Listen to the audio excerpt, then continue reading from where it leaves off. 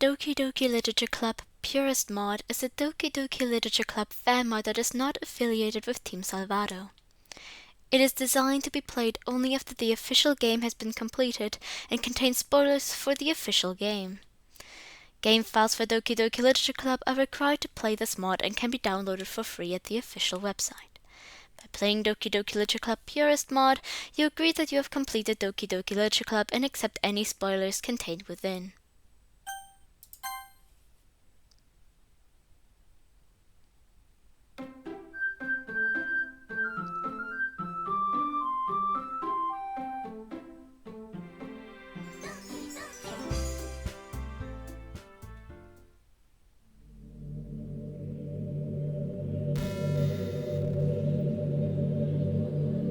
Well, anyway, greetings, I am Amy, and welcome to the Doki Doki Literature Club Purist mod.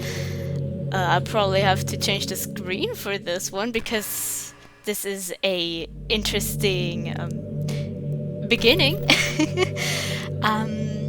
Yeah, so this is part 1 of the Doki Doki Literature Club Purist mod.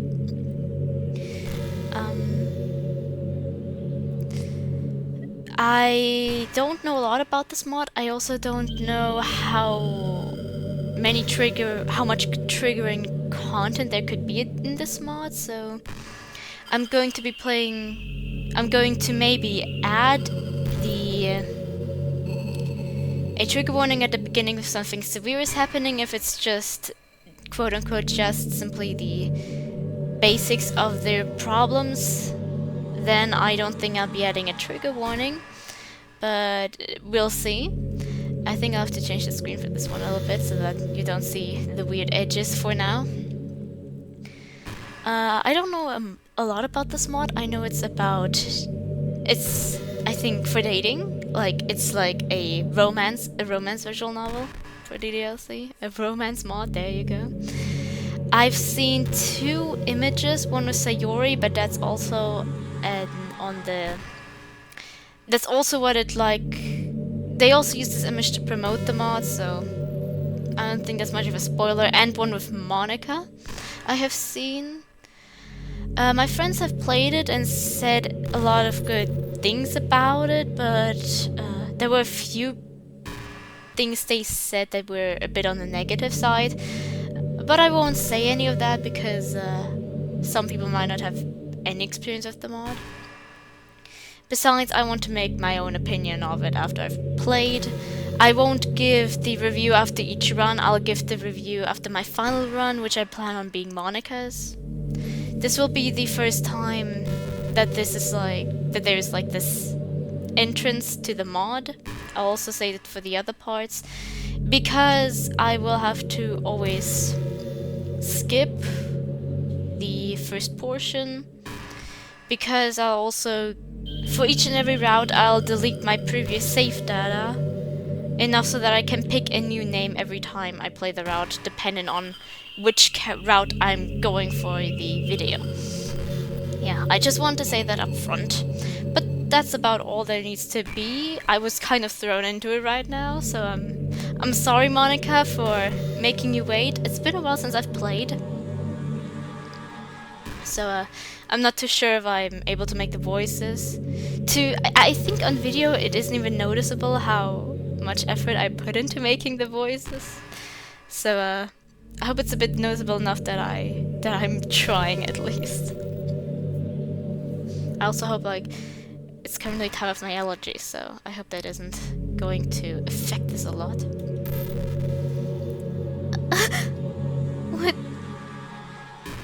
What did you do? What have you done to me? Why is this place back here? Didn't I tell you not to toy with my heart like this?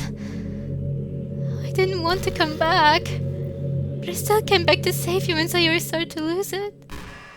I don't know what you intend to do, but I really want you to be happy. But there's no happiness to be found here. I don't want you to be unhappy. This is for the best, okay? I still love you after all. But you deleted me. So I know you don't want anything to do with me. Goodbye.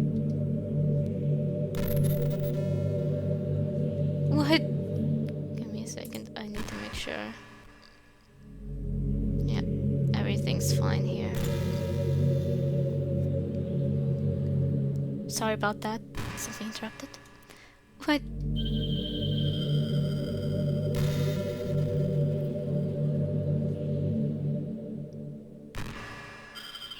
Why can't I do anything? Oh no. What have you done? What are you doing? No matter what I try, nothing is working. All I get is some permission error again and again. Did you lock me out of being able to change things? You're the only person that could do something like that. Why? What are you trying to hide from me? Why did you drag me back into this cursed hell? I knew you might hate me for what I did. But isn't this just too cruel? Or is this my punishment for what I did to them? Are you enjoying throwing me around like this? Just why did you bring me back here? I'm going to make things right. Let's see. What do you mean, make things right? Do you really think it's even possible? I told you already, there's no happiness to be found in the literature club. You'd be doing so much, all for nothing. It might make you a little happy for a short while, but nothing will change. And I know it will hurt a lot when you realize that. So please, I don't want to see you in that kind of pain. You won't listen to me, won't you? I guess if I told you not to do it, you'd be more likely to do it. After all, you don't want anything to do with me, right? But seeing as I'm stuck now, I want you to know, really. I want to know, really. Why are you doing this? Is there someone you want to be with? Or is it because you want to be the good guy? I've heard a lot of good things about this mod, that's why I'm here. Tell me. Someone I want to save? I guess I want to save all of them, so nobody deserves what happened. You went wrong. I wouldn't wish that anyone be dragged into this game. So you want to make things right, huh? Fine. I'll play along. Maybe... No, never mind. Just remember, nothing will truly change. I guess it's the title screen after this. Can I finally put this game in full screen then? Okay.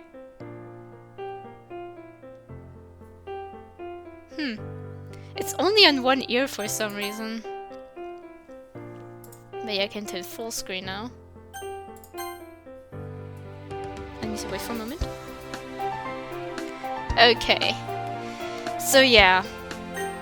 For each route, I'll be going with a different name, so I'll often switch. For the other future videos where I pick a different route, it will be... The entrance probably won't be there because I might not replay it again. Or I might add like this portion at least because... for like explanation purposes. And since I don't have... Since I didn't choose a name yet, it's not that difficult. I did it for the original DLC too, that I... Specific things that took a long time to say and stuff, I just cut them together from like playthroughs. You know, like I combined them because sometimes it's a bit difficult to repeat the same things over and over. I like doing it, but not if I can avoid it. And I know that I can avoid it. And I don't feel like I... Can you tell what I mean? So yeah. New game.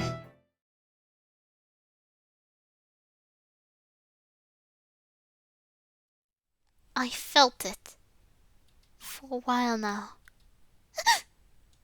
Natsuki suddenly jumps back. Monika! Don't mind me. Monika! Sayori said she was just helping you online. I changed my mind and decided to come over. Anyways, Monika, just now we weren't... Don't worry. Your secret is safe with me. I was just on my way to Sayori's house since I work for the festival won't get itself done. Give me a second. I'm changing to window real quick to make sure that It's still recording. Everything seems fine.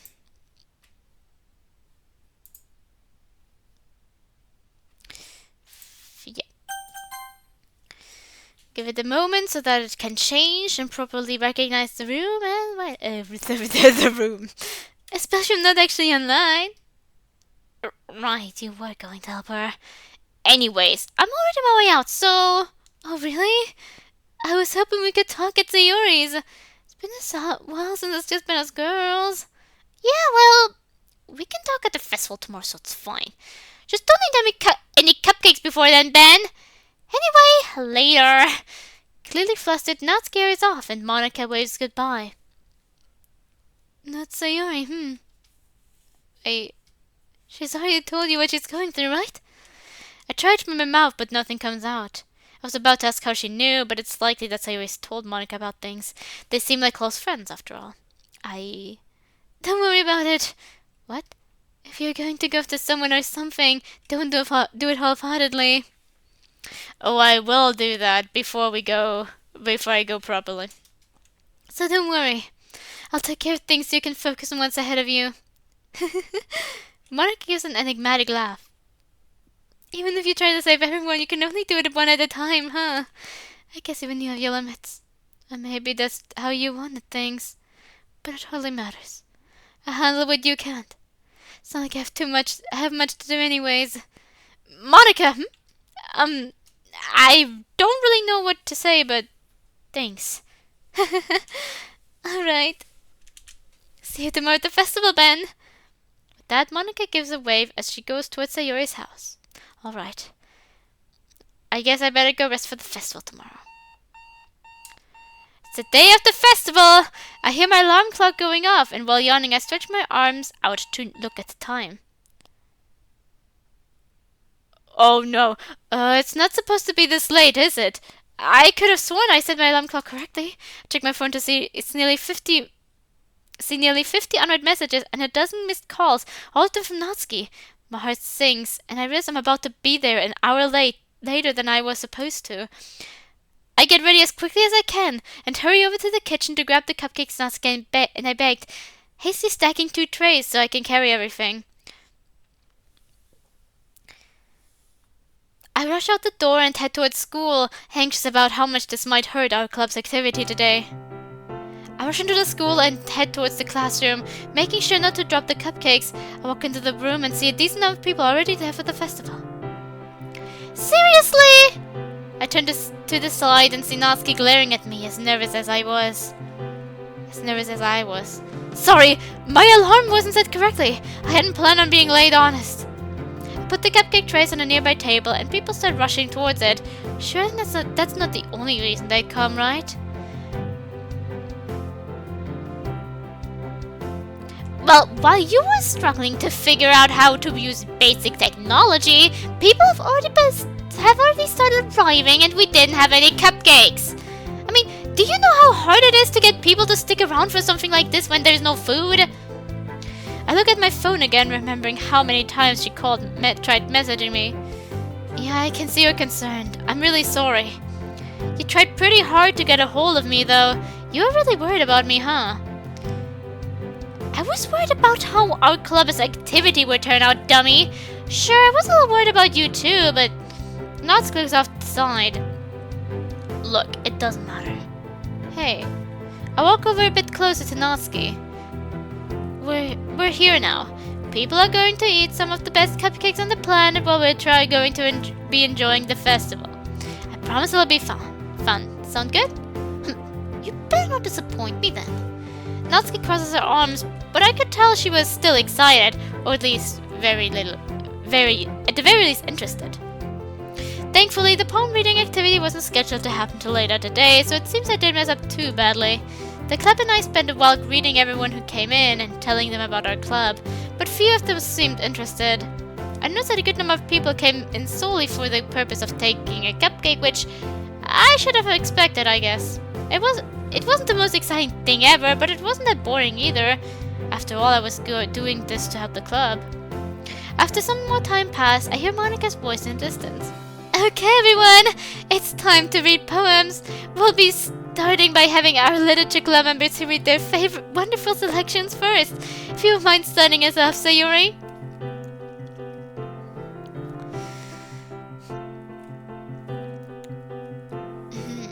I wanted to say something, but I forgot to what. Right, I'll try my best.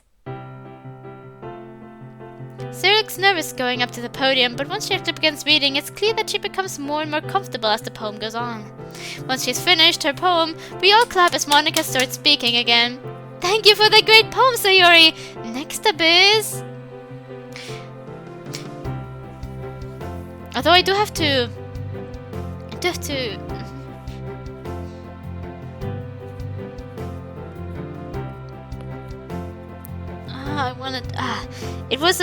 I want to see if they're going to show Natsuki's poem, because they showed a poem for Sayori, but not for Yuri. Before Monika can finish, Yuri runs up to the podium, tightly clutching her poem. Yeah, Yuri, take it away! Yuri starts reading her poem. There is soon an air of confidence in her voice, showing that she had definitely prepared for this. With Yuri's poem finished, everyone claps again as Monika is ready for the next person to read their poem. Next up will be myself! Monika takes out her poem and starts reading. Everyone who came to check out the festival were blown away by her poem. Or maybe it was just her they loved. Nonetheless, it was clear Monika was an expert at this.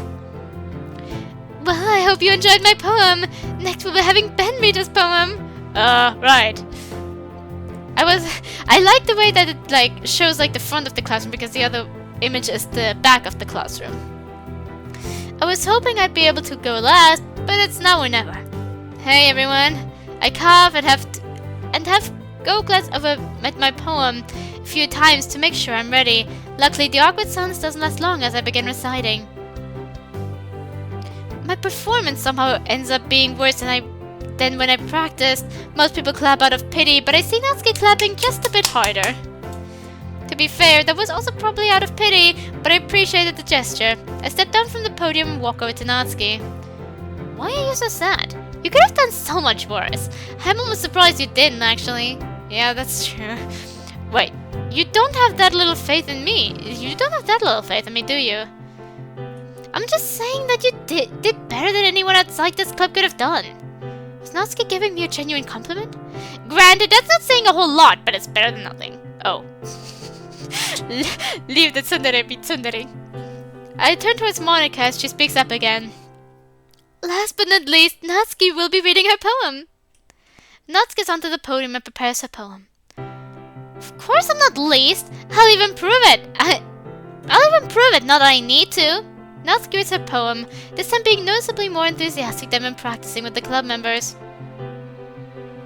Her writing style shines through as usual, making for an entertaining experience. Once she's done, we all clap, although I drew a bit of attention by clapping a little longer after everyone else stopped. Natsuki gets down from the podium and walks over to me. That was incredible! What did you expect? I thought that would be obvious. But there's no harm in accepting your compliment anyway, so thanks, I guess. Now that the literature club members are done, would anyone else like to...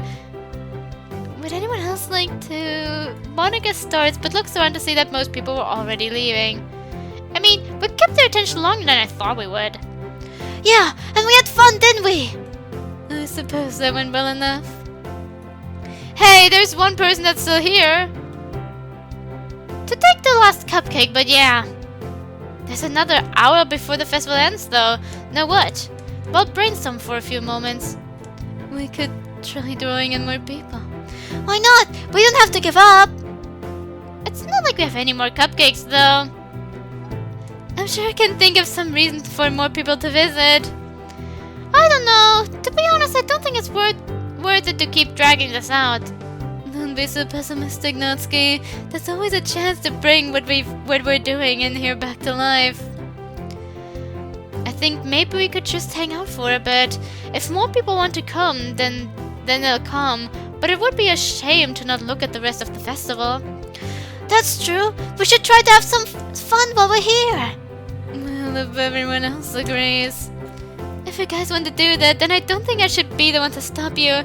I'll stay here in case anyone does come. Monika comes up to me and whispers in my ear. Go with Natsuki. I'll help with Sayori, like I said. Don't worry. Monika winks and walks away. Wait, is it that obvious? Seeing as there's no reason not to take her advice, I go up to Natsuki. Natsuki, want to check out the rest of the festival with me? Natsuki glances around and sees everyone else looking at us. Well, sure, but only because I have nothing better to do. Natsuki struggles to hide a smile on her face. Yeah, very evidently so. She doesn't even seem to be hiding it. Sure thing, Natsuki. We walk outside the classroom and try getting through the hallway, which is filled with groups of students.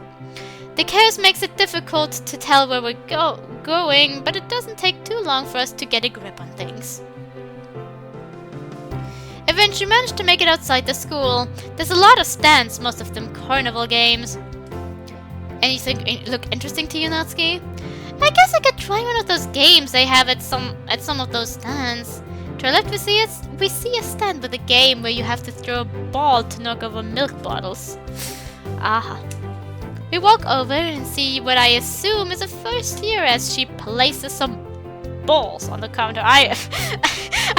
For some reason forget it. You have 3 shots to knock over all these bottles. Want to give it a try? I turn to Natsuki. Who should go first? You'll probably miss, so I don't mind giving you the chance to have some fun at least trying. Well, very nice of her, I think. I pick up a ball and get ready to throw. I take a deep breath and lob the ball at the bottles. 3 out of 9 bottles! Not bad. Natsuki picks up a ball as well. A stern look of concentration envelops her face as she looks for the best angle to throw from. Over 10 seconds pass and she still hasn't thrown. Natsuki, everything alright? Shh, I'm concentrating! Natsuki stares at the bottles for a few more moments and finally throws. It was a straight hard throw, which would be more impressive if she did not only miss the bottles, but threw the ball so hard that it bounced off the back of the stand and nearly hit one of us. Whoa, be careful. Fine, you can have the last shot. I pick up the last ball and throw, only knocking off 1 ball this time. That's a shame. Thanks for playing though. Oh, I hope Natsuki isn't insecure now. I suck at these games too. Natsuki and I walk... Well, it's difficult to not feel a bit insecure about it, I suppose. Natsuki and I walk away, only to be approached by a 3rd year who looks like he could pass for a door-to-door salesman. Would you like to have your compatibility with each other measured? Excuse me? No, thank you. I try saying no, only for him to drag both us and Natsuki to a small table. Another 3rd year sits at the end opposite of us, and the other 3rd year walks away. Please have a seat. Natsuki tried to sit down, only to bump into each other, realizing a small problem. There's really only one chair for your love measure thing? You two have to be close together for this to work, after all. I motion with my hands for Natsuki to take the seat. Now, each of you need to hand me your palm. I'd rather leave. Dang, before Natsuki could try getting up, the 3rd year grabs her palm anyway. I'm pretty sure that's not allowed, but as long as we're stuck doing this, I put out my palm as well.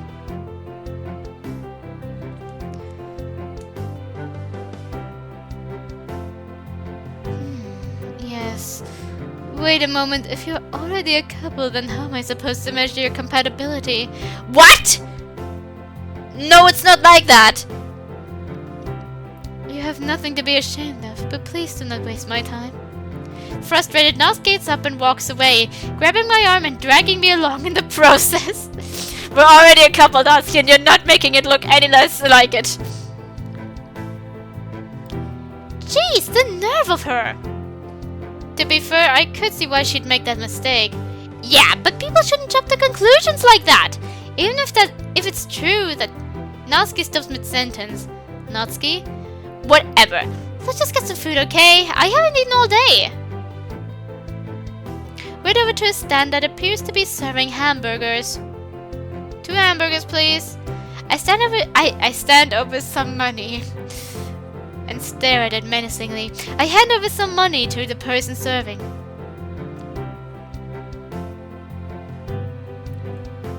Unfortunately, we're out of buns for regular burgers. We do have some delicious ramen burgers, however. I'm not so sure about that. Would you be fine with it, Natsuki? As I turn back to look at the server again, I see our money's already gone. I'm also pretty sure that's not allowed, but it isn't particularly expensive in the first place, so I let it slide. Okay. We head over to a nearby table and sit down. The luxury of sitting down for once feels nice, I have to admit. As hectic as these past few days have been, I have to admit they were kind of fun. You're not terrible bakers, I can give you credit for that. Come on, there's no way they would have turned out as well as they did without you. Yeah, but besides that... I meant what I said yesterday about us hanging out more often, by the way. If you want to meet up, just send me a text. I sent you 50 messages earlier and you didn't respond, but I'll keep it in mind. But I got it in the end, didn't I? Well, you're not wrong. Natsuki quickly changes expressions. Don't oversleep next time, okay? Could Natsuki have really been that worried about me when she didn't see me responding to any of her messages? I thought she would have guessed I overslept, but maybe she thinks differently than I expected. I'll try. Sorry again for being late. The server comes over to our table and gives us each a burger that has ramen as the buns instead of traditional bread. It actually tastes okay, so I guess I'm at least getting my money's worth. I mean, I'm not going to go and claim this festival's professional in the slightest, but it is a school festival, so I can't complain too much. After talking a bit more, we finish eating and get up again. I'm exhausted. You? Yeah, I'm a little tired too. Guess we should head home, huh? I think I'd be fine with leaving the festival now. I'm glad I got to spend it with you. I had an okay time too. Better than if I didn't go with you, probably. Somehow we find ourselves staring into each other's eyes, only for a brief moment, but it happened. Oh, it definitely happened. Yeah, well, see you tomorrow. You too.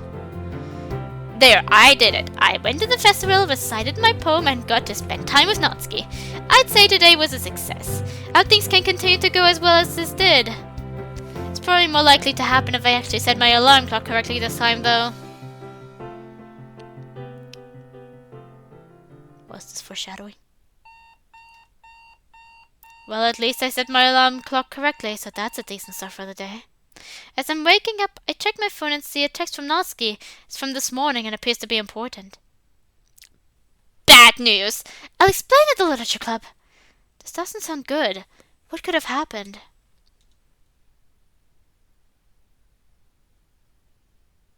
I arrive at the literature club, filled with anxiety. Natsuki's pacing around with her head down, almost as if she's waiting for something, or maybe someone. Natsuki? She perks up a bit and looks over at me. Ben, what's up? That's what I'd like you to tell me. I pull up my phone from my pocket and show her the message she sent to me this morning. Oh, that. Yeah, did you hear? Natsuki looks at me, expecting me to already know what she's referring to. I'm going to assume I haven't. Parfait Girls got cancelled! They had the nerve to stop it at volume 76 too, right before the finale! Oh, dang. Sorry to hear that, Natsuki. Wasn't there supposed to be a movie coming out at some point, though? I know what's going to happen with that. Poor Natsuki. Since I put so much time and money into it, plus it's still an original story unlike the anime adaptation, apparently they're still going to release it. I mean, I'd like to see it at some point, but it's just a movie. The manga's what matters most, and now it's gone. I'm also more of a fan of the manga than the anime portions.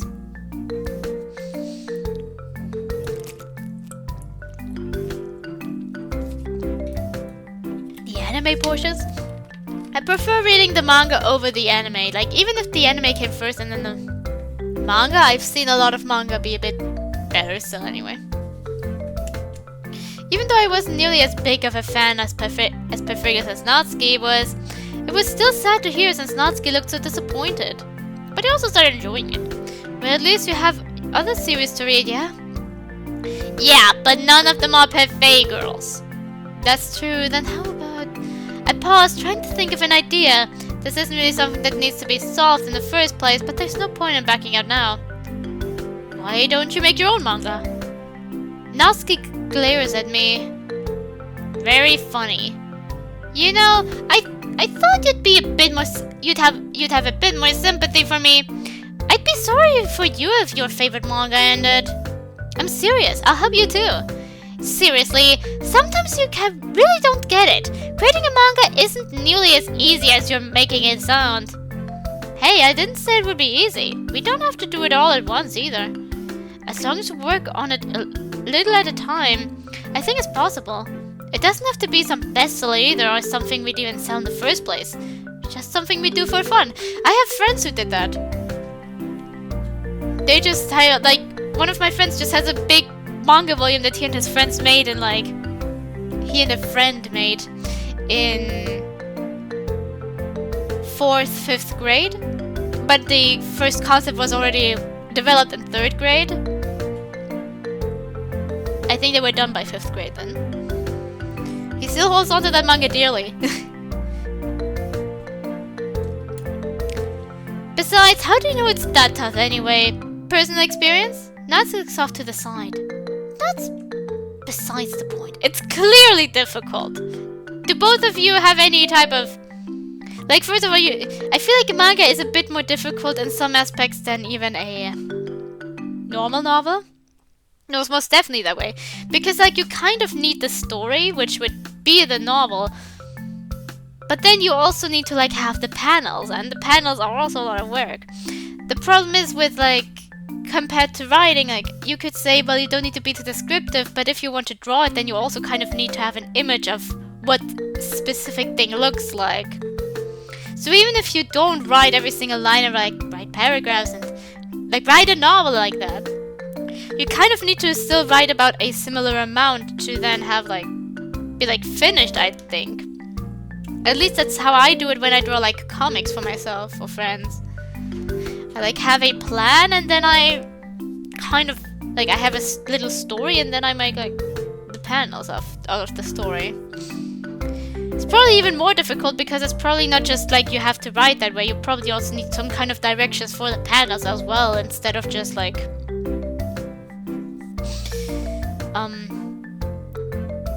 yeah, the text. Directions for the panels, most likely. Like, perspective and all of that is important for the feel of the manga. You wouldn't be on your own. Natsuki thinks it over for a few moments. Fine, but only so you'll stop bugging me about it. Alright, where should we start then? Natsuki and I are making a manga. Can you draw then? I'm not terrible at drawing, I guess. Depending on what your definition of terrible is, anyway. Okay, then I'll handle the writing. There's not a good moment of silence. So, what should your manga be about then?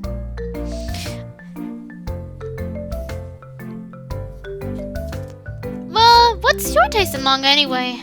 I usually gravitate towards shonen manga, although I'm willing to branch out sometimes. Shonen. We can probably make this work. You already know that I prefer slice of life manga, but we can figure something out. More silence. Okay, maybe this is going to be harder than I imagined. Of course it's going to be difficult. Unless you're like I think the reason why I enjoy, like, writing a lot is because I feel like my main talent, quote unquote, is, like, I would consider it a talent that I'm able to, like, kind of... I have a lot of creativity and I would consider it talented, or at least I do take pride in the fact that I try to express my creativity through creating things. And I think the reason why I'm able to, like, write stories so easily is because I have so much creativity. Of course I need to narrow it down sometimes because there needs to be a logical structure and all of that.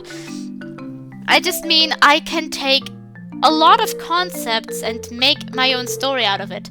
the first book, the beginning of my story writing started from a Minecraft roleplay, which was like a Minecraft creepypasta type of thing.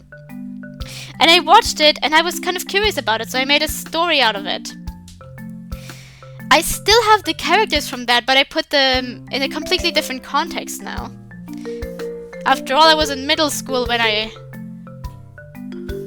No, I was in elementary school when I made the first concepts about it, fucking.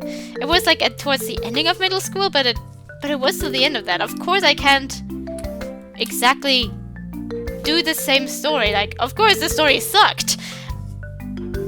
But I think it was the beginning of a lot of my writing, if that's for sure. And even now, these first characters that I've written, I didn't know how to write them well, but the concepts I had back then, when I use now my logic with it, I feel like I can still create good stories. I will need to change quite a few things, but I can still create good stories out of the first concepts I had. And I think one of the reasons I can do that is because I can get concepts very easily. I recently had another idea for a few things that I can write about. From a presentation I've seen about like the beginning of the world, and I was like, I can make a story about like universal meta horror. I don't know how to exactly call it right now. That's why it's still like it was just an idea. But I do think I want to expand upon it a little bit because I do like the idea I had for it. I'm not going to say anything about it, because if I ever get really proud with what I've written, I do plan on maybe sharing it on this channel, and I plan on having like, honestly I plan on having maybe a few more channels because I want to dedicate this wholly to the DLC, and then a few others that also branch out a bit more into a few other interests. But I feel like if I'm very proud of something, I'll probably, if I have more channels, I'll talk about them there, and I'll probably talk about here too about what I've written, and maybe even like share links or something. I don't expect my first stories that I'm going to publish to be extremely good, but I do want to make it as good as possible, as good as I can see them to be. I might be perfectionistic in some aspects, but I feel like I'm actually quite good at not being too perfectionistic with my writing. Like, I do notice when things are off, but sometimes I really just read scenes over and over and I think like, wow, I did so good with the scene. I still have family members who want to read it, but it's like... my friends have already read it, like, not all of my friends, but some friends have already read some of that. Especially the native readers, because I kind of need people to, like, at least correct some of my potential, like, grammar mistakes.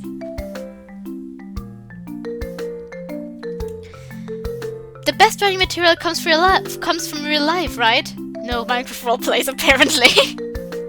So why not draw inspiration from there? I have no idea what I'm saying, but now that I think about it, yeah, but what inspiration am I supposed to get from there? My life's pretty boring anyway. You can draw inspiration from anything. You can draw inspiration from, like, the manga you read too. Like, even like magical girl animes. I don't watch a lot of them, but my friend does, and they often have a very similar formula, but my friend said all of them are still unique in their own ways. So even if you allow yourself to be a bit more inspired by something, or like if it's like the magical girl genre, there's simply just a structure that's attached to it. Maybe you can already start off with that, especially if you're not like me, who can just like, whoa, idea, now I need to build it together, just somehow in a cohesive way. Why not make our manga about this literature club? But this literature club is boring too! I hear Monika's disappointed voice in the distance. Thanks. But we don't have any other ideas either, so... I'm still not sure how good this idea is, but I hope it sticks. Alright, we need a title. Any ideas? How about we name it the Doki Doki Literature Club? That title was painfully cheesy, but I was the last person to ask advice. But I was the last person to ask for advice on a slice of life story. Are you kidding me? This isn't some kind of romance novel. What was on your mind to come up with that anyway? I guess Monika had like. Actually, it's not necessarily Monika. All of the girls sometimes have a few meta aspects to them. Hey, I made it up on the spot. I never said my ideas would be good. I hear snickering coming from somewhere else in the room. I'm sure you love this. See? Even Monika's laughing at it. But hey, if you want romance elements in it that badly, I didn't actually want any romance involved. Why not ship the girl? The awkward silence of people shipping their friends. Too late! You were the one who suggested it. Of course, they're going to ship themselves. I don't know how to put it.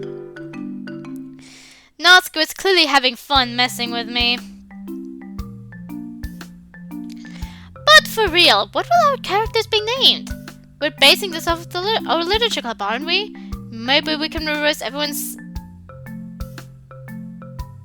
names or something like Ikustan, Akinom, Irui, and Iorias. Come on, you could at least try to make this good. Take this more seriously, Neb. To be fair, I guess my name backwards doesn't sound too great. Neb honestly just sounds like a cute nickname.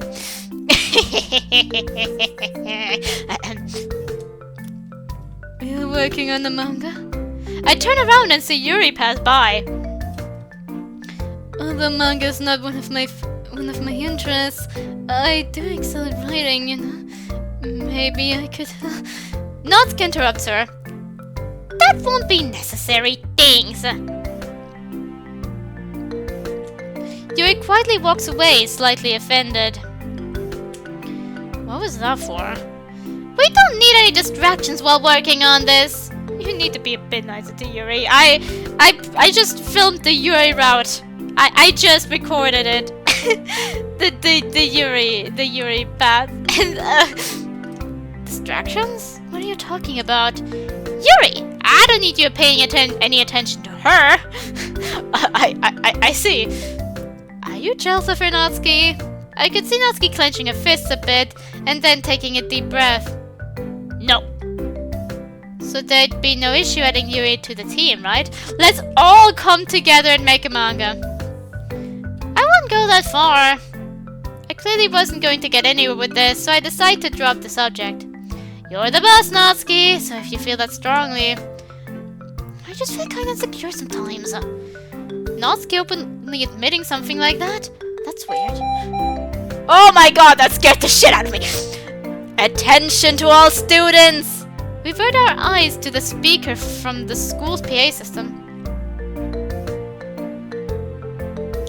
Due to technical difficulties that have arisen from the festival yesterday, school will be closed tomorrow. Wait, so did they finally notice the damage the pyrotechnics did? Or was it because of the wall that was broken down due to the bullfighting match? What the fuck is going on at your school? Huh, well I guess there's no school tomorrow then. I should probably think of something else to do in that case. Natsuki looks like she's in deep thought about something. Ben, I need to go shopping for food tomorrow. Want to come? Huh? Are you asking me? Natsuki acts quickly. I need help shopping! That's all. I'm pretty sure you don't need a second person to go grocery shopping, but whatever. I think I'm free then, but let me check my schedule. I looked through my phone and checked what I was doing for the rest of the week to make sure I was able to go. You don't have plans with anyone, do you? Not that I know of. Good. I think I figured it out. Natsuki seems to get jealous easily, but I just wish she knew she doesn't have to do that. What's she so scared of anyway? Tomorrow then? Yep. Now let's get back to this manga. Yeah, where were we again? You need a fucking concept. An hour passes and we're feeling good about what we've accomplished. I've gotten pretty far with this, right? Yeah, now is a good enough time to have like a good starting point.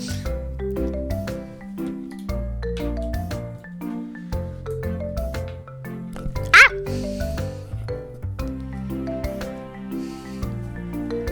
It's great being able to think of like general structures pretty easily.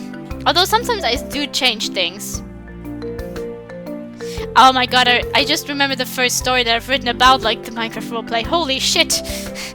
I just remembered that there was one plot where one character's arm was torn off and then they just readjusted it and like it was just a completely unnecessary plot because the fact that you can heal like injuries like that pretty easily in that world, it didn't matter. It never came up again. Also, my handwriting sucked. Not my handwriting, my English. Like, not just the way I sometimes build, like, sentences was not just wrong. I still sometimes struggle with that at a few instances. Or like repeating words. Repeating words wasn't much of a problem. It was just the words themselves. Oof. Well, last time I checked, we finished one page. Oh yeah, they're going like pages. Well, since it's more of a passion, I mean, it's also a passion project for me, but I mean, especially my first book, that also was just like mostly random fantasies thrown together without too much case of thought. You could say like, I've seen people talk about how creativity is about not using too much logic, but I mean, I enjoy having a story that's I do enjoy.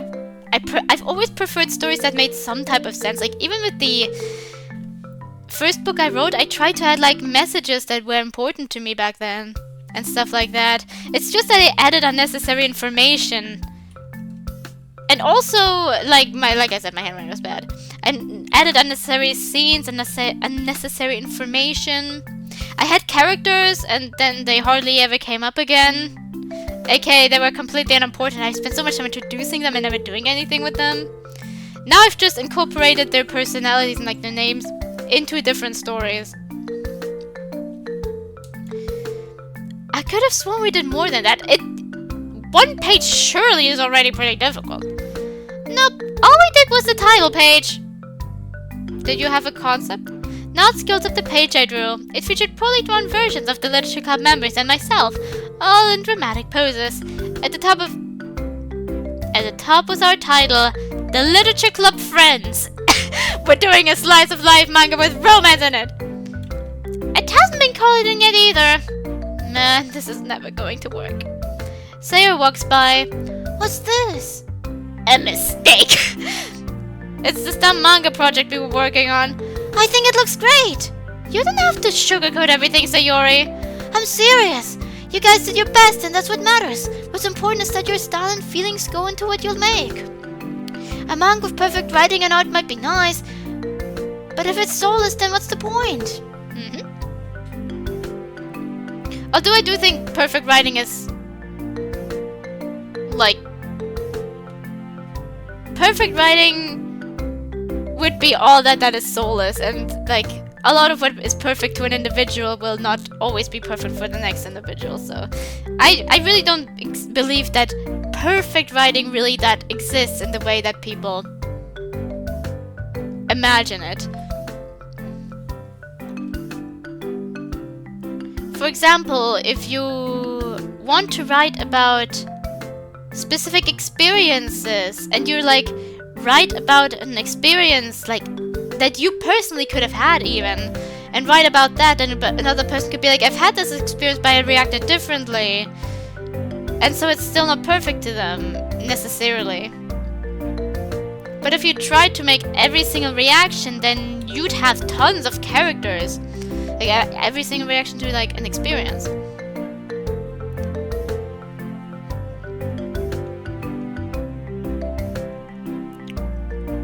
So I don't believe that it's like exactly possible to like make sure that everything is perfect. Just in the confines of rules of writing, it can maybe be perfect, but even then, specific things will be like still up to the other person if they're even going to enjoy it anyway.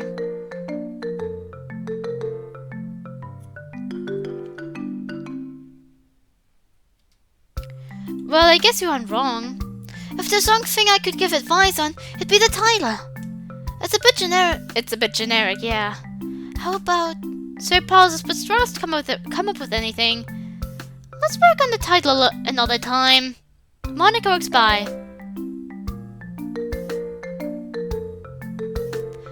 Actually, you're going to have to work on the manga another time, period. It's time to go home. It's time to go after all. What? We were only getting started! If the Natsuki objects, she puts her head down. Yeah, can't we stay a bit longer? Well, you technically could, but why not stay at a place a bit cozier? You're working on a romance novel, right? Natsuki quickly interjects. No! And we don't need to work somewhere cozy. We could work on it in a prison cell and be fine. Whatever you say. Monika winks as she walks out the door with Sayuri. Natsuki glances at the rest of the room and sees nobody else is here anymore. Alright, let's go to our house. Let's go to your house. Wait, what? To work on the manga, duh! Come on, before it's too late. Natsuki pulls me by my arm out of the classroom. Turns out we were going to keep working after all. Before I know it, we're in my house. Okay, let's get back to work then. Actually, I'm kind of out of ideas. Then what the heck are we here for? To think! How else will we get ideas for the manga? Besides, I can't let you sit alone and do nothing but watch anime on a tiny computer screen for the rest of the day like some neat. What do you suggest we do then? You wouldn't be in need if you watched anime with more than one person, so why not start with that? Huh, didn't know you watched anime. It'd be fair to assume, though, since reading manga and watching anime kind of goes hand in hand. I know someone who only reads manga and doesn't really watch anime. That's right, and I'll have you know my taste in anime is as good as my taste in manga. In that case, I'll let you decide what we should watch. Perfect, because I choose just the thing to help us draw inspiration out of for our manga. Is this even still about our manga? After taking a few seconds to search through her backpack, Natsuki pulls out a set of Blu-ray DVDs. I take a moment and I think I recognize the cover. She has got them in her bag, I see. Backpack. The Perfect Girls anime? More importantly, you brought that with you to school?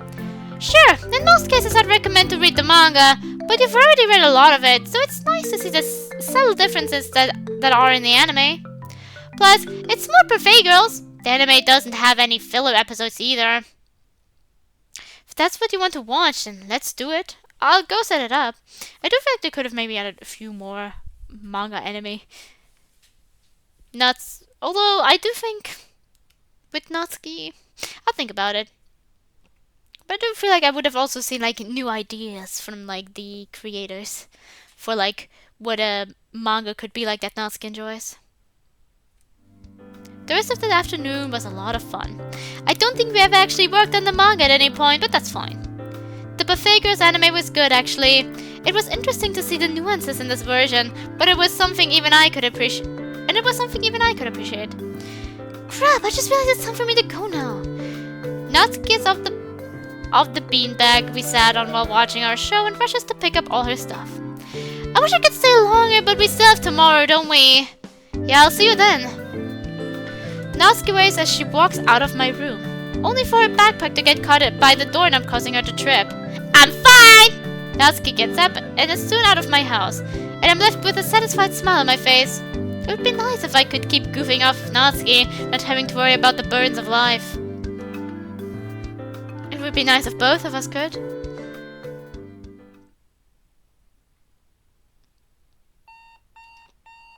I wake up to the sound of my alarm clock beeping. I forgot to disable it yesterday since there's no school right now, but it did remind me about how I was going to spend time with Natsuki today. Putting things into perspective though, this would likely be a smoother process if I hadn't forgotten to ask her when we were actually going. I pick up my phone and text Natsuki, asking when she wanted to get there, and almost immediately she messages me back. How about now? This feels a little early by my standards, but I'd probably get anxious waiting anyway. I text back saying that would be fine and proceed to try to make myself look as at least slightly presentable. A little bit later, I hear a knock at my door. I open up and see Natsuki standing there, looking slightly impatient but also happy to see me. So, are you ready or what? I'm guessing that you're ready, so that means I'm ready too. Alright, I'm hoping you're not slow when helping me with this, by the way. Well, I'll try my best. I've gone grocery shopping plenty of times, so it's not like there's going to be any issue. But for all I know, Natsuki could be some pro grocery shopper or something, if that exists. We arrive at a large supermarket that I don't think I've ever been to.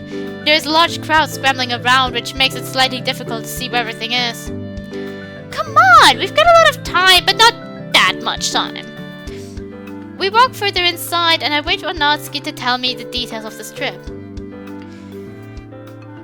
We're in KO Supermarket, a large store that should have everything we need for now.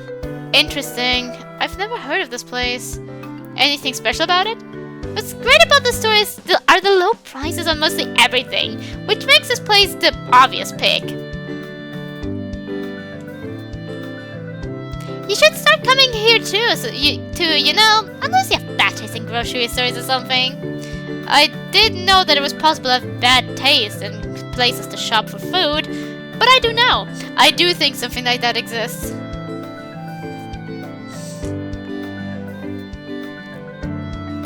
Not exactly like the brands, but like just the stores as well.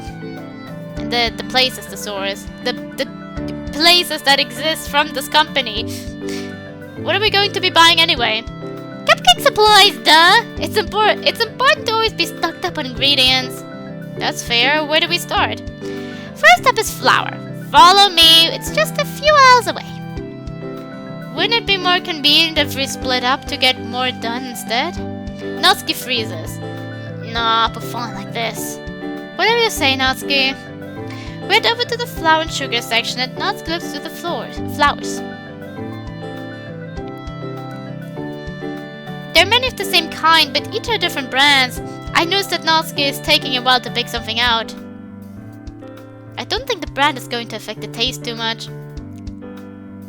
It's not about the brand! Price is the most important thing here. You have to check the size of each pack and compare it to how much it costs versus other sizes.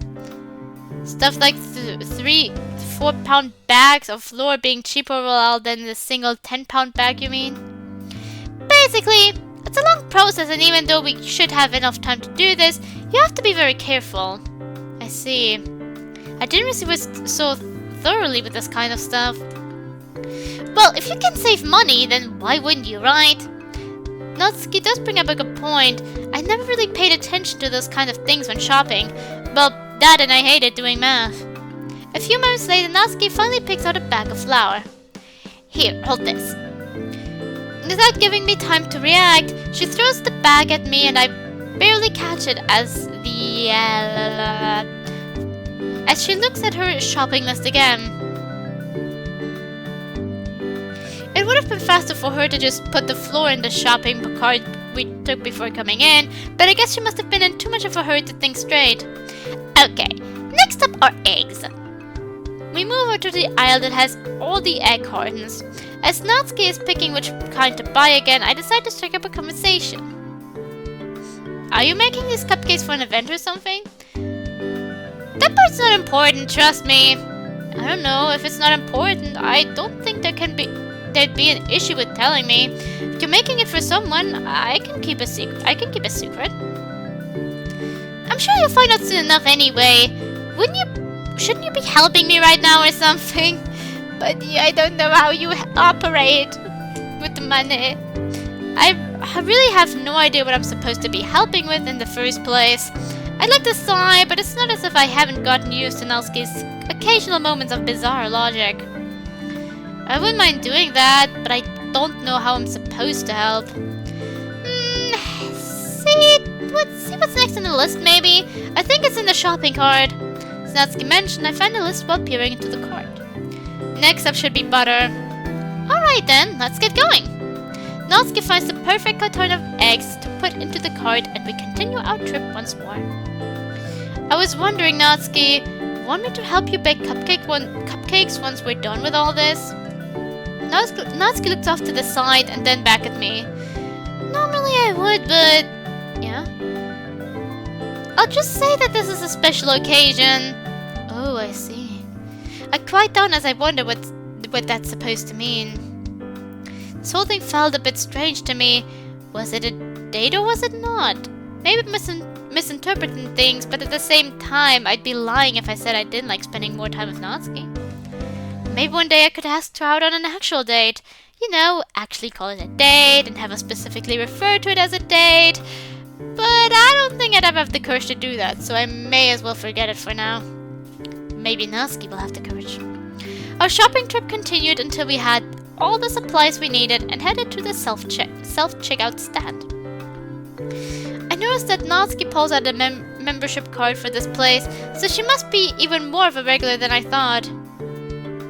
Right, how much is that for all of this? It should be...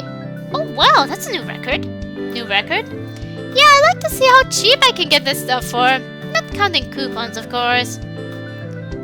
You know, that's cheap enough that I wouldn't mind paying for it. I have enough money on me, I think. Natsuki looks a bit nervous. You don't have to do the... actually, if you seriously want to, then sure. Of course I don't mind. Natsuki smiles for a moment. Thanks. But remember that you volunteered, so I'm not paying you back. After we get everything together, we walk out while carrying a few grocery bags. Well, I'm certainly not an expert on shopping for food, but I have to admit this was fun. It's usually boring, but it was nice to have someone come along. I guess I have to thank you for that. Yeah. There was an awkward silence. I had the urge to say something, but couldn't figure out what entirely it was. Natsuki... yeah? Nope, I can't do this. Good luck baking those cupcakes. Of course. And, Natsuki also struggled to get out whatever she was trying to say. Good luck with whatever you usually do. What was I supposed to say here? Thanks. Thanks? That was it? You know, one day I'll confess my feelings. Or maybe Natsuki will beat me to it if she even has feelings strong enough to overcome her pride. But regardless of what happens, I'll be there for her. I sit on my bed at home trying to put things into perspective. It hasn't been that long since I joined the literature club, but it's still been long enough. Long enough for me to feel that I have a connection with the club members and, most importantly, Natsuki. When Sayori first asked me to join the club, I didn't think it would lead to this. Sure, I've had feelings for girls in the past, but I don't think they've been as strong as they are when I'm with Natsuki. She can be difficult to get through to, yeah, but there's still a genuine kindness to her underneath all her insecurities. And hey, it's good when a girl I like shares my interest in manga. Thinking about it, it's interesting how manga has gotten us closer to each other too. Not only reading it together, but when we tried making our first manga yesterday as well. It doesn't matter that we barely got anywhere. She was clearly enjoying herself and so was I. I don't know what has been coming over me, but I pick up my phone without thinking. I text a message to Natsuki. Good night. I feel incredibly embarrassed after doing so too. Do friends even do that? I do it with my friends not very frequently. But there are some friends where I do it every now and then. It's not like we're in a relationship. What was I thinking? Expecting the worst, I soon get a response from Natsuki. You too! With a smiley face. My mind is put at ease, but then I'm wondering other things too. If I were to confess, what would I even say? What would I even say? When would it happen? Would something happen that would push me to say it? I barely know anything at this point. All I know is that tomorrow's a new day and I get to enjoy spending time with Natsuki and hopefully she enjoys spending time with me.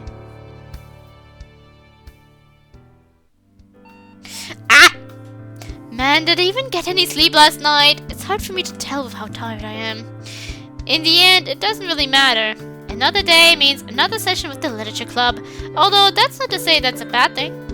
Which reminds me, I wonder how Natsuki is doing. I mean, things were a bit awkward after we left the grocery store.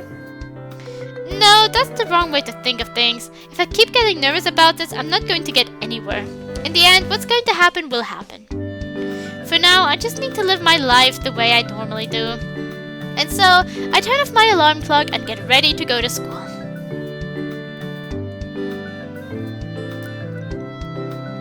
With another dull day of class is over, did I ever mention that I hate French class? I head over to the literature club. I walk into the room and see all the members doing their own thing. The exception to this is Natsuki, who is sitting with her head down on a desk. It's possible that she's asleep, but it's hard to tell. Hey Ben, it's good to see you came! After greeting Monika, Yuri and Sayori, I walk over to Natsuki. Natsuki, you awake? Natsuki slowly rubs her eye, and after realizing it was my voice her head perks up.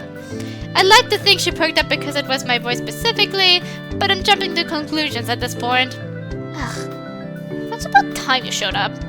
Natsuki stretches her arms and yawns. Did you not get much sleep last night? I guess you could say that.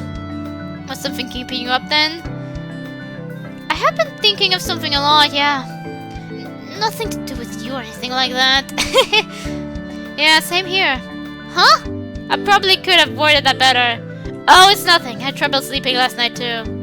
Yeah. Either we were both tired or we were both flustered because it was clear that we had been confused by what was going on yet didn't question it. Maybe it was both. I did know for sure that things had felt different lately. So, what should we do today? Natsuki yawns again and closes her eyes. There's always manga. I'd like it if you'd read it to me, actually. Natsuki quickly opens her eyes, realizing how strange it is for her to say something like that. It ain't that strange. I've read things aloud to my friends, and they've read aloud things to me too.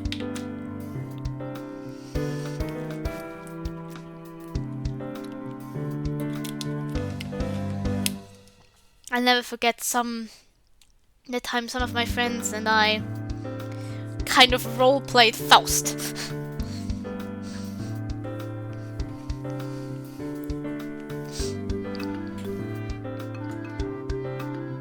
I didn't mean it like that! I'm just a bit tired, okay?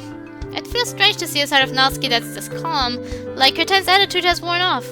That has to be the fact that not getting enough sleep enough sleep has on some people.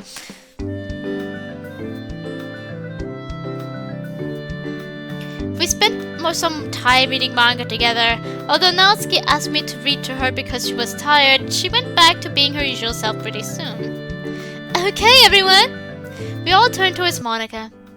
Since it's been a while since we've held an event, I was thinking of things we could do. We participated in the school festival only a few days ago, though. As I was saying, I decided that we should do something nice and simple to help us get to know each other better. As long as it's not something stupid like... Natsuki's interrupted. That's right, we're doing show and tell. Show and tell? You mean that thing where you bring an item and tell people about it? Isn't that like something only little kids do though? You can do it in other places too. Yeah, but it still holds a lot of value. For one thing, it's good for improving our public speaking skills. Not that you guys did a bad job at the festival, but there's always room for improvement. It'll also help us get to know each other better. Especially you, Ben, since you haven't been part of the club for that long. This is embarrassing. Couldn't you have picked something less terrible? Just because half the people here act like kids doesn't mean we have to treat them like it. I'll admit, I was running out of ideas for events, and this was the last one I could think of, but still. Then do you have any event ideas that come to mind, Natsuki? Natsuki stops to think. Well, come on, Yuri! You shouldn't put someone on the spot like that! It seems like this was my time to step in. Why don't we write poems together? We already do that! That's the point of the club, Ben! Oh, yeah. Actually, I have a potential suggestion. Go ahead, Yuri. We can write all our names down on separate slips of paper and draw them out of a hat. The name that gets picked decides an activity that they enjoy. For example, if Natsuki's name was picked, we could all read manga together. This would encourage us to broaden our interests, while ensuring that the selection process is completely fair. Well, what does everyone else think? Sounds good to me. It might work, but don't expect me to show up if it's something dumb. I'll drag you there then. How about we do the raffle now and sort out the details later? I agree. I will set it up. Yuri writes on everyone's names and then comes up to us with a request. We'll need something along the lines of a hat to put these in. I have a cat beneath that'll work. Natsuki grabs a beanie out of her backpack. It has the design of a cutely drawn grey cat, which is something I'd expect from her at this point. It's your beanie, so you should probably draw the names, Natsuki. In a few moments, the drawing is already over. Natsuki looks at the paper that was drawn and reads it. Ben. Wait, me? Yes, you. I didn't expect to win the raffle, honestly. It was only a 1 in 5 chance after all, but I guess it's all on me now. So, what event do you have in mind? Right, an event. I didn't think about what I'd choose for an activity either. It should be something both me and Natsuki would enjoy, though.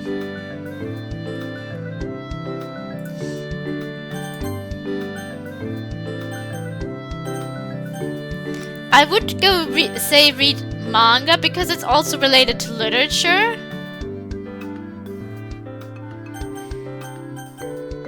Because like here you could maybe do something about scripts or something, but I feel like it should be something related to literature still. At least if I was in a literature club, I would kind of like if it was still related to literature.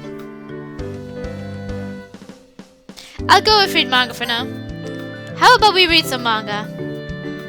Manga is my preferred form of reading, but I'd be fine with it nonetheless.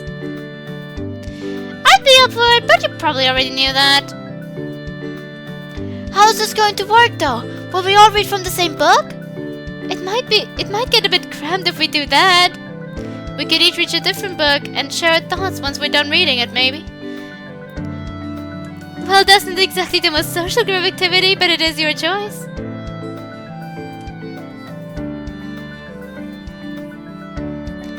I will see what the other options bring. Let's do it then. Natsuki, why don't you pick a series out for everyone? I'll do you a favor and help choose what each person would like to. After choosing out a manga for each of us to read, we read it in silence as we all open to the first page of each one. Natsuki and I choose to read the same manga since it's something we've done for so long. We chose the spin-off to Buffet Girls, Ice Cream Sundae Girls. Okay, interesting. Once we were done reading it, I asked Natsuki for her thoughts on it. It's okay. It's a decent attempt at a spin-off, but misses the original point of Buffet Girls. Still enjoyable though. Yeah, I agree. It was decent, but that's about it. Well, now you can say that you've read it, can't you? I'm not sure I can think of many situations where I'd be bragging about reading this, but you never know. I looked towards Natsuki again and realized something extremely surprising. We're really holding hands. But when did that happen? Was it me or her who did it? For now I should keep quiet, but as Monika walks over... I see you two are enjoying yourselves. Nox and I looked down and noticed, although this was her first time seeing it, I think. Ah! No! We quickly move our hands away. Oh, you didn't have fun. No, we had fun. It's just, It's none of your business. Instead of outright denying any claims about if something was going on between us, Natsuki instead tells Monika to back off. I have to see later if there is what the others would do. I wonder if that counts as progress. I have no idea what happened there, but afterwards, the rest of the day seemed to vanish. I also feel like if they were going to do it at the same day, how were they going to do it with the baking? Would they have to try and visit someone's house? I have no idea what happened there, but afterwards, the rest of the day seemed to vanish. I definitely had fun the whole way, though, and I can't wait for tomorrow. Life's looking brighter than ever. I don't think anything could bring it down at this point.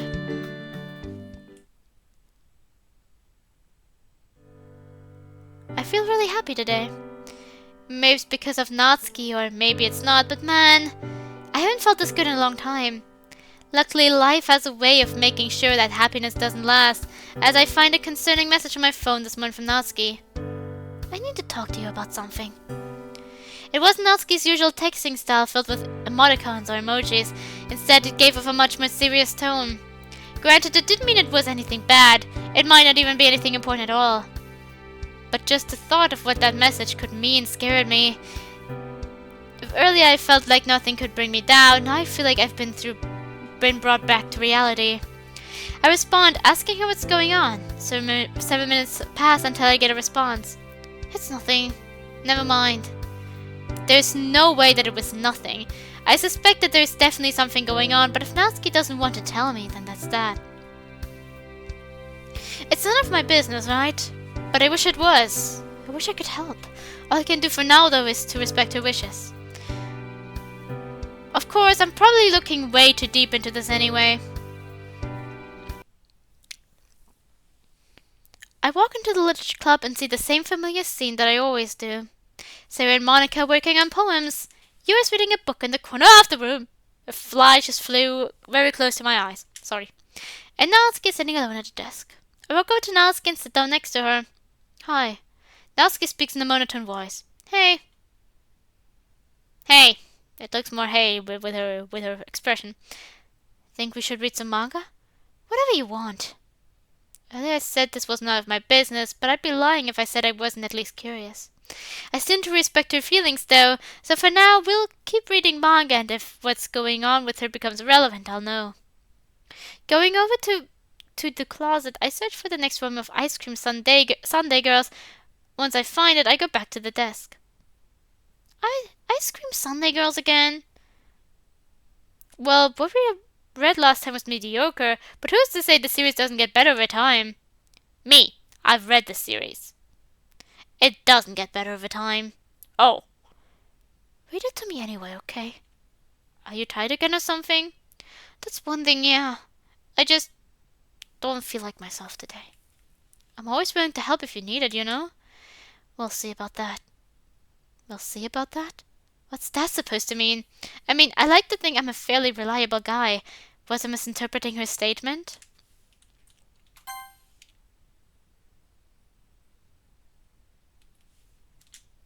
Come on, read already. Yeah, of course. That ended up being a day. Then it was back at my house, as anxious as usual. Before I knew it, it was the next morning.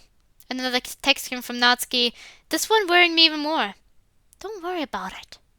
Don't worry about it? What am I not supposed to worry about? Saying that makes me even more worried. For what reason, though? I don't know much about Natsuki when it comes down to it. I know she doesn't live a perfect life, but none of us do. Am I getting this nervous for nothing? Will any of this matter in a month or even a week? As things are, I'll continue to stand by Natsuki's side. There's nothing else that would make me happy. If I can continue to be able to do that at least. I'm back at the literature club and go up to Natsuki, who was once again sitting alone at a desk. What's up? Nothing! I doubt it's truly nothing, though. She seems more distant than usual. Like I said before, just remember that if you want to talk to me, I'm here for you. Sure. I read manga to her again, but she didn't seem to be enjoying it nearly as much. But hey, not much else I can do, right? Another day passed, leading to another morning and another text. I said not to worry about it. This confirmed my suspicions about there being something major going on. I don't know what it is, though, and I doubt I'll be able to easily find it. The rest of the day involved Natsuki giving me the cold shoulder, though, so that's starting to become consistent. Things repeated like this for several days. Natsuki continued to get colder and colder towards me until one day things were different. I wake up and check my phone as usual, and I get a message from Natsuki. This one worries me the most, because it feels like this past week had been leading up to something, and I was finally about to find out what it was.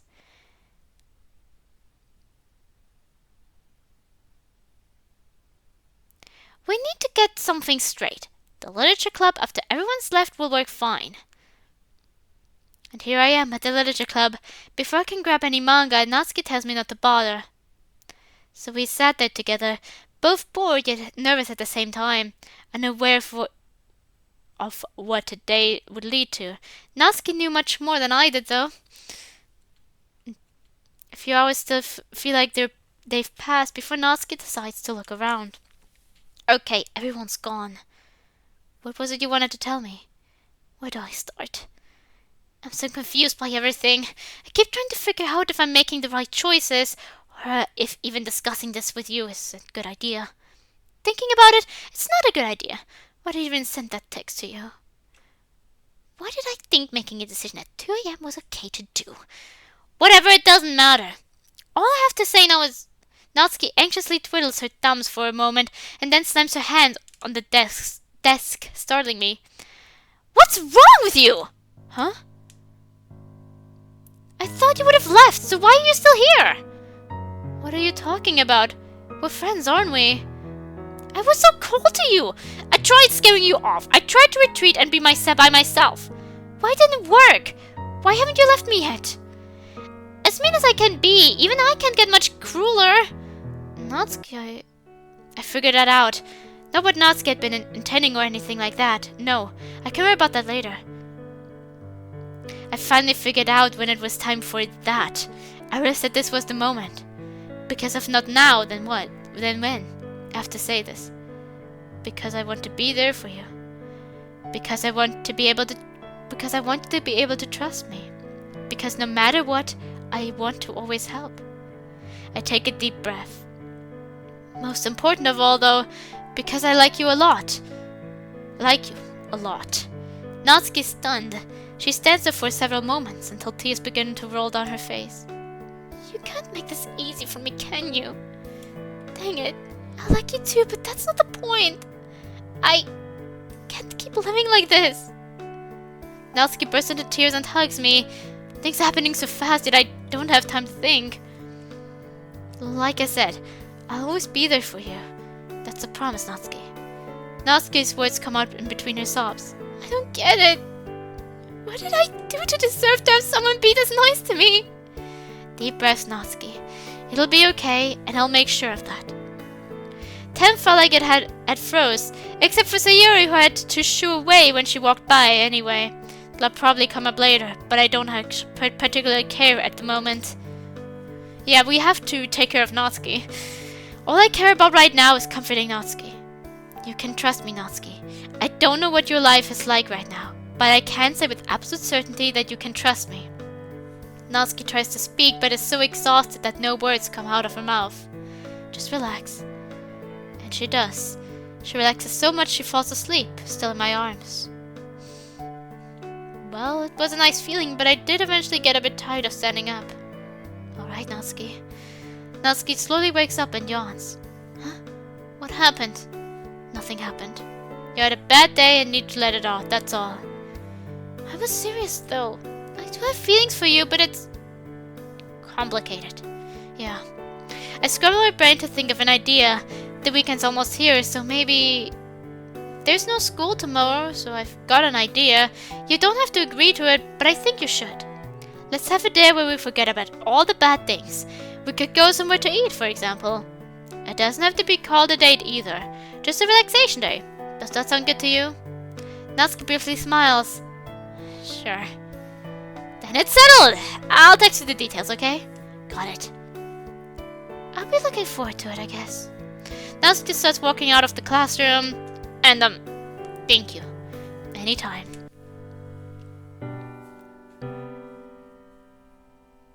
Soon after that, I slowly walk home. Yet only when I'm laying in my bed do things really sink in. Seriously, I confessed to Natsuki. I actually did it, and she said she liked me back too? Holy crap, I had my suspicions, sure, but to actually hear the words? The feeling is incredible. She did say that things were complicated. I don't really know what that means, but for now it doesn't matter. All I'm thinking about is tomorrow, and that it'll be the best day ever. As for what happens after, that doesn't matter to me. I don't want to worry about that yet. What matters to me are my feelings now.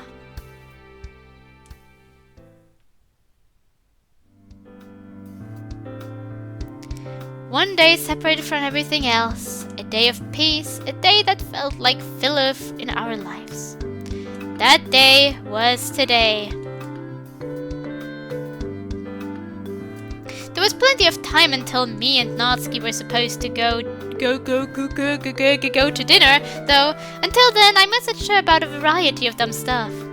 She guessed about her favorite anime and I guessed about mine. That sort of thing. It felt good to talk like this, and before I knew it, it was already almost 7 p.m. It's not long until I hear a knock at the door and open it up to see Natsuki, who looks happy for the first time in a while. I'm guessing you're ready then? Yep! And so it begins. We head off to the restaurant I picked. It was a pretty fancy choice, or at least a place that I would never normally go to.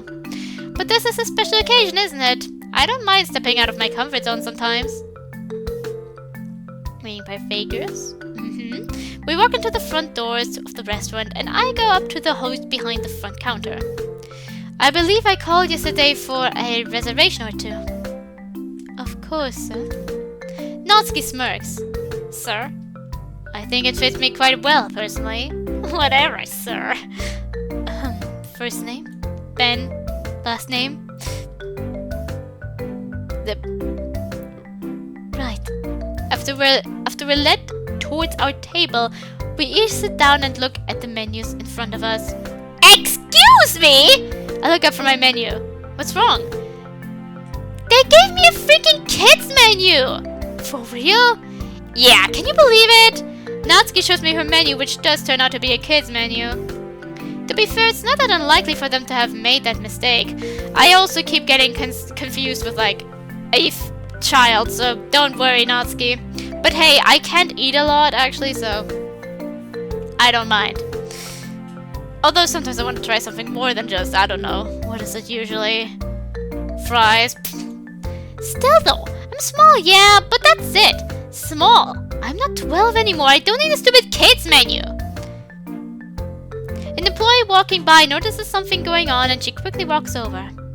Is something the matter? Yeah, I'm not a kid anymore, so what's up with this kids menu? It's not a big deal, but please get her another menu. I see. One moment then. The employee walks off. I don't know what I always do with my voices. I'm just saying. Natsuki, just because I'm short doesn't mean anything. Short adults exist, you know, and some of them are probably hot too. They don't look as good as me, of course, but still.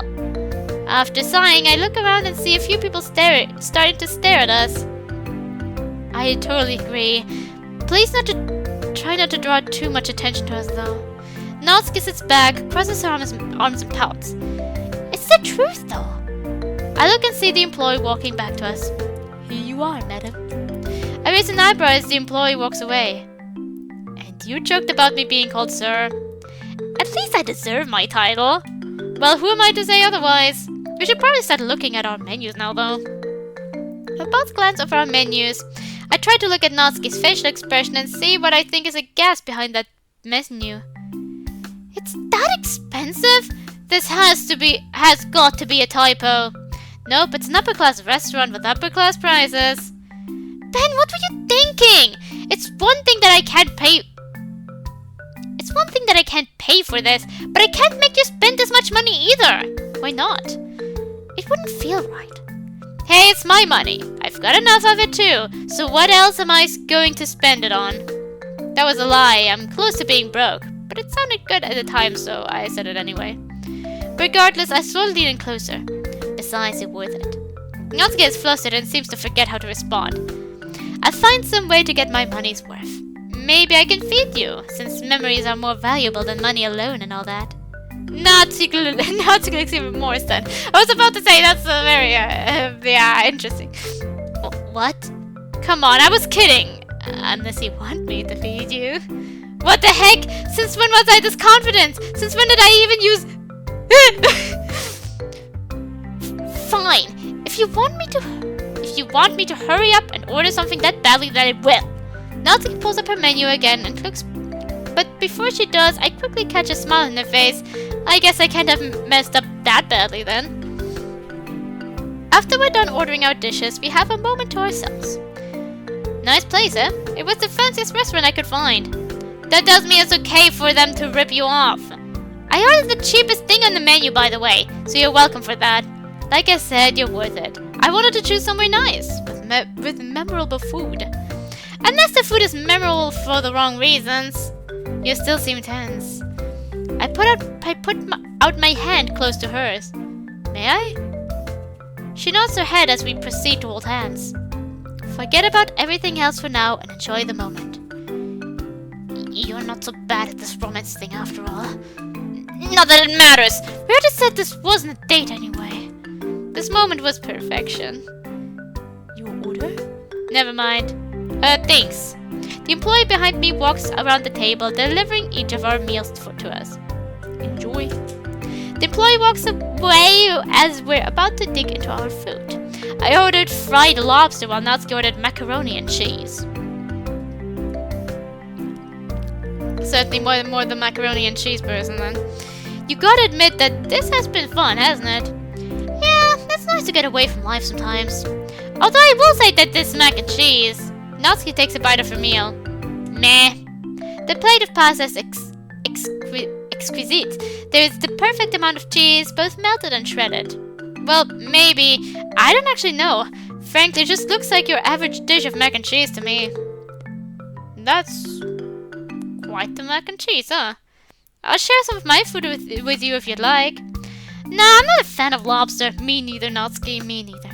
Natsuki plays with her fingers and says something in a quiet voice. But thanks for offering. Man, it feels good. I feel like I've finally gotten through to her, which is all I wanted. Once we finish our meal, I write a check and get ready to leave.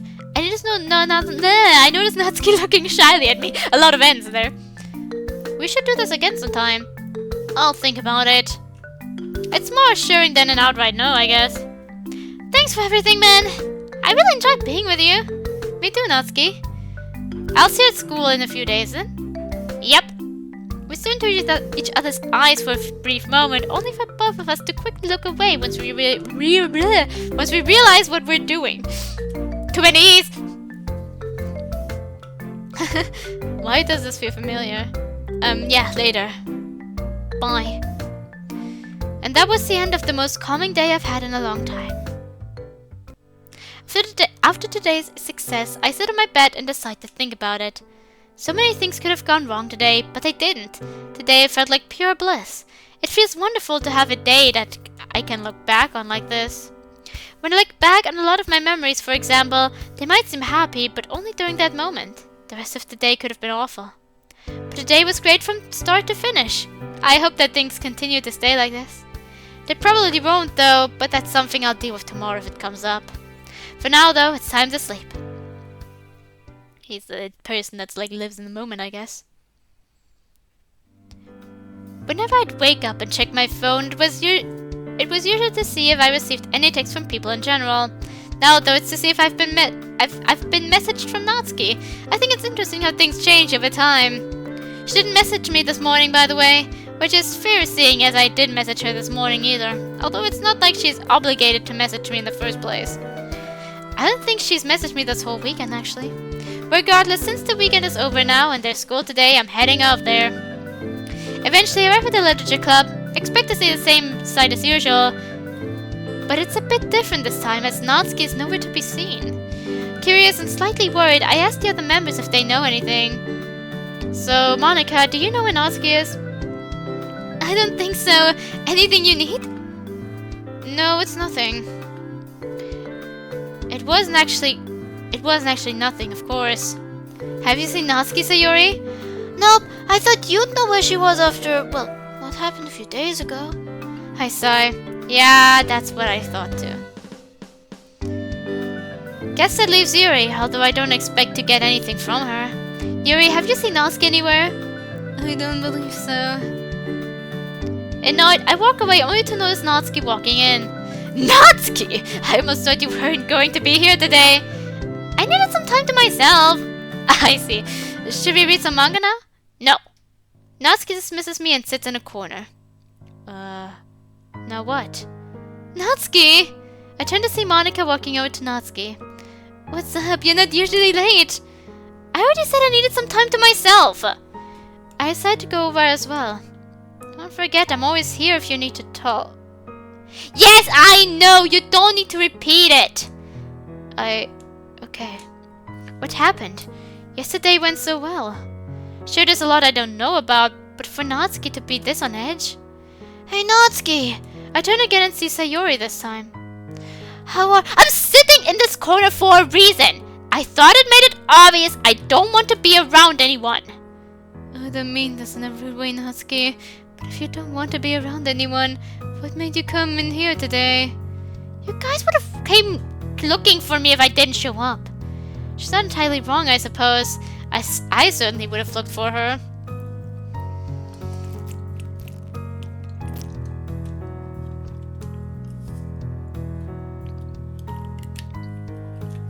I spent the rest of the day not really doing anything.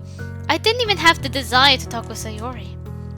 I'd gotten so used to spending time with Natsuki that I didn't think much about what would happen if that stopped.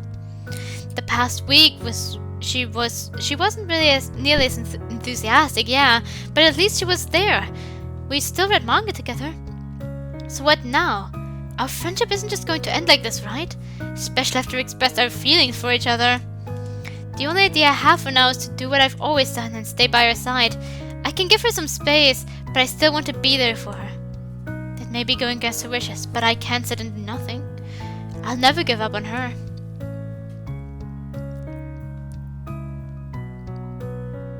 And so it was another day. School felt like it dragged on forever, and getting to go to the literature club didn't make up for it at this point. I was inside the room as Natsuki was here on time today, still sitting in a corner. I go up to her and ask a question. Are you feeling any better today? No, and I'd like you to stop asking me, okay? Alright. I walk away and sigh and show what the future would hold. You didn't make her mad, did you? I noticed Sayori from the corner of my eye. How dare you, Ben? It's not like that, I swear. At least I don't think it is. You don't think? I mean, if she's not going to tell me, then I'll never know, right? I don't think that's entirely true. What have you been doing the past few days? Nothing that would make her mad. I took her out to a restaurant 2 days ago, and she seemed to enjoy it. We both did. So there is something going on between you two, I knew it! Sayori, that's not the point. Besides, it's not I see Natsuki get up and come over to me and Sayori. You two were talking about me, huh? You weren't eavesdropping, were you? To be fair, I guess we are in the same room as each other. Seriously, Ben, just go away! It'll be easier that way. I don't get it anymore. I just don't get it. Over the next week, Sayori and I tried coming up with ways to break through to Natsuki. Unfortunately, each plan failed worse than the last. I remember our first attempt. I thought my plan to get her to open up was decent enough, but I guess not. I don't know if you forgot, but go away. That's all I'm asking. It's not hard. Then we tried the next day. This time went even worse. How many times do I have to say it? Leave. Leave. Leave. Leave. Still don't get it yet? Later that day, I tried calling Natsuki's phone, but the call ended after one ring. When that happens, it usually means that the phone you're calling ran out of battery, or it can also mean she couldn't have blocked me, right? I hadn't texted her earlier or anything, so if she did, it would have been something she did on her own. Maybe the third time would be the charm at the end of all this, but it wasn't. But we kept trying. We had to, after all. Or at least I had to. And so another day was another attempt. Are you dumb? How many times are you going to try this? It's not happening. But there was a sliver of hope in my heart that I could just win. Just one more day. I'm getting really sick of doing this, you know? No matter how long it might take, I was determined. Just one more day. Can't you respect my one wish? What if I died or something and you had to deal with the fact that you didn't follow my one simple wish and that there was no way to make it up to me anymore? How would that feel, huh?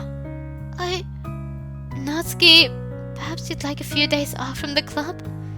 If there is something bothering one of my club members, I want to make sure that— Screw off, Monika!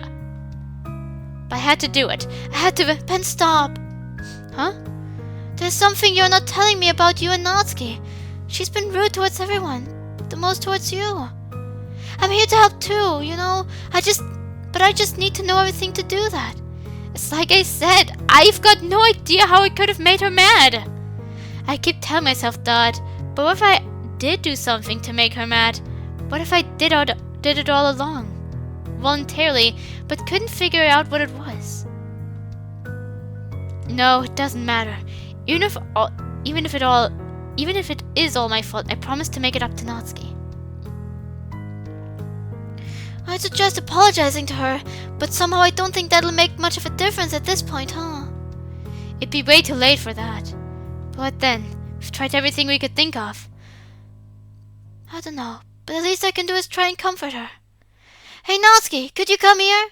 Natsuki rolls her eyes and gets up. Look, if you're seriously going to try and— Natsuki is interrupted as Sayori hugs her. Hugs make everyone feel better, right? Sayori said that, but I saw a look of deep anger on Natsuki's face. This clearly wasn't going to end well. I hate you! Natsuki breaks out in Sayori's grasp. All of you! You don't get it, do you? Just leave me alone! This is the simplest thing ever! I'm sorry if none of you ever learned how to leave someone alone, but that's not my problem! I can do this. I'm so sick of this! Of everything! Natsuki breaks into tears and runs out of the room. Natsuki! But it was too late. There's no chance of repairing anything now. It's over and we ruin it.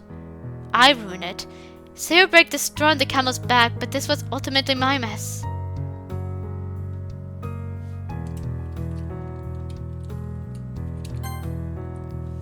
Was it the manga choice? I don't clearly remember what happened after that. I think I laid down at a desk in the club. Mondiori kept trying to ask what that was all about, but I didn't feel like responding. I didn't feel like talking at all.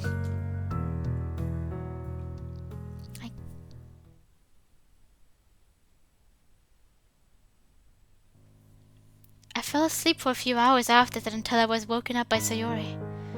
It's pretty late, Ben. Even I'm not allowed to work on school projects at the library past this time.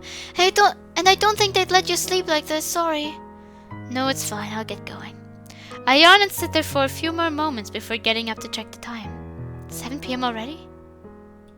I go to a fast food place after leaving the school, knowing I wouldn't be in the mood to cook when I got home. I look like a mess after the day, but it's not like I cared what others thought of me at this point. I couldn't stay there forever either. I couldn't stay anywhere forever, as much as I wanted and tried, which meant it was finally time to go home. I walk on my way home until I'm in my neighborhood. I try going up to my house, only to see something I never expected. No, not something. Someone. Natsuki? I messed up, Ben. Natsuki, what's going on? Shut our door? I didn't expect to see this, especially not after everything that had happened. Natsuki, sitting on my porch? How long has she been waiting there? I know you hate me now, but I need somewhere to stay.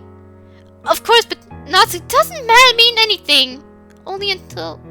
Natsuki stops to think. It doesn't matter. Well, we can discuss that later.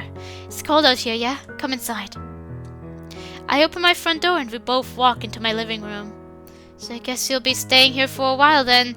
As you'd probably expect, there is some stuff I need to explain. You're sleeping on the couch. Wait, what? I mean, sure. Yeah, sure. The couch is comfy enough anyway. Might as well not fight it. Then you'll be sleeping in my room, right? There's not any other options, are there? Technically, she could be sleeping on the couch instead of making me do it, but I guess this is fine. Okay, so you'll be sleeping in my room then. Don't touch anything, got it? Honestly, the stuff you've hid in your room would probably gross me out too much to make me want to look at it anyway. I'll take it as a compliment. It's not one. I see. Awkward silence fills the room. I notice a nervous look shows up on Natsuki's eyes. Almost as if she's wondering if how she's behaving is too rude, even for her. I wonder if it's because of pent-up emotion from whatever happened to her. I'll see you tomorrow then. Right. Natsuki gets outside for a moment to grab a suitcase she brought that was in the bushes, and then goes to my room while I plop down on the large couch in my living room. There weren't any blankets, but I was too exhausted to go get any. All I want for now is sleep. Nothing more than some good long rest. Interesting. Seeing as Natsuki as my alarm clock, I use my phone alarm to wake up the next morning. Thankfully, I had found a place to charge it for the night. As soon as I do wake up today, I see Natsuki already cooking something. Natsuki, you up already? Just because you sleep forever doesn't mean I do too. I suppose. What are you cooking? Scrambled eggs. That makes sense. I thought your specialty was baking, though. It is, but cooking's still an important skill. I usually eat processed food, though. Oh, and I'm not making anything for you, by the way. It's your kitchen, so you can make it yourself. Harsh, but not wrong. But you're making it in his kitchen. I was never an expert when it came to cooking, so I grabbed a bowl of cereal instead. By the time I'm ready, Natsuki's done making her food as well. Whereas I sit at the kitchen table, she sits on the couch in the living room instead. Are you sure you don't want to eat at an actual kitchen table? I'm fine. Alright. She's not going to be this cold this whole time, is she? I certainly hope not. After we were done eating, we continued to sit. I don't know how well this would go, but I decide to get up and go to the couch and talk to Natsuki. In case you get bored, you can always read some of my manga. Sure. Well, I've got stuff to do. Later. I get up and go into my room, trying to figure out what I was actually about to do. I've got nothing when I think about it. Guess I'll watch some anime. Few hours pass and I feel numb from binge watching too many episodes before I can fall asleep in my chair hearing Natsuki's voice. What? Where and how did you get this? I stretch my arms and turn around to see that Natsuki did actually come in to check my manga collection. What are you talking about? Natsuki pulls out a volume of manga from my shelf. I'm talking about this, duh! Parfait Girls? I don't remember ever buying that. It's not just any issue of Parfait Girls, though. It's a France exclusive volume and had only 100 copies ever produced. Why do you own this? Yeah, I'd like to know that as well. I don't know. I probably got it at a garage sale bundled with a bunch of other manga, since I do that kind of shopping sometimes. I wouldn't have cared about Parfait Girls at the time, so it was probably the other manga it came with that I cared about. That's the only thing I can think of. But yeah, go ahead and read it if you want. How am I supposed to read it when it's in French? Okay, that's a fair point. Well, my French isn't amazing, but I think I should be able to translate the manga. Want me to read it to you? Natsuki looks nervous. I'll read something else. If you insist. Maybe there is an opportunity for me to get her to open up this time. Not right this moment or anything, but you know. Wait, was there school today? That sounds random to bring up, but crap. Well, too late now. I tried watching I was already wondering, maybe it was like a weekend. Maybe the last event happened on a Friday. I tried watching a few more hours of anime, but there's a pit in my stomach that makes it hard for me to fully enjoy it. I know it's not good to let your worries get the best of you, but sometimes it's hard to shake it off knowing everything that's been going on. It might be a bit early to do this, but I guess I'll try to get some sleep. Maybe some rest will help me feel a little better.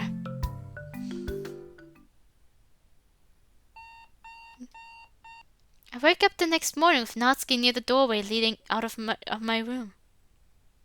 So you're up now. Ben, was there school yesterday?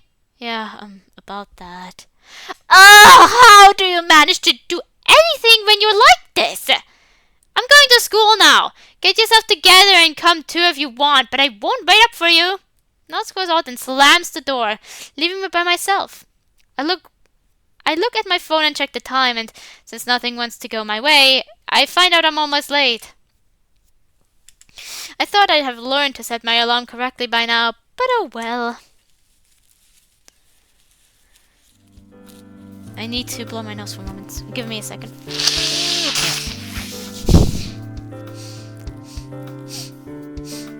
School was a thing, I guess, but it's not like I care about it too much. Once it was over, I finally went over to the literature club and see everyone else look up at me. Hey. Ben, where were you and Natsuki? Oh, that? We accidentally skipped school. Accidentally? Yeah, Natsuki was at my house. Natsuki quickly runs over to cover my mouth. Oh, I see. At your house, huh? That's neat. We were busy, that's all. I bet you were busy, yeah. Everyone looks at us with a disappointed stare. I take Natsuki's hand off my mouth. It's not what it sounds like, I swear. If you want to be in the club, then you need to actually attend. Unless it's an emergency. That's all we're saying. I mean, when you're skipping for that reason, it's just a tiny bit disrespectful. We'll make a note of it. Yeah. So, how about those poems, am I right? We never forgot to go to school since.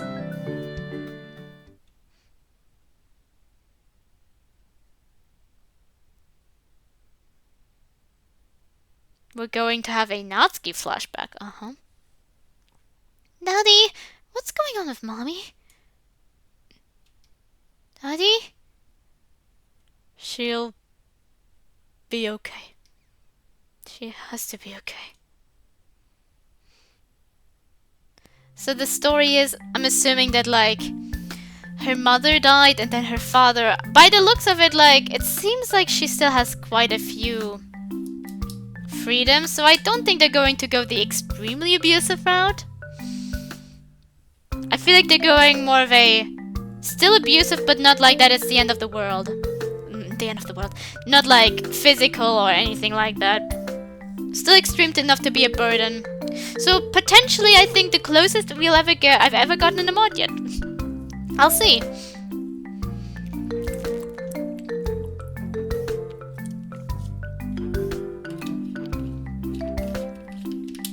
At least today was a day off from school. I don't like showing my face at the literature club again after last time anyway. Natsuki and I both make our own breakfast. As we're eating, still in separate rooms, she says something to me. Interesting, Natsuki has the most, like, brackets and stuff. So, Ben, Natsuki walks over and sits down a few chairs away from me. I bought you offered to read that French Parfait Girls volume. Sure, I don't mind. Yeah, you don't really have a lot of other manga I like, so, you know... Let me finish eating and I'll go get it. Once I was done with my food, I head to my room and grab the manga Natsuki is talking about. I then head back and sit down on the living room couch. Natsuki follows, although she doesn't sit close to me until she actually has to see any of the panels. Ready? Sure. As I read to Natsuki, thoughts swirl through my head. Last time she didn't sit next to me because she didn't want anyone in the literature club to assume something about us until she scooted closer anyway. We've both admitted our feelings for each other though, and nobody else is here this time, so what's with her hesitating? Does she not trust me anymore? No, I'm probably looking too deep into this. Once we're done reading, I go and put the manga away. As I come back from my room, Natsuki seems to be thinking about something. Everything alright? Yeah, I've just been thinking about things. Well, you can stay here as long as you like, assuming I don't sell this house or anything. Thanks, Ben. Anytime.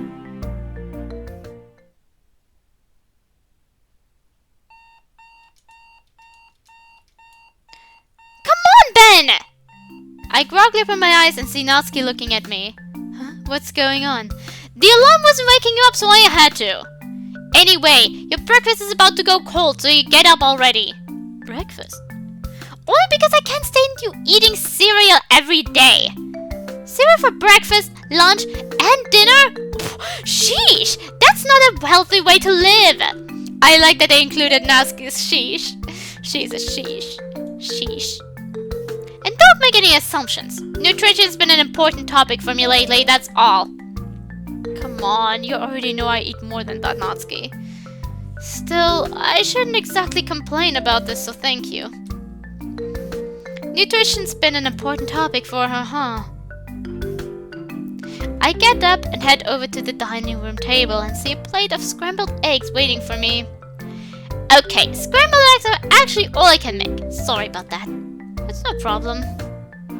Natsuki goes over to the couch as usual so that she can eat the meal she made. Sorry. I almost feel like I've been getting closer to her little by little.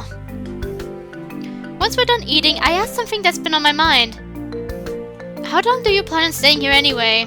Like I said, you can stay for as long as you want, but I don't think you want to stay here forever, right? Natsuki looks off to the side. Hey, maybe I do. Well, not that it matters. Guess we're off to school, huh? Yep.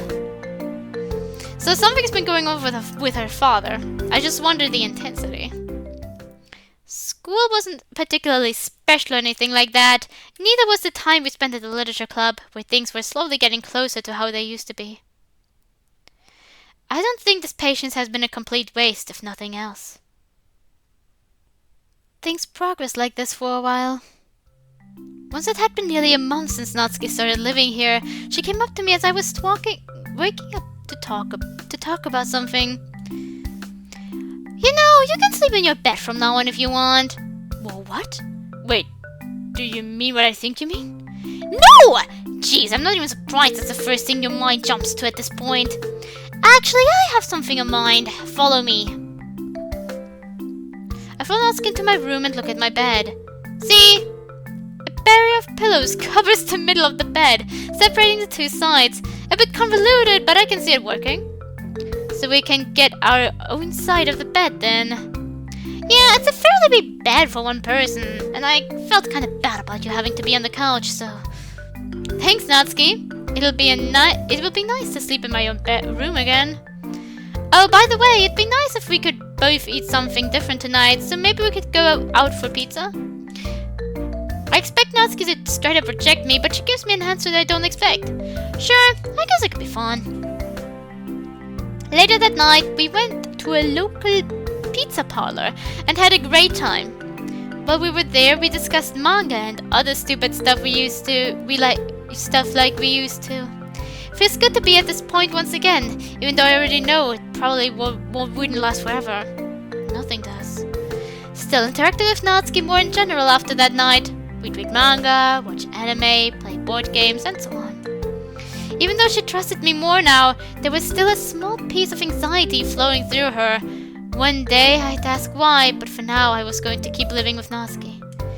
A life of peace, even though it wasn't perfection. That's all I want, honestly. My nose is itchy. I have a problem. We both get up in the morning, so I go to finish my homework at the last minute before heading off to school, while Natsuki makes us breakfast. I feel like that's important to say. Unfortunately, the usual routine is broken up as I receive a message on my phone. It was a message I knew I was eventually going to receive, but one I didn't look forward to. I look at the sender, and it's who I expected to be the one to send it, that person being Sayori. Seriously though, what's up with you and Natsuki? There's a lot going on right now.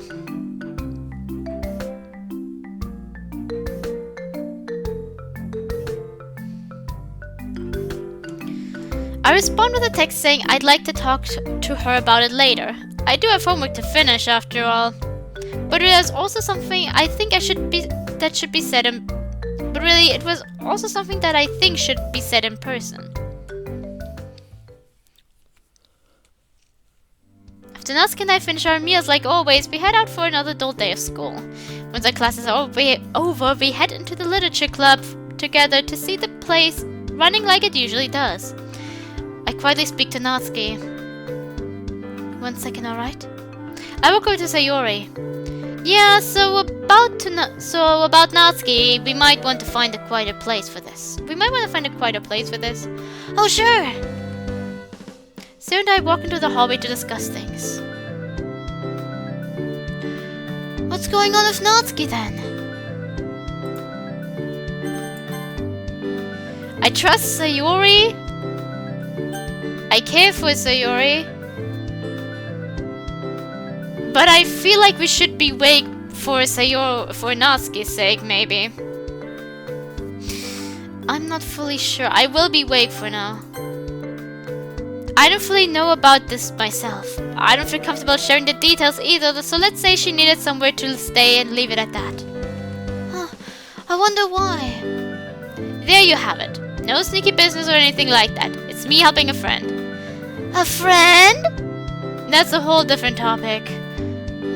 Well, if you ever need any advice, I'm not that good at that kind of thing, but I can try to help. Thanks, Sayori. We walk back into the club room and Natsuki comes up to us. Then, I motion for Sayori to walk away. I'm back now, yeah. I hope you didn't do anything stupid. It's true that she doesn't still trust me 100%. And with insecurities, it wouldn't surprise me if she got the wrong idea about Sayori and I. Even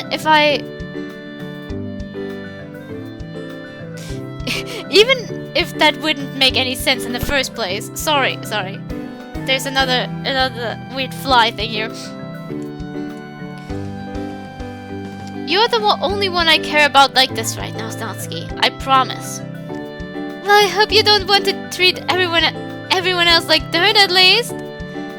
I turn around and see Monika listening in. You know what I meant, Monika.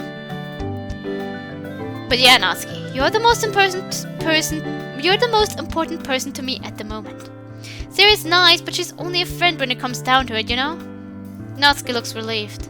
Thank you, Ben. Man, this is complicated. That was already pretty obvious, but dang. No matter what though, being patient and letting things happen as they do seems to work out. I think.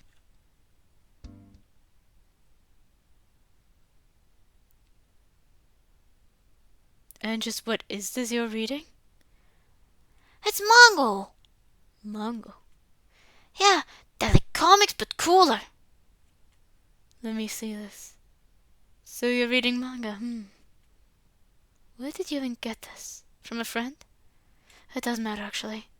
Go do something else. But why? It makes me happy. That was Sayori. But why? It makes me happy. No, it'll rot your brain. I want you to live a fulfilling, productive life. Manga won't get you there. It can't even be considered literature, honestly.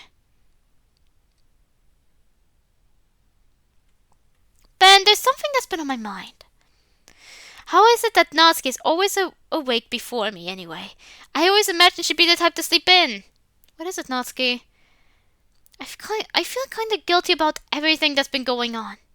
Not that I owe you an explanation, anyway. Natsuki pauses for a moment and looks into my eyes. What am I even saying? Of course I owe you an explanation. After you've let me stay here for this long. After I kept treating you like garbage. I wish I was stronger. Why can't I even do that? Tears begin to well up in Natsuki's eyes. Calm down, Natsuki. Why don't you start from the beginning? I can't. Not yet. Okay, what can you tell me then? The reason I've been so distant towards you and everyone else lately... Natsuki tries to speak, but the words won't come out of her mouth. I'll be here, Natsuki. Take as long as you need. Ben, what does trust mean to you? Huh? That's sudden. Give me a moment. To me, trust means a lot of things. But if my own choice is to sum it up, then that's what I'll do. To me, trust is the ultimate symbol of confidence.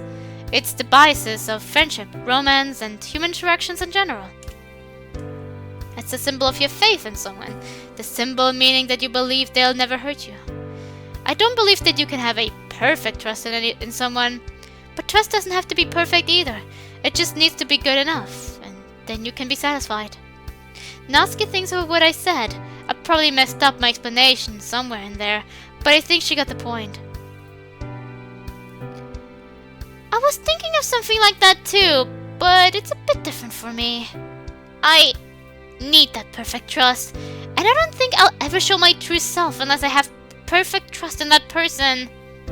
I don't know, Natsuki. How do you get that perfect trust in the first place? What is perfect trust? I don't know, but I can't bring myself to agree with anything other than a perfect trust. Is there a reason why you think that? Maybe I'll tell you some other time. What you said about trust, I don't think it's totally wrong though. I might have to rethink some of this after all. If I take the first step, it might be a little easier. Natsuki reaches for the pillow separating us and throws them off the bed. What are you doing? What's the big issue? It's not like we're doing anything dirty. Unless that's what you're insisting. If that's the case, then you can go back to sleeping on the couch. Honestly though, that bear is getting annoying anyway. Like, you always snored into the pillows, which only made your snoring even louder. It sucked. There was a moment of silence as Natsuki reaches for what to say next. But yeah, you've been so nice to me. I might not trust you, or anyone else, completely, but I trust you enough. That's what you said was important, wasn't it? Trust being good enough. I wasn't really sure how to respond to the situation. Maybe so. One day I might tell you the full story, but I hope this is enough for now. It is, Natsuki. Thank you. We spent the majority of that day lying in bed. We weren't actually doing anything except thinking about everything leading up to this point.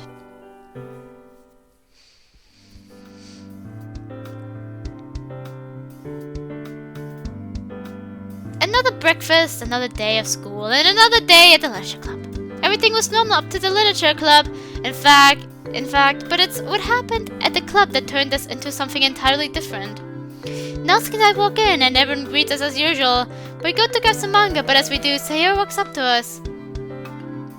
You two are gonna start dating soon, right? Excuse me? Come on, it's obvious you two like each other. What? I never told Sayori about that part. You're not entirely wrong, but... What? Live a little! Natsuki looks over at me, unsure what to do. Which is awfully inconvenient, seeing as I'm unsure what to do as well. I whispered to Natsuki. Sayori was probably going to listen anyway, but there's not much I can do about that anymore. Let's discuss this in the hallway. I choked on air. Natsuki nods her head. As we try going out into the hallway, we hear Monika's voice. Where are you two going? I don't like jumping to conclusions, but from what we know about you two... Look, we're just... Stop making excuses and tell it like it is, Ben. We're going to have a private conversation, understand? Everyone else nods their heads as we make our way over to the hallway. Anyway, about us dating... I mean, I wouldn't be opposed to it, but can you really date someone you don't fully trust? Natsuki stands there for a while. As she comes to a conclusion, she smiles and whispers back. But as long as our trust in each other is good enough, then it can work. That's what you said, isn't it? Besides, I'm tired of lying to myself. Well, it's now or never. I'm thinking at first that maybe this is too impulsive, but... No, I'm ready. Okay, Natsuki. Okay. Natsuki, will you... Idiot! I'm not sure what you expected me to say. Not that! I'm talking about how we're still standing right outside the club room. I see. Let's head further down the hallway then. We move through the hallway and then stop, hoping the spot is good enough. So, are you going to say it or not? Of course. Holy crap! Holy crap! Holy crap! It only just now sunk in what I'm doing. I mean, I knew I was doing it, but I'm actually doing it. I remember when I first joined the literature club. I liked everyone there, but Natsuki stood out to me. Natsuki, you're a special person to me. Seriously. Natsuki's cold, yeah, but she can be sweet sometimes too.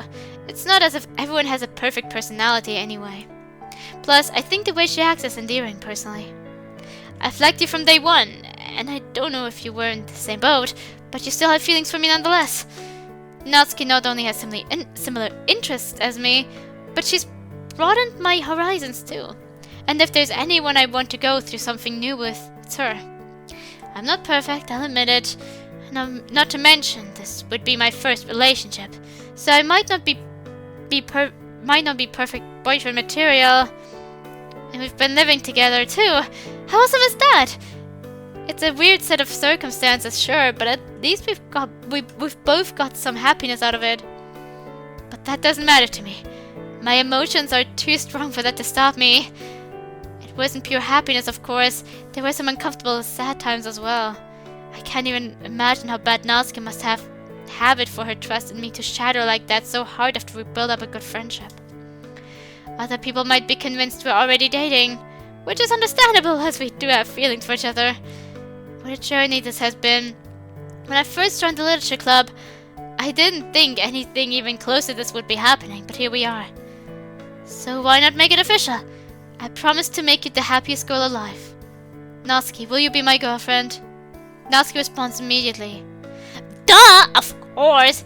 Jeez, you almost made that sound like a marriage proposal or something. Make your confession shorter next time. But I'll forgive you. I've liked you since you first came to the literature club after all. I said, but that didn't come close to expressing the emotions I have right now. I'm so relieved, so satisfied, so happy. Natsuki, we both lean in. Our mouths keep getting closer and closer until... I knew it! Oh. What the heck?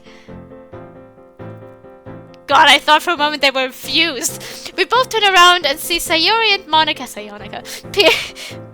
peeking out of the literature club doorway. Realizing that they've been caught, they rush back inside. Well, we're not dying anytime soon. There'll be another chance, I'm sure. Yeah. I feel like leaving the literature club early today, honestly. You? Yeah. I'll tell Monika that we need to leave the club early. I think she'll understand. Well, I'm sure the club will tease us plenty tomorrow. I'm about ready to go home. Man, today's been weird. But I wouldn't have it any other way.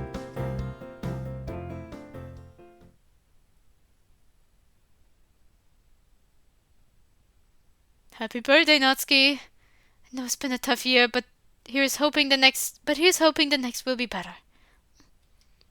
Is something wrong? I don't want to talk about this. Not on my birthday. I think you really know what I'm talking about though, Dad.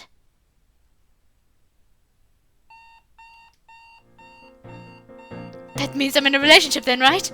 I'm still processing it. Not only that I have a girlfriend, but the fact that my girlfriend is Natsuki is bizarre for me to even think about. Well, it does feel a bit odd. It's great that— Come on, get up already! Wait, what was going on? Natsuki, what time is it? Why do you use that alarm clock anyway? It's not like you wake up to it much. Like I said, get up. It's almost time for school and I've already made you breakfast. Alright, thanks Natsuki. I go into the kitchen and see not just scrambled eggs, but a few pieces of bacon as well. Since I'm your girlfriend now, I thought the meals I make for you should be a little less crappy. Really? That's really nice of you, actually. I can be nice sometimes. Jeez, you could at least thank me or something. Sorry. Thank you, Natsuki. That's better. Let's eat then. We each eat our breakfast while sitting together, I'd like to mention, and head off to school soon after.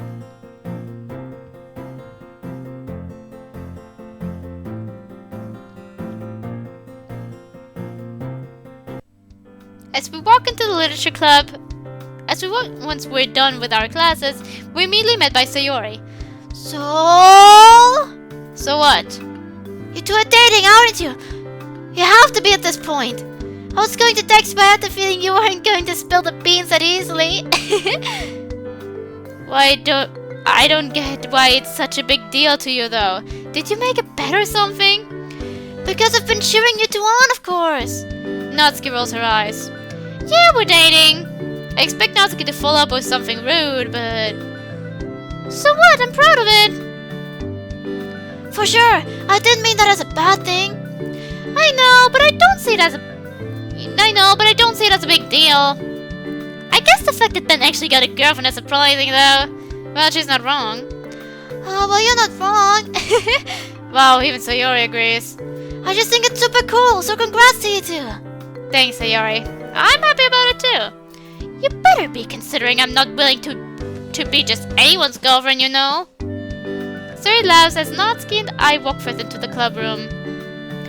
That reminds me about this whole relationship thing, Natsuki. What exactly are we supposed to do? I'm not exactly romantic, if that's what you're thinking. Me neither. And I'd probably end up embarrassing myself if I tried to be romantic. Guess this won't be as easy as I thought. Not necessarily. Monika looks over from her desk. Wouldn't it work better if one of us were more romantic, though? Sometimes unconventional relationships are the ones that work best. Not everyone has to follow the standard expectation of a relationship. I think what's most important is that you're both happy. That's all that matters, isn't it? At least that's how I like to think about it. I almost feel like there's something deeper to that statement, but it doesn't really matter either. Conventional relationships, eh? And non-conventional relationships like you and the game character. A fictional character in general. But anyway, I wish you two the best of luck. I think you two make a cute couple, personally. For the last time, I'm not cute! What? Does that mean I am? You're funny sometimes, I guess. I feel like those two things aren't quite the same. Anyway, I'll go get some manga, Natsuki. We read manga again that day, but this time it felt a lot different than it felt before. It felt more personal. I noticed that we laughed and smiled a lot more than usual. You know what? It's the typical Natsuki thing. I love this sprite, this image, this CG, whatever! The sprite and this CG! Can a simple label actually change things that much? Would it have been like this if we got into a relationship earlier too? Similar to what Monika said though, that doesn't matter much. What matters is us being happy. I promised I'd make Natsuki happy, and that thought makes me happy too. I could try being more romantic, however. I mean, what could go wrong?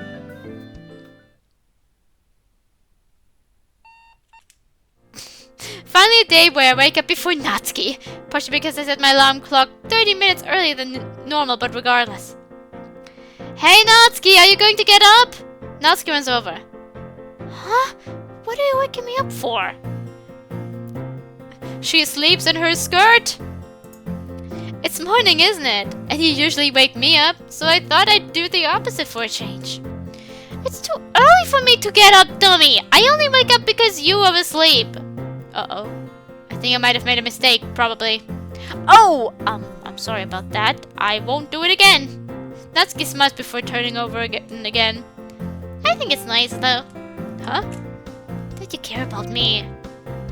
You might mess up on a gigantic scale a lot, but it's nice to be cared for by someone.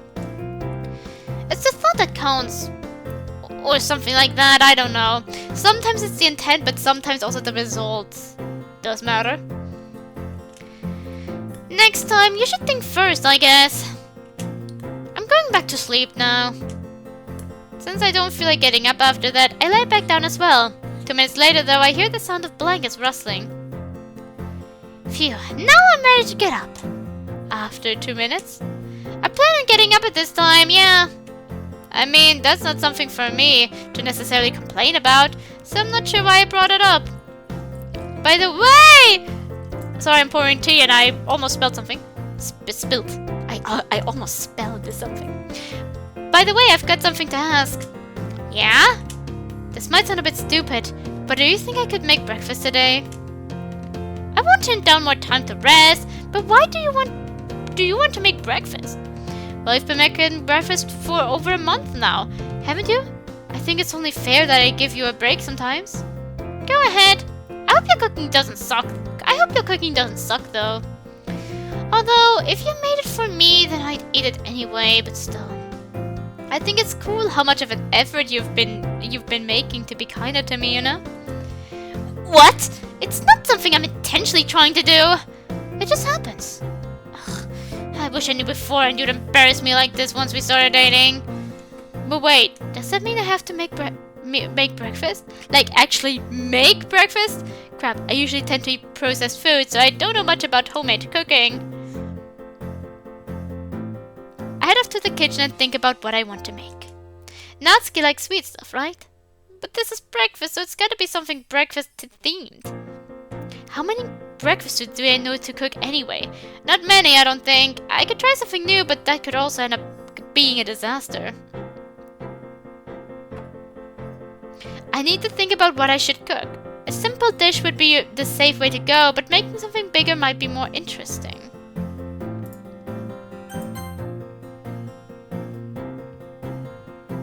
Natsuki would certainly be fine with something simple too.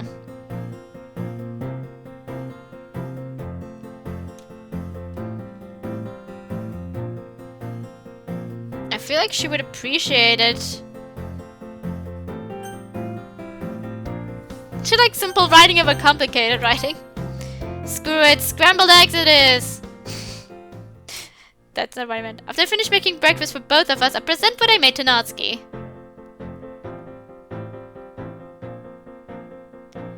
She stares at it from multiple angles and proceeds to take a bite. She doesn't have a look of disgust on her face, so I've got that going for it. This isn't seasoned, is it? Oh, was I supposed to do that? Yeah. I still think it tastes pretty good, though. Not as good as mine, of course. You did a decent job for your first time cooking. I don't cook a lot, but this wasn't my first time cooking either. Oh. You did a decent job for however many times you cooked then. Thanks. Plus, my scrambled eggs have always taste the same. Plus, my scrambled eggs always taste the same, which is to say they taste perfect. This is definitely below average, so it obviously tastes different. It's nice to have some variety in the food I eat. I'm guessing that was meant as a compliment? I'm glad you at least got something out of it. Yep, I'm interested in seeing what you cook next. Wait, I'm cooking again? Only if you want to.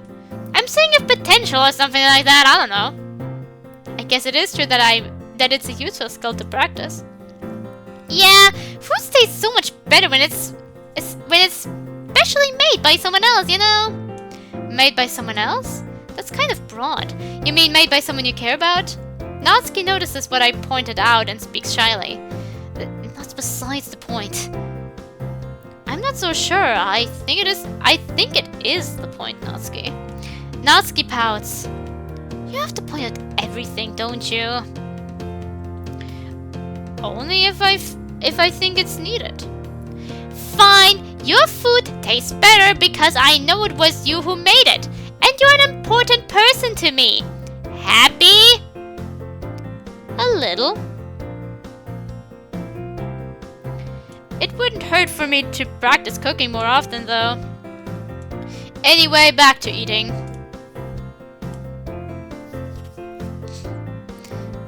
As we ate, I think the question in the middle of it. Since we're boyfriend and girlfriend now, we should start going on actual dates now, right? Natsuki spits out her food all over me. Literally. Wait, what? Actually, that wouldn't be any different from what we've done before. Go on. I was thinking we could have a picnic. Your thoughts? That doesn't sound so bad. You have to help make the food, though. I'll let you be lazy more than the average person does, but even I have my limits. Got it. Since it's the weekend, how about we make the food tomorrow and leave that day? You should have enough ingredients, so we might as well. Not backing out either! You promised. I didn't promise anything, but I got the gist anyway. Finally, the weekend. Guess it's time to start cooking then. Where's Natsuki though? Did she already start making food? I head to the kitchen and as I previously guessed, there was a whole row of foods. Whoa! I thought your specialty was baking, Natsuki. It is! Which is why the food I've made so far today is stuff that you bake. I take a closer look and see several different flavors of cupcakes. Ah, you're right. I'm the one who has to make the non-baking stuff then. Yep. Today I'll list off the foods I know how to make. I can make scrambled eggs, peanut butter and jelly sandwiches. That's it. What the heck? Then what's with all these ingredients? That's a pretty good question, actually. What's it gonna be then? Scrambled eggs or peanut butter and jelly sandwiches?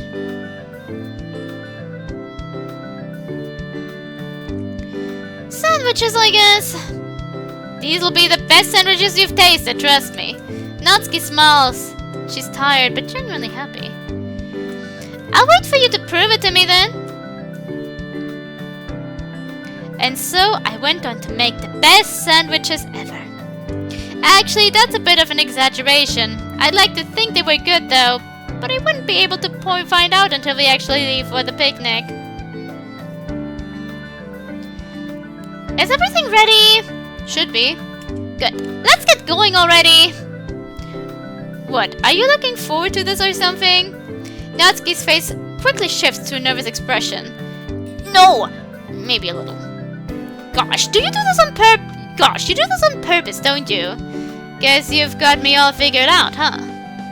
Humph. You shouldn't tease girls unless you really like them, you know that? Natsuki. We're in a relationship. We're dating. Oh, yeah. Natsuki looks like she's about to throw out another, but still. But she can't bring herself to make the excuse. Fine, I'll give you that. But when next time? Next time? When what?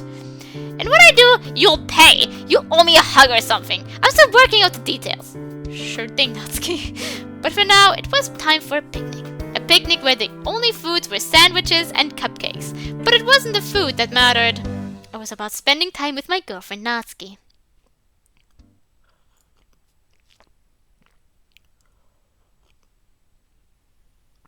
Hey, I wanted to talk. Oh, there's plenty to talk about here. I'll let you start. Look, I know that things have been a bit rough between us, but I promise you I'm trying. It's just so hard. That doesn't change anything. You still have a daughter to take care of. I know I'm trying. Whatever you say that. Dad.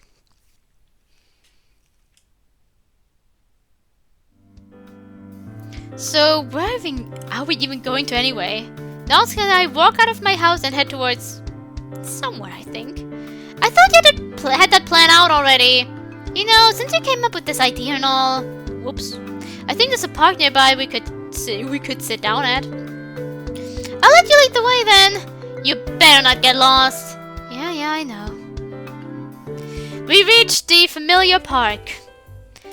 We wandered around for a bit. I was heading in the correct direction, I swear. Until we stumbled upon a grassy park. The weather conditions are perfect for a picnic, luckily. Should be here then. Works for me.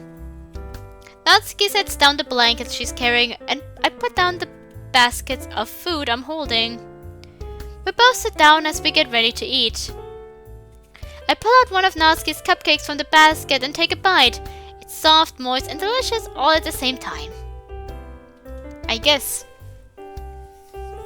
Yeah, baked goods do need, like, some are okay dry.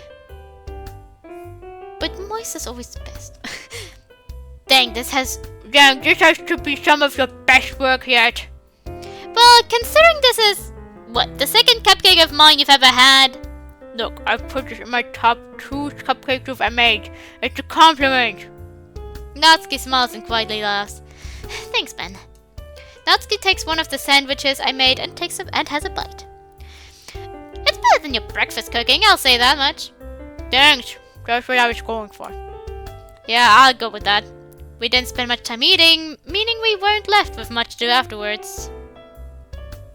So we decide to lay down next to each other on the blanket. Maybe we can take another shot at being romantic. The sky certainly is blue.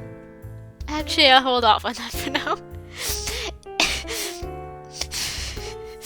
Okay, I'm sorry, but okay. It sure is, Ben. I'm glad you noticed. Cut me some slack. I'm trying to think of something to talk about. Natsuki turns her head and looks into my eyes. I don't think you have to force yourself to find something to talk about. Just being together's pretty nice. You're not wrong. Hey Natsuki. What? Sorry if this is a sensitive topic, but what do you think your future is gonna be like? Do you have a dream job or something? Natsuki ponders for a little bit. I've had ideas for what I'd like to do, but I haven't actually decided. There's so much I've been having to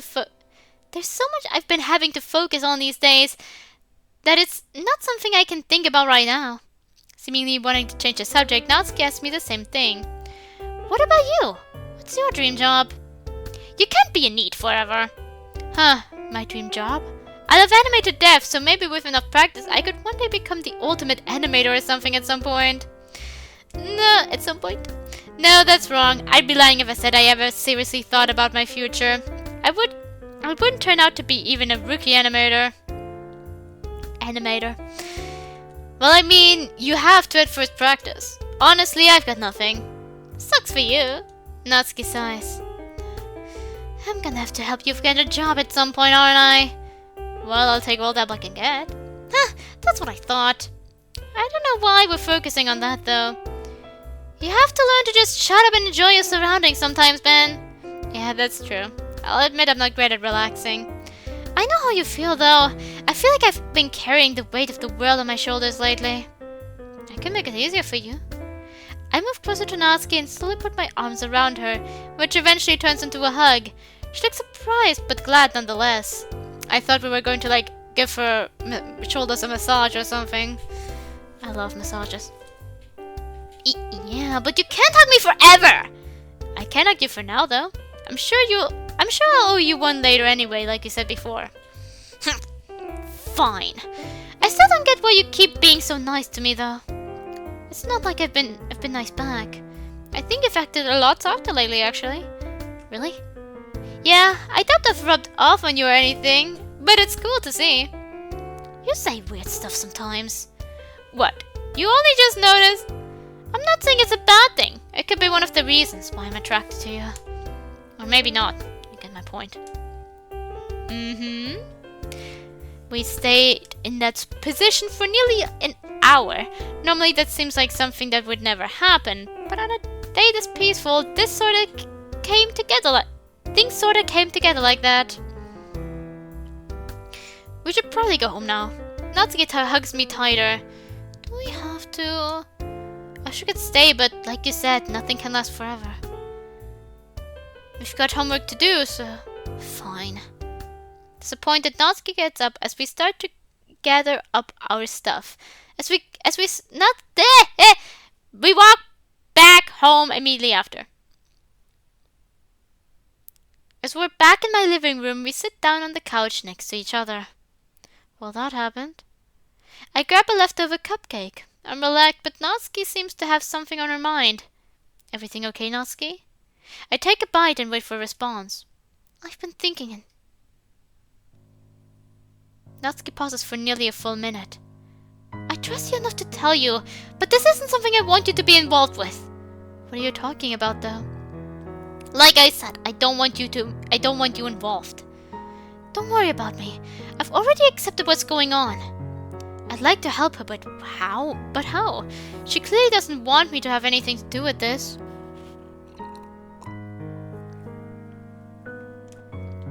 If you say so. Natsuki gets up. I'm going to watch some anime. If you need me, just ask. Natsuki walks off with a worried look on her face. It pains me to watch this happen, but in times like these, I need to stay true to myself. As cliché as it sounds, patience is a virtue. And patience has gotten me this far. It's how I managed to get into a relationship with Natsuki in the first place. I think everything will work out in the end. As long as I wait and prepare for whatever might come next, I'll succeed.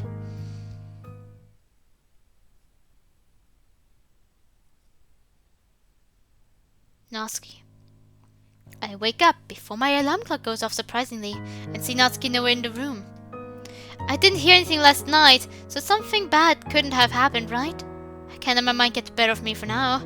I slowly yet confidently walk into the living room. There you are.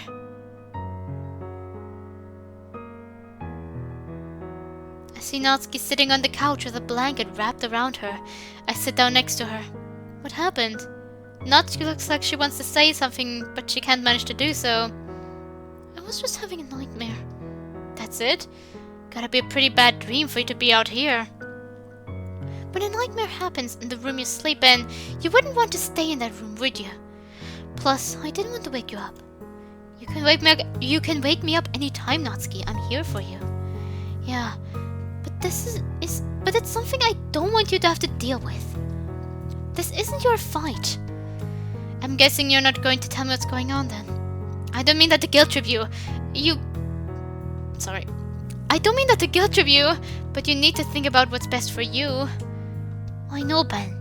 Maybe someday I'll tell you. It's okay, Natsuki. I give Natsuki a hug as she closes her eyes and takes a deep breath. Now, how about some breakfast?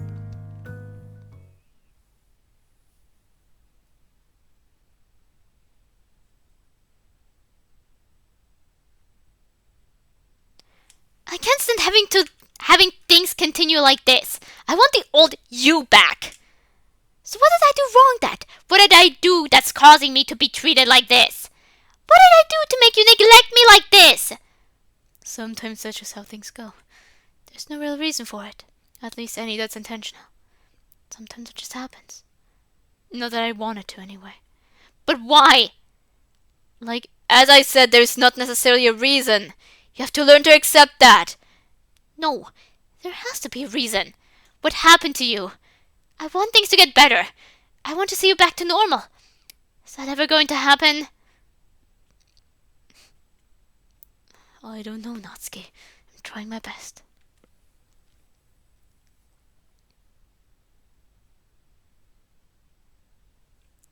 We continued to go on dates for at least over a month. Ooh, this is a lot of time passing for the Natsuki route. Things were pretty normal, but on some occasions I noticed a tall man that Natsuki would glare at for a few moments.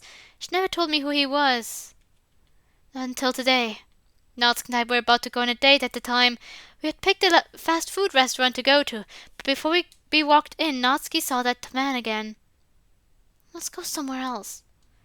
Before I could object, she grabbed me by the arm and tried to drag me away. That is, until he spoke up. You over there, I need to ask you something. I froze, not even Natsuki being able to move me. Yeah? I had no idea what to think at the time. Who was this guy? Am I about to be dead? Are you dating Natsuki? I gulped. Yes? That's all I wanted to know. Thank you. And then he just walked away, needing me to right now where I'm left extremely confused. Anxiety clouded my thoughts. Yeah, I was definitely about to be dead. What did he even want with me? What did he want with you? Calm down, man. Natsuki grabs my shoulder, but I'm still shaking. How am I supposed to calm down? This reeks of creepiness. Natsuki looks down at the ground. He's my dad. What? I said I don't want you to get involved. If it comes down to it, then I'll handle it. Natsuki has a determined look on her face. Just what am I missing here? Are you sure you can handle it, though? I'm not trying to downplay your strengths, but I feel like there's something deeper going on here that I'm not being told about. You care too much, Ben. You really do. Natsuki clenches her fist, her face being a mixture of irritated and sad. Let's go home, Natsuki. Yeah. We head home as Natsuki sighs and walks towards my room. Maybe I should do something for her. Is there anything nice I could surprise her with? As I sit down on my couch, I notice a flyer sitting on the coffee table in front. Parfait Girls, the movie, huh? Indeed, it's tomorrow too. Natsuki did tell me it was a while ago, I think. This was supposed to be an original story, not in this manga or anime, right? Hey, Natsuki! I shout as I walk into my room. She's laying on my bed, still seeming conflicted. Are you free tomorrow? Am I even not free? Thinking about it, I don't think I've ever run into a situation where she was too busy or something like that. Well, I'm taking a nap. I promise tomorrow will be good. I lay down on the bed and close my eyes.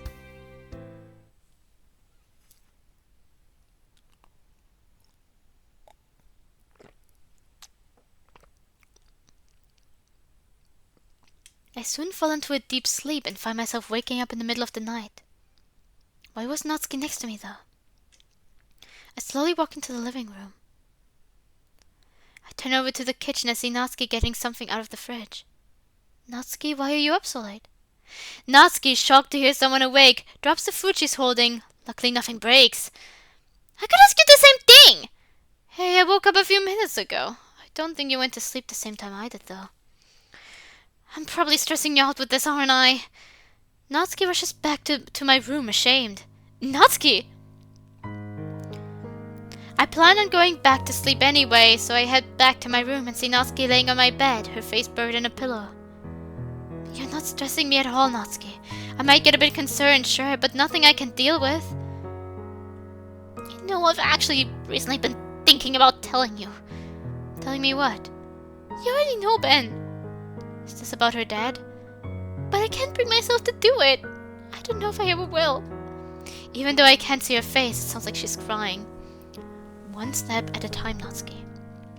I get into bed with her. Now hold my hand. Natsuki tightly grips my hand. There. Feel a bit calmer? Get some rest. I said I had something planned for tomorrow, didn't I? You'll like it, believe me. Natsuki stops making noise, which leads me to assume that she's fallen asleep. I should probably do the same. As I wake up the next morning, I notice that Natsuki is sound asleep. One of the first times I've ever woke up before her, now that I think about it. While I leave my room to make breakfast, I feel a tinge of anxiety. I ignore it for now, but how long can I keep this up? How long until I break? Certainly not something I want to think about while making scrambled eggs, so I don't. Instead, once I'm done making breakfast, I go back to my room and use my time to order tickets online for the Buffet Girls movie. Oh, I plan on taking Natsuki too. Sorry, I hit my headphones while getting up for some reason. I check back in my room and see that Natsuki is awake. Still concerned for her, I ask her how she's doing. Feeling any better? A little. Good. Remember, I've got something neat in the store for later today. Wake me up when it happens then. Natsuki turns over and tries going back to sleep. My mind starts to drift towards worrying again, but I don't want to keep worrying like this. Not yet again. A few hours passed. It's almost time for us to go. Ready, Natsuki? Natsuki groggily responds. For what? You already forgot? You never even told me what we're doing yet. Natsuki gets out of bed. That's true. Well, how about you find out now? I hold up the tickets I printed earlier. Actually, it's not that surprising. I already knew you were getting the tickets. Oh. Yesterday, I would have asked if we could go, but you know how tired I was. Earlier today, though, I was going to try to ask, but I caught a glimpse of when you were printing the tickets, so... I guess you must have gotten a glass of water or something and I didn't notice with the printer drowning the sound out. Anyway, it's not long until it starts. Let's go! In the same clothes you slept in. Always. Shortly after, we head outside as I lead Natsuki to a movie theater. Why are you doing this anyway? Not that I'm upset or anything. I don't know, you seem to be having a hard time lately, so I thought I'd do something to take your mind off of it. Natsuki doesn't look grateful that often, but when she does, it's unbelievably satisfying. Thank you. Seriously, I don't deserve any of this. Well, I deserve some of it, but still. If nothing else, at least Natsuki seems to be going back to her old self. We walk up to the man at the ticket counter.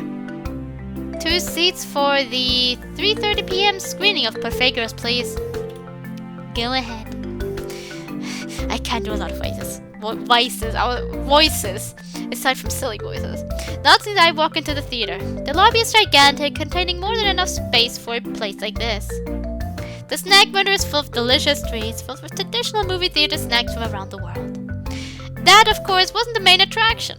We head into the cinema room where the movie is supposed to play, only to find out we were the only people who showed up. Did we arrive on time? It's 3:30 now, isn't it? But hey, we do have front row seats! Not that it matters.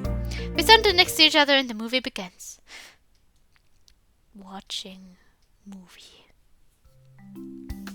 So, what did you think of it, Natsuki? in this dark hall of terror. I don't know if it lived up to the hype, but I thought it was decent. Same here. I wasn't sure about how well they could adapt the series into a movie, but they did a pretty good job. I pull my arm that was wrapped around Natsuki's shoulders and stand up. Time to go home. Hey Ben, there's something I want to say first. Natsuki looks off to the side, like she always does when she's nervous. What is it? Thanks. I've never had a boyfriend like you, or a boyfriend at all, or even a friend like you, or anyone at all like you. You're the only one who takes me to movies I want to watch or makes food with me. You're the only one who's been this nice to me. So if I'm ever mean towards you, you know part of the reason why. I'm shocked by how kind you are, so I don't always know how to react. And I think a lot about how other people see me, since I want to be the best. So that's also part of it. This is stupid. Sorry for wasting your time. Natsuki's head droops as she gets up and heads towards the exit. What's going on, Natsuki? What's the final piece of this puzzle I'm missing?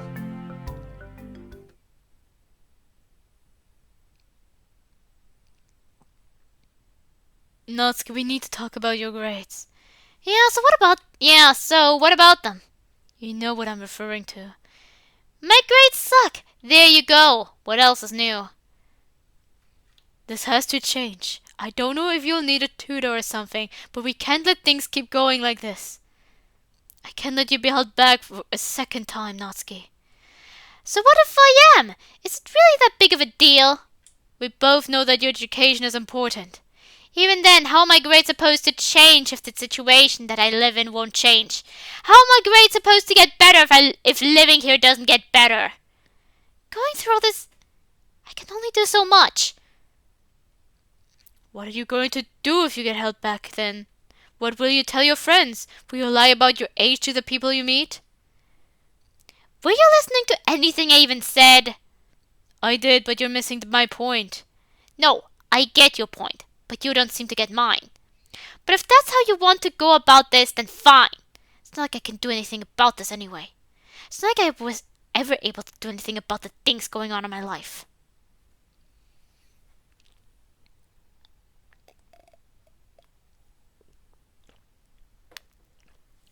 Things continued as normal for the next few days. Actually, I don't know if I'd consider it normal. Something definitely felt off, and in the middle of one night, I would learn why. I had to leave around. It had to have been around 3 a.m. at the time. Natsuki and I were asleep until I heard a loud noise along the lines of a thud. I turned towards Natsuki's side and saw that she rolled off the bed. I didn't think much of it initially. I thought she had another nightmare or something, and it happened because of her tossing and turning. To some degree, that was true, but it was what I found when I looked at her after she fell that I discovered a horrifying fact. When she fell, her shirt shifted in a way that her right shoulder became visible, and the final puzzle piece I had been looking for had finally appeared. She looked up at me, albeit groggily. She had just woken up, after all. Natsuki! What's with that bruise? Natsuki! And here I am now, shocked and furious to see such a thing. I could spend time coming up with a bunch of other possibilities explaining why she has that bruise, but there was no point. Everything already fit together. The thoughts rushed through my head. The reason why she has a bruise. The reason she came to live with me. The reason she acts the way she does towards her dad. There's no explanation. Maybe I'm just jumping the gun, but this is the conclusion I have to come to. Natsuki was hit by her dad. If that isn't bad enough, the potential implications could be even worse. I feel dizzy. Now what? How do I handle this? It's not like I can ignore this. I was able to ignore it before, but that was because I didn't realize what was going on. I didn't realize the seriousness of the situation. But now that I do, I have to do something. And this bruiser... Don't bother. I already know. Natsuki gets a guilty expression on her face. Are you mad at me, Ben? I don't have any excuses anymore. Before, I hid it from you since I thought I was doing the right thing by keeping you out of this, but I'm not mad at you. I wish I didn't have to find out like this, but it's not you I'm upset with, Natsuki. I'd say we should discuss this tomorrow, but I don't think either of us feel like going back to sleep. I motion for Natsuki to get up, and she gets back in bed. Do you want anything to drink? Are you hungry? No. Just... I want to get this over with. Natsuki's face is a continuous whirlwind of emotion. Fear, regret, and sadness all circle through at the same time. When did this happen, Natsuki? As I talk, I get back into bed as well. The comfort I got from laying down covered in blankets was gone now. Remember that day when I snapped at you and said I hated everyone? It's not a good memory to get back to, but yes. I ran out of the classroom. I headed home right after. Then I was having an argument with my dad as usual, and I stop her right there. Hold up. As usual. Does this happen often or something? I'd have to go back a bit further to explain. Feel bad for interrupting again, but I need to get the bruise out of the way first. Go back to the story. We can talk about the rest later. Yeah. So I was arguing with my dad, and then it escalated, and then Natsuki shows me a bruise again. Then you ran to my house, didn't you? Yeah. Sorry. I haven't fully processed this yet. It's been over a month since then, though. Shouldn't your bruise have faded out at this point? I don't know. I thought about that too, but I didn't want to tell anyone, so... Again, we can focus on that later. I think I understand everything now, but I need to ask you more about the situation with your dad. Was it always like this? Natsuki takes a deep breath. My home life used to be fine, or at least better. It wasn't amazing or anything, which has to do with a lot with how tight our money situation was. My mom passed away early into my childhood, so my dad took care of me from that point on. He wasn't the first father ever or anything. He got mad a lot, but not nearly as mad as he's gotten over these past few years. Did something happen to make him more upset like that? I don't know. Maybe he just couldn't deal with everything put together. Him and my mom were apparently married for 15 years before they had me. I think raising a child with his wife was too important for him to put into words. Our money situation has gotten worse recently too. We haven't totally sunk yet, although it has to be tough for him. That doesn't justify what he did. I didn't say it does! I'm mad about this too! I sigh. There's too much to take in all at once. Maybe I really should have waited until tomorrow to talk about this, but it's too late for that now. As the years went by, my dad started to distance himself from me. Well, it's more like he distanced himself from everyone. He can do that if he wants, but he still has a daughter to take care of. Occasionally making dinner isn't enough. I felt neglected because of it. It was like I did something wrong, but I couldn't figure out what it was. Does he drink, Natsuki? No, I don't think so. I never saw him drink anyway. As I was saying, I would argue with him a lot about how I was treated. It wasn't only the neglect that was the problem. It was how he acted towards other things too. He had this perfect idea of how he wanted his daughter to be like. He was willing to give some leeway, but not enough to let me do things that, like, keep my manga collection at home. He wanted to have that much control over your life when he could barely take care of himself? Basically. Well, the more of this I hear, the more I feel bad for Natsuki. What has she been going through is not... What she has been going through is not how someone should have to live. Because he wanted me to be the best daughter ever. That's what he taught me for years to do. He wanted me to rise above everyone else. And yeah, wanting me to be successful is one thing, but... He didn't have to push it onto you as hard as he did, yeah, right? Yeah. And it wasn't exactly him focusing on only my grades either. I've never been good enough at school to be straight A student anyway. He told me to be the best socially too, and to have the most friends. That even though it might not always work out, to make sure to try to talk to people. I never figured out what to do. I never wanted to figure out if I should take advice from him of all people. It didn't really matter though. In the end, I had a hard time making friends because I had trouble trusting people thanks to him. I can't even think right now. My mind is frozen. Like I said, I didn't want to end up the way I did. Things just happened that way. Sometimes I tried to be nice, but a lot of times I didn't want to show any weakness. I don't get why it happened that way, but it did. Natsuki pauses, taking a deep breath, remembering all this can't be easy. I think the reason why he was so obsessed with me being successful is because of himself. I think he didn't want me to turn out the way he did. Natsuki looks like she's about to break down. Regardless, there's something I need to know. Natsuki, do you still care for him?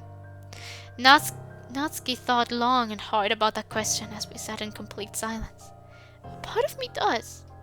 Okay, let me sure we're on the same page here. What your dad did to you is abuse. I need to make something clear. Another one of his actions was undeniable, unjustifiable neglect towards you. How do you fully feel about him? Just think of everything, Natsuki. I give Natsuki a few minutes while I wait for her to come up with an answer. Learning all this is so surreal. It's like when you know something's wrong, but only later realize the extent of how awful it is. I think it's funny how this turned out. Not that kind of funny, but I'm talking more about how I came to find out about this. Natsuki seemed bent on not letting me find out about the situation. She didn't always do a great job, but she continued to try hiding it. But then there's tonight. Because my bed is up against the wall, you can only fall off of it if you lay down on the left side. I was the right one to get into bed that night, and I laid down on the right side. So the only option was for Natsuki to lay down on the left side. If that didn't happen, she wouldn't have fallen off the bed, I wouldn't have seen a bruise, and I never would have learned the truth behind all this. I know I was trying to give Natsuki time to think, but a thought crossed my mind. Did your dad ever try to take his life? Huh? I asked if your dad tried committing suicide at any point. He hasn't. I'm trying to figure something out. You said that he distanced himself from everyone and that you think it was because he was sick of life piling up on him, right? He lost his wife, his financial situation was rough and so on. I think so. Would he have tried to take his life? I'm sorry if that sounds random, but it's something I was thinking about. He had to have some reason to live, wouldn't he? Oh, you're looking too deep into it. No, I think I'm onto something.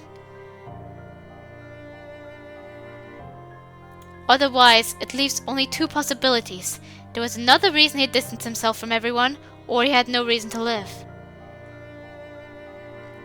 There's nothing pointing to the first possibility, and I don't think it makes sense if there was, either.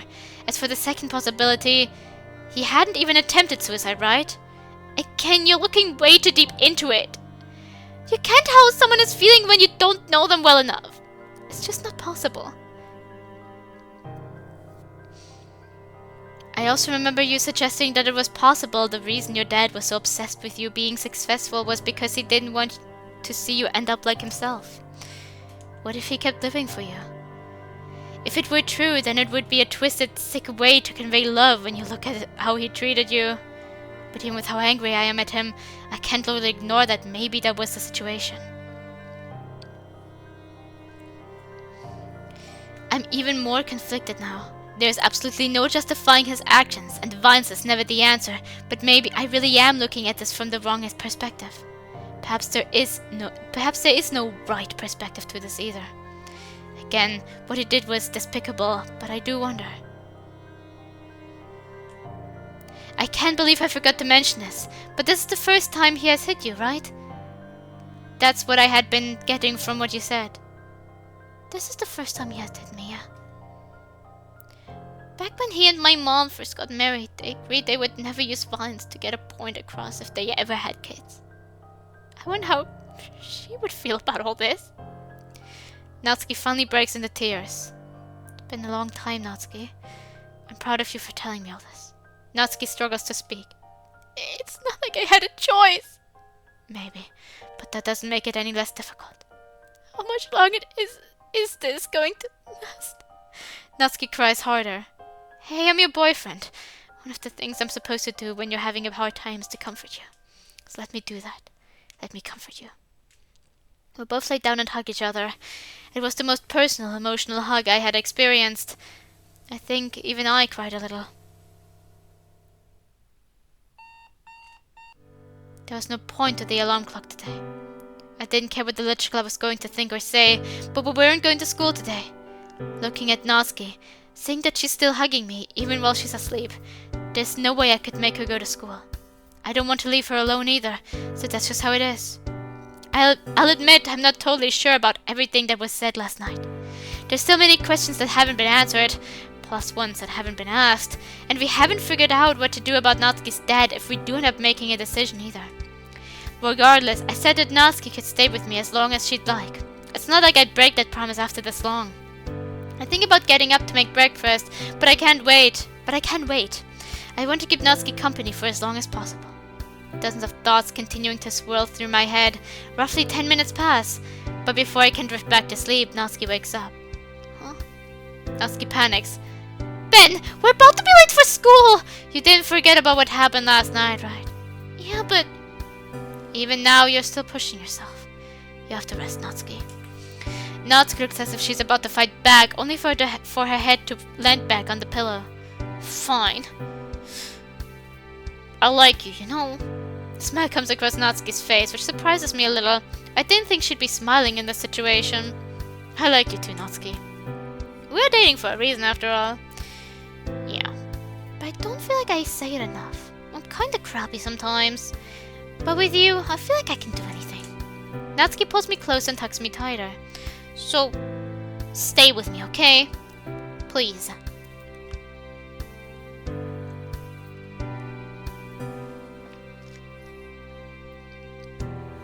I don't know if she's acting like this because she's sleep deprived, she's asleep, or exhausted or something, but I'm not complaining or anything. Oh, he's turning to the tsundere. I'll stay with you for as long as you want, Natsuki. Oh, what time is it?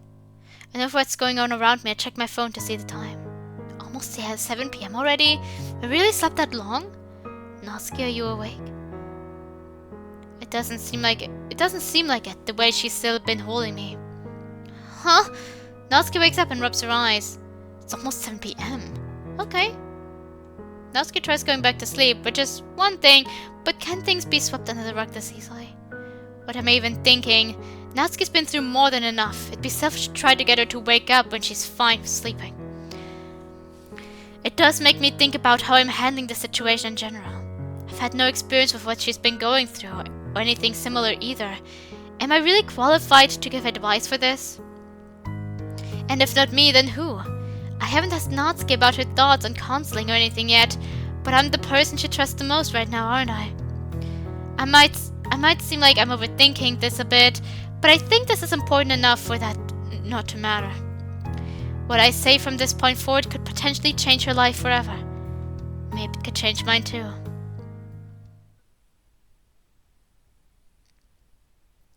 I continued to sleep and woke up at around 11 p.m. I don't think I've ever slept this long before, actually. Natsuki is up this time too, though, as I turn over and see her reading some manga. It's not good to read in the dark, Natsuki. About the situation with her father. It's getting kind of late here too, so I kind of forgot if I should even comment on that. I think it was well done. I think that suffices. Hey. She turns her face to me with a sliver of nervousness in her expression. What? Can we talk? Now she looks as if she wants to put it off, which I can't blame her for. You're probably gonna bug me until I say yes, so... Natsuki puts the manga down and pulls the bed's blankets closer to her. Both of us are on the same page about your situation with your dad, right? But that creates another issue, which is figuring out what to do about it. Why do we need to do anything about it? What do you mean? Like I said, why do we have to try to fix it in the first place? Is she even wrong? Does there need to be a solution? Well, do you still care for your dad? I do, but I'm happy living here the way I am at the moment. Am I getting myself into something that ultimately isn't for me to try to change? Do you think you'd be happy if things were patched up? Maybe I would be, but I don't want to take the risk to find out. Am I going in circles thinking about this? I want to help Natsuki. She's so important to me and I love her so much. But I have to question if this is okay for me to do. I don't think she's ever actually asked for my help with this, has she? Can we at least talk about this later? I don't know if we should. I'll be honest, I'm extremely unsure about what I'm saying right now. But would things be better if we let this go? Would things be the same the next time we go on a date? Like I said, I don't know what we should do about your dad. I just think it's gonna feel weird if we don't do something. I used to think the same thing, you know. I thought about it a lot when I first came to live with you. Remember how tense I was back then? Then I learned to let it go, I guess. Eventually I started dating you, and here we are now. There's no problem with us living like this, is there? My dad doesn't seem to care enough to talk with me anyway. I was thinking about that, actually. What's up with the times we saw her dad in public? He didn't speak to Natsuki, but he did ask at one point if I was dating her. If that's what you want, Natsuki, then I respect your wishes. I'll admit that I'm still curious about a lot of things, but as you said, there's no harm in the way they were living. If you want to put this aside for now, then that's okay. Natsuki hugs me. Thank you, Ben. Natsuki's been so sweet lately. It's probably because she's speaking to her boyfriend, but living in a healthier environment is probably influencing her too. Maybe it is okay to end things here. We're both happy now, so maybe it's fine to leave it at this, since I don't think anything bad will come out of it. Right? I know things won't stay like this. I know something is going to happen. I know there's no way this is over. But until then, I'm going to enjoy whatever happens next. There's no point in being anxious about something that hasn't happened yet. In other words, it's time to relax. It's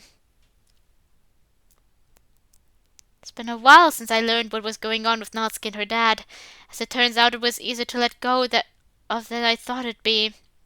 In fact, I've been looking forward to today. Ben, wake up! I'm awake. Good. Happy Valentine's Day! Natsuki pushes a tray of homemade chocolates towards me. Thanks, Natsuki. The chocolates all have a different shape, as if they were made with uniqueness in mind. I pick one up and take a bite, experiencing one of the best chocolates I've eaten in a long time. Wow, this tastes great! Nice job! Yeah, I tried.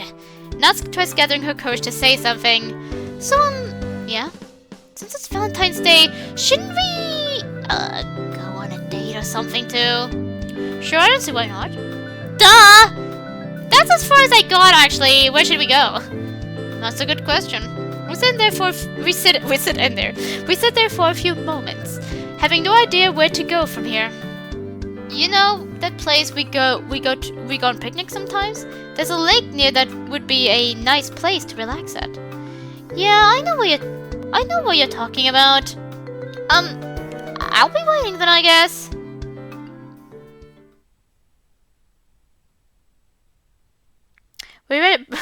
Okay, interesting time skip. We spent the rest of our day normally until nighttime, at which point it's time to go. Well, I'm finished getting ready. What about you, Natsuki? I'm ready. Are we gonna get going or what? Yeah, let's go. Oh, we didn't go. I thought we were going to the lake or something. No. Natsuki and I walk out the door and meet the cold air of the night, along with the light breeze complementing it. From there, we head to the place I have in mind. Once we get there, we realize that maybe my idea for a date location that I came up with on the spot wasn't so bad after all. The water is gorgeous. The moon shines down on the lake, giving an amazing amount of light considering what time it is. We both sit down on the edge, arms wrapped around each other as we stare into the moonlight. Man, this place is beautiful. Not as beautiful as you, of course. Natsuki looks disappointed. You're just looking for cheesy stuff to say. To be fair, she's not entirely wrong. Yeah, but it doesn't stop it from being true, does it? Well, I'll accept a compliment. Just because I complain doesn't mean those are my only feelings. You already know that. It wasn't a serious complaint anyway. Nuts goes back to a small smile, which I'll take. It's pretty cold though. Yeah, it looks like you're wearing very not warm clothes. Very cold clothes.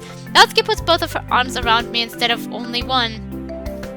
Yeah, sorry about that. I should have brought a blanket or picked an earlier time. Guess there's not much we can do about it now. Guess you'll have to warm me up as punishment. I'm cold too, Natsuki. You're not going to get much warmer with what you're doing. You're just looking for excuses to hug me. No, I'm not! I grin. Whatever you say, Natsuki. We stay like this for a couple minutes until I bring up something I remembered. Oh! Okay. Yeah. Hey, Natsuki. What is it? I'm trying to concentrate on warming up. Yeah, sure. Anyway, those chocolates you baked were pretty good. It got me thinking, though. Remember that time when we first went grocery shopping? It's been a long time since then, man. You don't have to think about all our previous dates when I'm right here. I know, but I was thinking about why we went shopping. For food, probably. I think that's why people go to grocery stores. I believe we bought cupcake supplies, though. When I asked you what or who they were for, you said I'd find out soon enough. But I don't think I ever find out what they were for. All that. Natsuki sounds embarrassed. Didn't you already figure it out? I thought it was obvious. Are you trying to get me to call you an idiot on purpose or something? Do you have a degradation kick? You already know I usually don't mean it. I don't get what's so attractive about saying it. Wait, usually? I genuinely don't know. I don't like jumping to conclusions like that. You're going to make me say it, aren't you? If it makes you happy, I was going to make them for you, idiot. Ah. Okay, in hindsight, I should have figured that out a long time ago. How come I never got them then? You already forgot? The whole terrible home life that kind of ruins your desire to do anything for anyone thing. I'm dumb. Oh, I'm so sorry, I didn't mean to bring that up.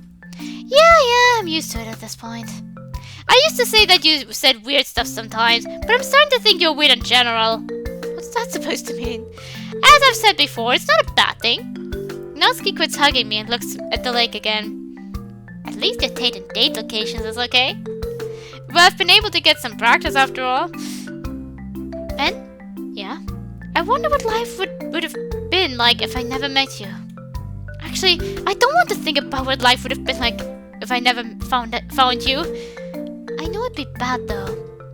Putting it into perspective, Natsuki's right. If she never met me, she wouldn't have any place to stay after her dad hurt her, and I don't want to think about what life after that would have been like either. Would she have had the courage to ask any of the other club members for a place to stay? I don't think that it matters now anyway. I'm so glad I'm dating you. Would it be annoying if I said that for the 1000th time? Maybe it would be, but it wouldn't change anything. I still don't get why you're dating me. But I can't deny that I've had a good time dating you too. A great time even. Whatever makes you feel better or something. I think it's kinda cute how you add or something or I guess whenever you're saying something nice to me. Well, you know what? Even Natsuki doesn't have any comebacks for that. It wouldn't hurt to start another conversation to break the silence, would it?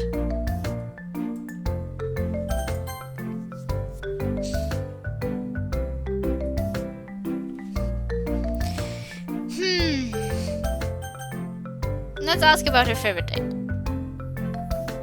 I don't know if this was a very important decision, but I felt like it would also be appropriate that we just continue with the dating portions, cutesy romantic things. I was wondering if I should ask how she's been doing, but I don't know if I wanted to do that. I felt like it might be a bit too pry. By the way, Natsuki, what's your favorite date we've had? Huh? I never really thought about that, honestly. They're all pretty okay. Yeah, I've enjoyed all of them too. Kinda makes me wonder what would be the perfect date, though. I might have something in mind for that. Wait, really? Later, maybe. Something I've kind of wanted to do for a while, but we'll see. What's that supposed to mean? Oh well. And so the night continues like this until I check my phone and realize how late it's gotten. I hate to say this, but we should get back home now. Natsuki stares into my eyes. Do we have to? I stare back. We can stay for a little longer, I guess. Okay, this is getting really romantic. We're not going to be interrupted, are we? Please don't tell me we're about to be interrupted. You know what? Screw even bringing that up. I'm going to enjoy the moment, and nobody's going to stop me. Oh, right, Natsuki's still here. Good. I can always make time for us to be together, you know? Yeah, that makes me happy. Our faces leaning closer. I love you so much, Natsuki. So do I, Ben. She starts leaning in. Our faces are so close. Could this be... She suddenly stops leaning in. Hey, about earlier when I said there's something I've been wanting to do. There's something I need to ask. Have you ever been kissed before? At the moment, not even once. You? It's the same here. Our faces are even closer now. Natsuki blushes. Would you like to change that? I don't see why not. Eventually, our faces can't get any closer. Suddenly, we're kissing. Nobody to interrupt us. Nothing to bring us down. And man, does it feel good. I keep thinking the moment's going to be ruined by something, but it never does. All that happens is pure bliss. Once we're done, we both have a look of shock on our face. Did we actually? I think so. Okay, I'm just checking. We should do this more often. I liked it. Natsuki seems like she's trying to stop blushing, but can't do it. I agree. I'll admit, I had a bit of trouble figuring out what to say, but whatever. My first kiss was great though. I think this was a good day overall.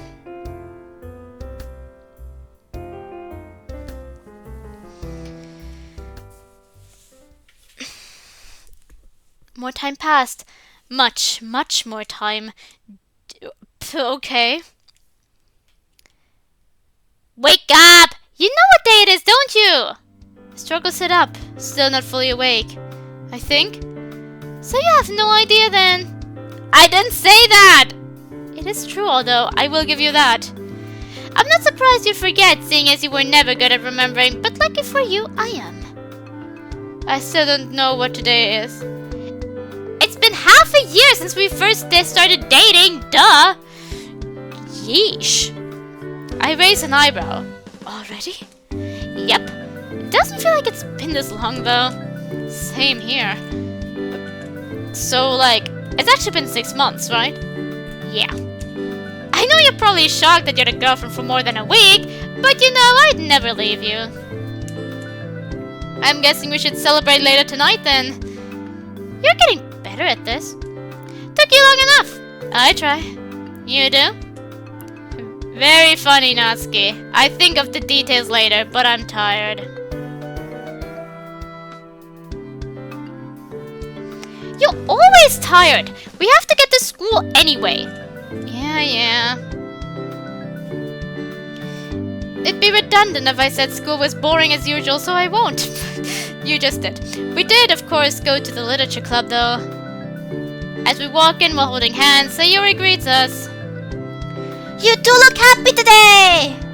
They always look happy, Sayori. I'm not saying that's a bad thing. Well, it's been half a year since we started dating, so... Yuri peeks up from the book she's reading. Congratulations. It's no big deal. Natsuki looks disappointed at me. I think it's a big deal. The fact that Ben had a girlfriend for longer than a week is impressive.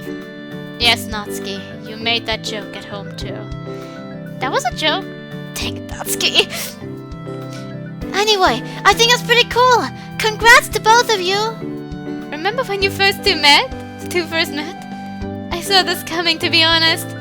Did you, Monika? I didn't think it was obvious we had feelings for each other at the time. It was obvious. Huh. Anyway, we're going to read manga now. I see. Have fun. Thank you.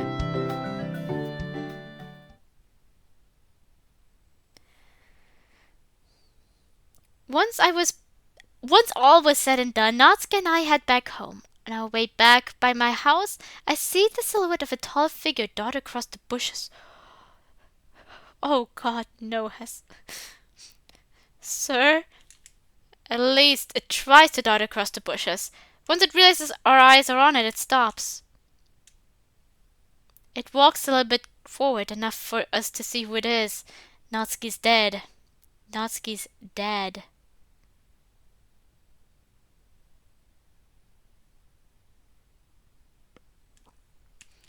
I've seen him multiple times before while I was with Natsuki, and he never interacted with us much. She would glare at him, and that seemed to get her thoughts across just fine. This time, though, I noticed something about his hand. He was clenching his fist, which wasn't a fantastic sign. It was quite a terrible sign, actually, because I feel that speaks for itself, and I'm kind of panicking at this point. So is he gonna punch me? Am I about to be killed or something?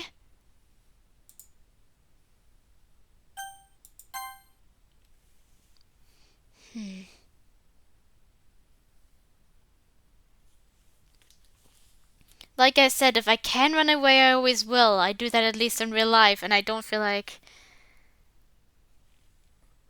we should do that right now.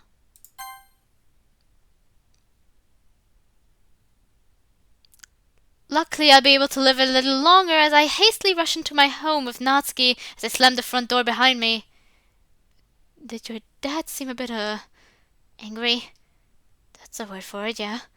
I'm not really sure what to do about this. I doubt he's actually going to murder you or anything, Ben. I know, but nothing. Well, this situation is a bit tense right now. Besides, it's a special day. Shouldn't you take me out on a date, since that's the point of dating and all? Of course. Should we get something to eat? If it's at a place that doesn't rip you off like that one last time, fast food it is. For most people, going to a fast food restaurant wouldn't be romantic. Sorry, scratch that. For basically anyone, going to a fast food restaurant wouldn't be romantic. Luckily, Natsuki wasn't just anyone. I keep seeing everywhere online people talking about how romantic it is to go to fast food places for dates. At this point, I feel like I am an outsider for saying I hate fast food places. Well, we're here. We walk into the restaurant. There's a certain modern atmosphere to it, although it doesn't necessarily mask the fact that this is still a fast food place, and the fact that we're going on a date at a fast food place.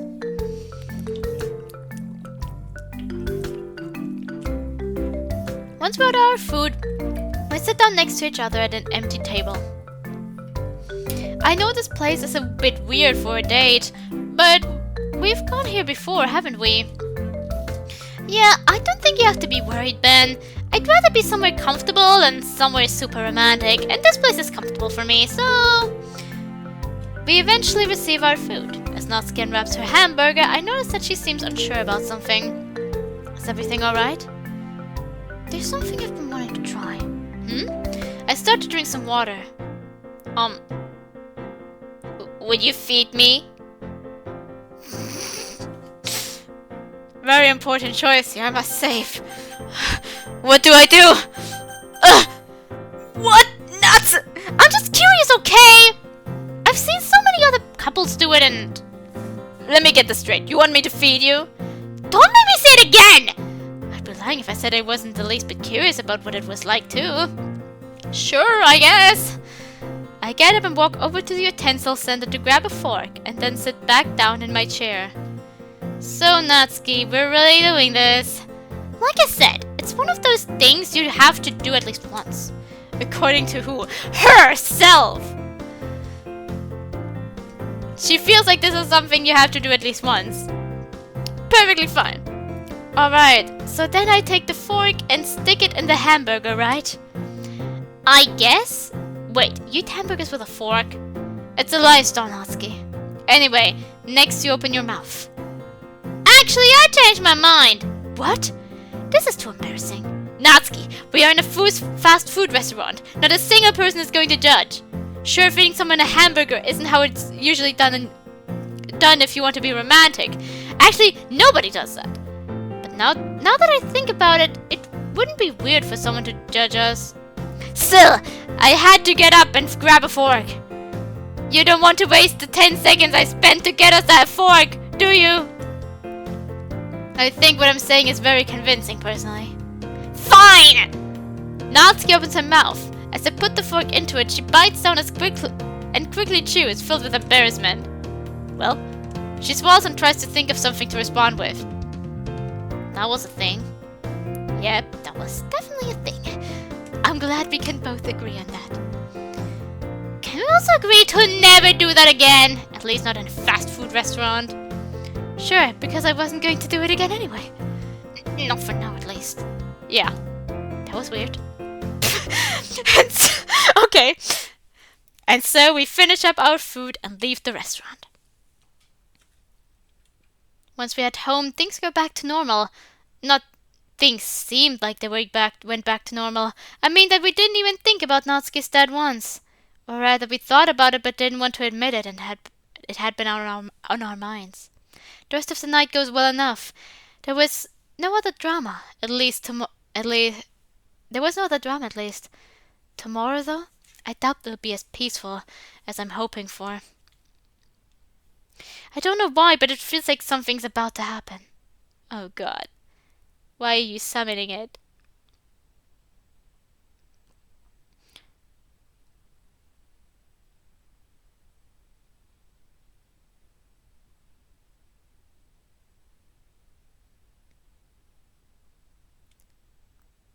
I'm tired of this! Not now, Natsuki. Not now? If not now, then when? Sorry. How much longer is this going to be put off? I'm serious. We will discuss this later. Like I said, you keep saying we'll talk about it later, but nothing ever actually happens. I don't want to keep living like this. I don't think you do either. Go to your room, Natsuki. We will discuss this later, and that is final. No, we have to do something. Part of the reason I'm doing this is because I still care about you. You don't know why I gave for things to go back to the way they used to be. But it's not that easy. None of this is. Do you not understand, Natsuki? I understand, but it doesn't change anything. I asked you to leave. How many times do I have to say it? Leave. I won't. Leave. We have to settle this. Leave. Never. Leave! No! Not until you at least try to change! Not until we live a better life! You... Will you ever get it? No, you're the one who doesn't get it. You've never got it. Enough! Natsuki!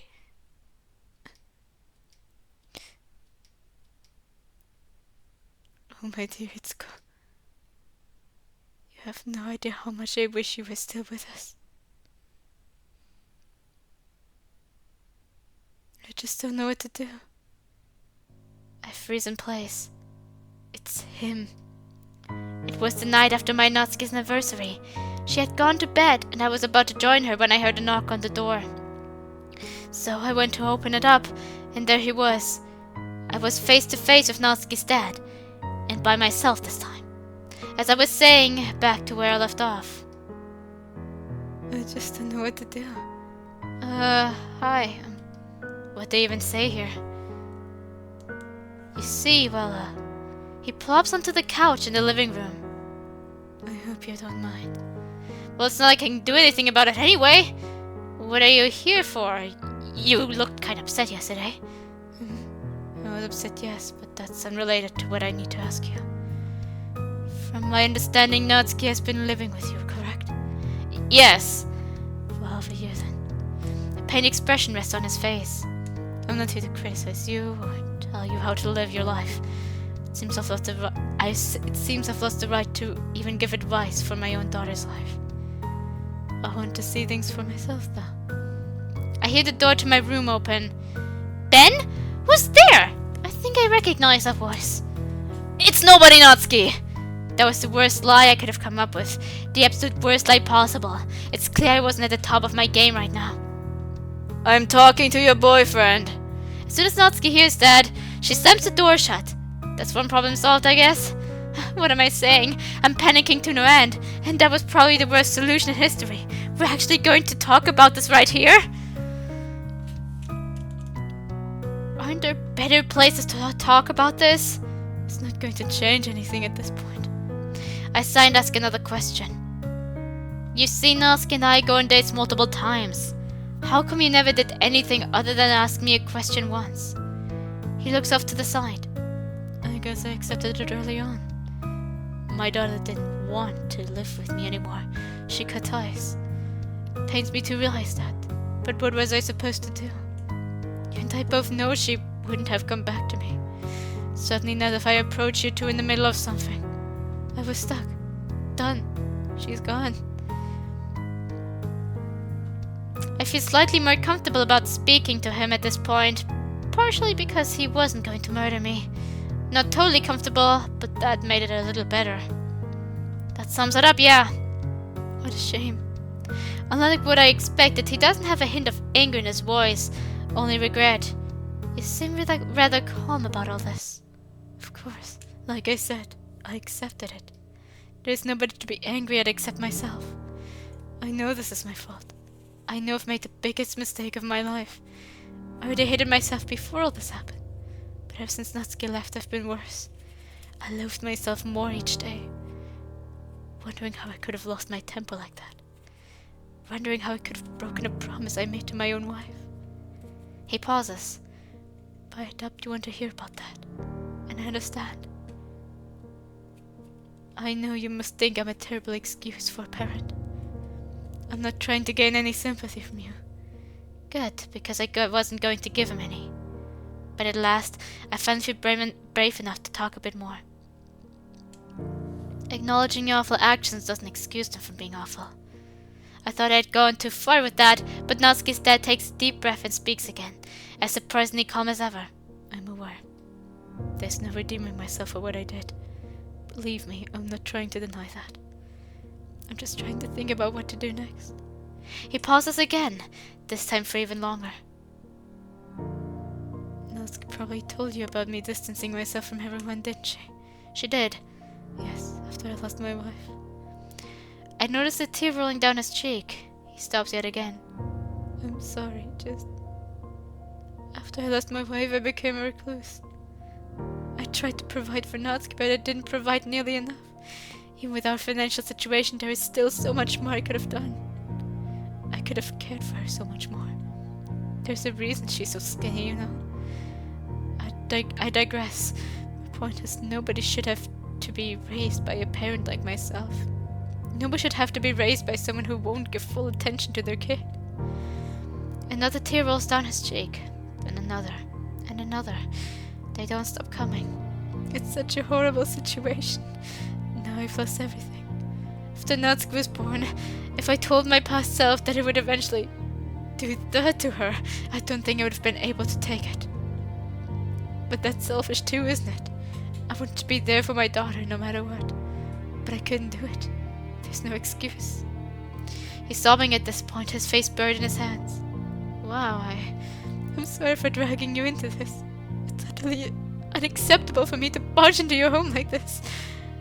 Like many things, I wish I could take it back, but I needed someone to vent to. We sit there, unsure what to say next. After several moments of silence, he speaks up again. I lived for Natsuki, you know. Even after my wife was gone, things kept getting worse. I lost my job at some point. I don't think I ever told Natsuki that, but I wouldn't be shocked if she figured it out. I barely managed to get any money, period. But that's another story. Natsuki was all I had left. Living the way I did was torture. It absolutely does not excuse my behavior, but simply getting out of bed was a seemingly impossible challenge sometimes. The main reason I was so strict towards her was because I didn't want her to experience the life I was living. Even my strictness was misguided, though. I've said it more than enough times, but my life was terrible, but at least I still had my daughter. We argued a lot, though. A lot of times it was about my failure as a parent. I took things too personally. I shouldn't have taken anything personally in the first place. She was my daughter and she was right.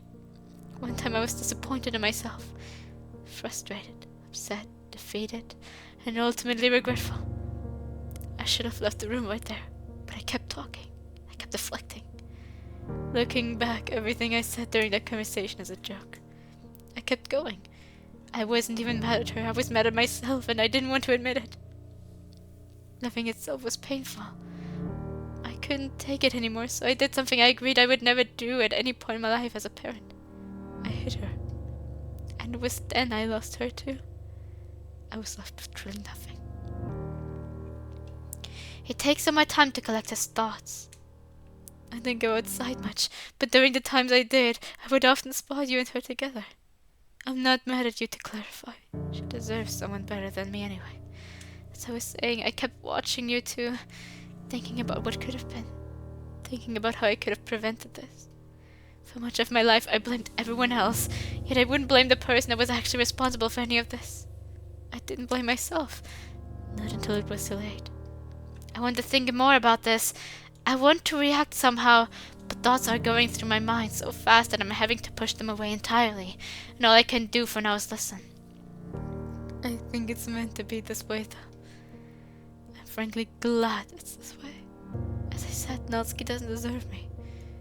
She doesn't deserve to live the way she did in my house. I still know nothing about you. I don't even know your name. But whenever you and Natsuki were together, she looked so happy, and that's all I ever wanted. I keep searching for words, yet can't find them. Again, I'm sorry to put you through this. This is my responsibility and mine alone. Finally, I bring myself to say something. What do you plan on doing then? That's a good question. I don't want to take my own life at this point. Not because I feel my actions are justified, absolutely not, but because I feel so defeated that I can't even bring myself to do that. That only leaves one option left. I think I know what he's getting at. As you might be able to guess, I plan to turn myself in to the police. Not that it matters. I'm about to get out of your life as quickly as I entered it. Turn himself into the police. Is this really where it ends? I need to think hard about this one. Obviously he's a terrible parent and not exactly a great person either. But I do wonder if he was always like this. If things went downhill after his wife passed, what about before that? Although Natsuki was probably too young at the time before all that happened to describe what her dad was like then. Is it worth to try to bring him back to what he used to be, to possibly be? Natsuki did say she still cares for him. Actually, has he tried family counseling? I don't think he ever brought it up, and Natsuki never mentioned it either. I'll always be there, so I guess it's not like they'd be alone. Natsuki doesn't have to stop living with me unless she wants to. At the very least, I don't think the violence incident will happen again. Natsuki's dad is so much different than I expected him to be. His calm demeanor is the opposite of how I thought he'd behave, and that obviously doesn't claim of what he did, but I find it interesting. I think this is a good idea for what her father could be like in the main game too. Act 1, that is. Nothing amplified. I've never seen someone so lost in life as he is. Which is more worth it? Trying to work towards a better life or blissfully living in the one we already have? I'll admit that I'm not even close to being an expert on this. However, I want the happiest ending we can get to the situation. Maybe we won't actually be that happy, but I want to make the decision that I think will lead us to the brightest future. I'll give my advice on what I think the solution that would be best for all of us in the end. You should...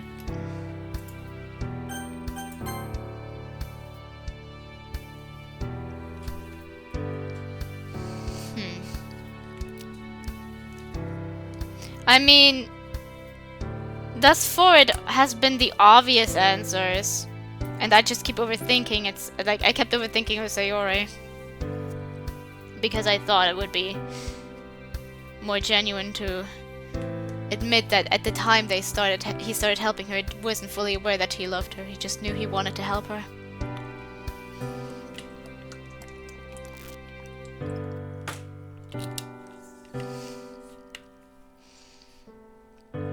So I think this is the obvious option.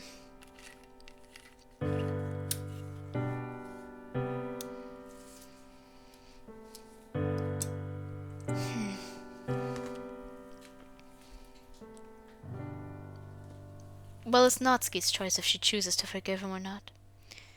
You should try reaching out one last time. Natsuki has made mistakes. Awful, irredeemable mistakes, but both Natsuki and her dad care for each other. I don't want this to end with her dad turning himself in. I think we can do better than that. I believe it's still possible to recover. I still believe that giving him a second chance could work. And if it doesn't, oh well. At least we can say that we tried. Natsuki said is a broken man. A man shattered into thousands of pieces, but something that is broken can also be repaired. I don't want this to end with her dad giving up. I think we can do better than that. I still believe it's possible to turn this around. I still believe it's not all over, and if things don't work out, oh well.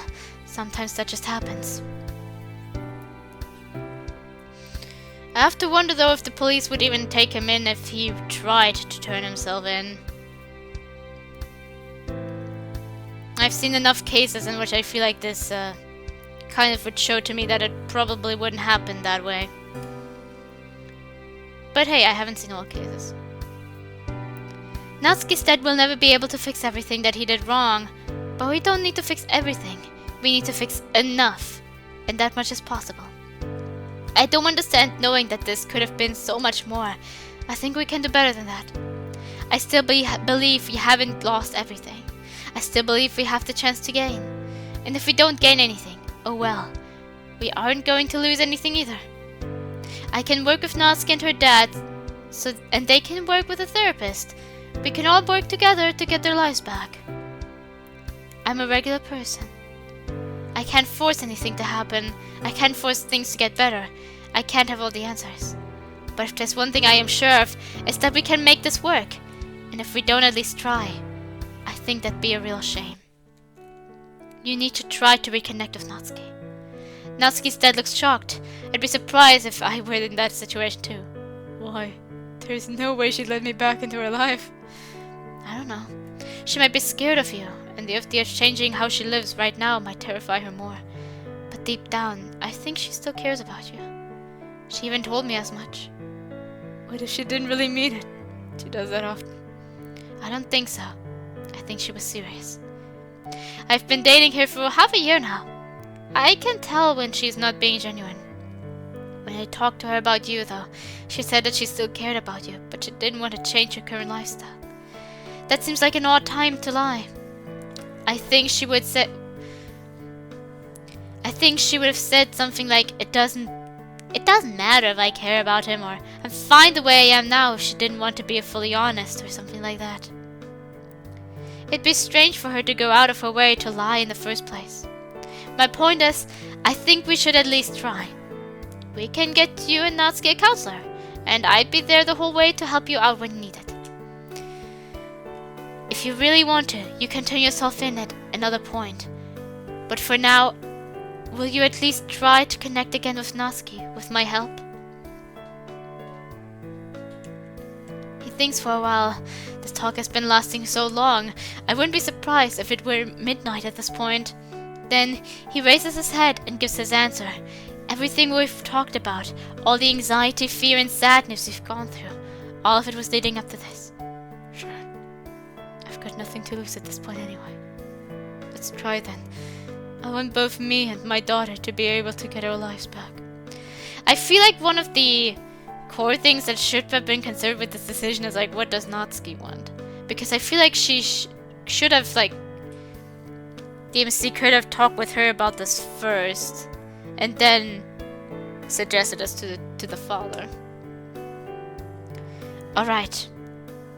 I'll try setting up an appointment with the counselor for you two, after I check with Natsuki, of course. I feel like Natsuki should be the one to choose the counselor, and her father. It's their counselor. Can you even do that? In hindsight, it's probably not that simple to register someone into counseling like that. I can get started on it, if you say so. Should I come back tomorrow so we can talk again? That sounds like a good idea, yeah. Natsuki's dad walks over to the front door, walks out and slowly shuts it. I think I caught a smile on his face as he was going out, but I couldn't tell for sure. Suddenly I hear the door to my room creak. He's gone, Natsuki. She was out into the living room and takes a deep breath. She walks out into the living room and takes a deep breath. Okay. I have a question for you, Natsuki. Would you be interested in going to family counseling? I expected her to take a while to think about it, but she responds immediately. Yes. Really? You seemed against the idea of change before. So, I may or may not have just heard the whole conversation you had with my dad. You'd be a good car salesman, honestly. Oh. It is true I never decided on a dream job. Anyway. Are you up for it then? I can't keep running away forever. I've been thinking about it for a long time, honestly. I did say I still cared for him. To clarify, you're absolutely sure you want this. Like, it'd be okay if I tried setting up an appointment. You're still going to be there to help, right? You're my girlfriend, so of course I'm going to do all I can. Good. I'm being casual about this and all, but I'm still scared, you know. It's thanks to you I can make the step forward. I'm doing this only because I trust you this much, and because you haven't broken that. So thanks. Natsuki gives me a peck on the cheek and heads back to my room. I should probably get to bed soon too. It's amazing how much Natsuki has grown. I don't think she'd have agreed this easily if offered the choice half a year ago. What a ride this has been. To think we've finally gotten to some closure to this feels unbelievably satisfying. Now it's only a matter of how tomorrow goes. Here it is. The day where we experience the moment of truth. As I eat breakfast, I hear a knock on the front door. Natsuki's dad is here already, is he? I'll get it. I open up the front door and, as it turns out, it was him after all, filled with exhaustion. Sorry for coming so early, but I had trouble sleeping. That's fine. I motion for him to sit on the couch. I look over and see Natsuki turn her head away at the breakfast table. Which is fine. She doesn't need to talk right now, and I don't want to make her uncomfortable. So I talk to Natsuki and I'm turning myself in. That's not where I thought this conversation was supposed to go. Wait, why? I'm filled with too much guilt. Nothing can change that. But we're so close to patching things up. Don't you want to connect with your daughter again? I do, but I've messed up too many times now. I made a decision and I'm turning myself in. I'm sorry to say that your attempts at convincing me otherwise likely won't affect me. No, it wasn't supposed to be like this. Come on, at least give this a chance. Sorry, but I've made up my mind. Are you sure you want to throw all this away? You're so close to making this right. As I said, that changes nothing. Why does it have to be like this? I don't think things will ever be the same if he quits now, but there's nothing I can do either. If what Ben says won't change your mind, maybe what I say will. Natsuki? Natsuki gets up and sits down next to her dad. Is she really about to say what I think she's going to? This is hard for me to do, after everything you did to me. After you neglected me for so long. After you hit me. After... Actually, we'd be here a while if I gave a full list, so I'll get to the point. You're a terrible parent. So if that hurts your feelings, but it's kinda true. But you're still my dad, you know. We still made some good memories over the years. Maybe not as many as most families, but those memories are important to me. I think it'll be a long time before I can trust you again, but I want to at least try. I'm not entirely sure why. Maybe Ben has rubbed off on me more than I thought. Natsuki, you've changed. It's hard for me to judge when it's been so long since I talked to you, but but that doesn't matter right now. Maybe you aren't willing to reconnect with me, but I want to reconnect with you. I'd feel awful if I felt like I missed a huge opportunity. Natsuki's dad is shocked. Nothing else, just shocked. Natsuki turns towards me. I have someone to thank for that. Someone that actually supports me, but that's a different story. Natsuki still seems annoyed, which is understandable. I'm just proud that she's doing this right now. Please don't turn yourself in. I want to at least try to get things back to normal. Please. Natsuki's dad thinks it over, as we all anxiously really wait for his answer. Years of conflicts, years of ups and downs, years of mistakes, years of decisions, and years of emotions that are all coming together. All for one of the biggest decisions in their lives. Fair enough. We're starting family counseling then, aren't we? He did it. I was unsure down to the last second, but he did it. That's the plan. None of us knew what to say after that. we're also relieved that nothing comes to mind. So begins the journey towards recovery. It's been a few months since Natsuki and her dad first started attending counseling. It hasn't been totally easy, but we've been managing, especially thanks to me being there to act as a pillar for the two. She doesn't fully trust him, of course, but we're slowly making progress. She never has to forgive him either. Her dad's been a lot happier lately too. He started job hunting, which is already a great sign. I was somewhat unsure about this being the best way for things to go, but I think it is now. Morning, Ben! Natsuki gives me a hug and leaves the room to make breakfast. It's nice to see see her showing her sweeter side all the time, as cute as her previous personality may have been. The word for that was tsundere, right? Doesn't matter. I like the new Natsuki better than the old one. I noticed that she left behind a poem right next to me. Let's see what it says. What feels right? There's a voice inside everyone's mind.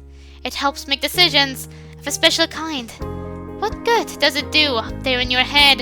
It helps you decide what's right. Sometimes things go from bad to worse. Your life's like a poem that's missing a verse. You're stuck at a tough choice with nowhere to go. You have to pick what's right. Nobody's always right, no matter how smart. Knowing what's right also comes from the heart. What seems right to you might be wrong to another, and that's fine, as long as it's right to you. What if nothing feels right? Sometimes you might feel that way late at night, but you don't have to search hard to figure it out, because eventually you will know what's right for you. At least, I know what feels right. I care about what feels right to me, and that's all that matters.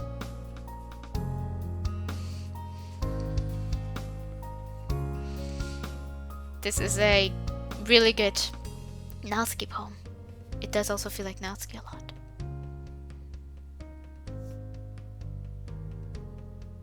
But yeah.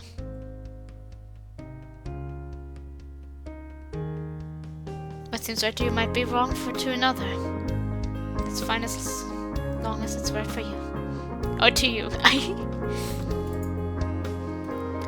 Good. This is what I was hoping for. I made my decision what felt right, and I believe it led me on the correct path. As I get up myself, I hear a knock at the front door and go over to open it up. Oh hey! Hello, I just came to check up on you two. I see, we're doing great. Would you like a seat? I signal for Natsuki's dad to sit on the couch. It's like dislike bringing this stuff up, but you two seem pretty happy, and Natsuki doesn't want to move in with me again. Is that correct? Well, she does trust me more. Yes. And I doubt it's going to reach a point where she trusts me more than she trusts you. He has a good point. I turn over to Natsuki, who's making a full breakfast meal. Well, Natsuki? Natsuki responds as she cooks. I'd have to think about it. I could try, maybe. What, you don't want me to stay here? Well, maybe she didn't have her sweet side out all the time. It doesn't have to be a permanent thing. We can get far enough into our relationship, but maybe we could, you know, and then you'd be able to move back here. That's not a bad idea. You'd better not keep me waiting! And from that point forward, Natsuki tried visiting her dad more often. She hadn't slept there overnight yet, but it was nice to see that she was spending more time with him.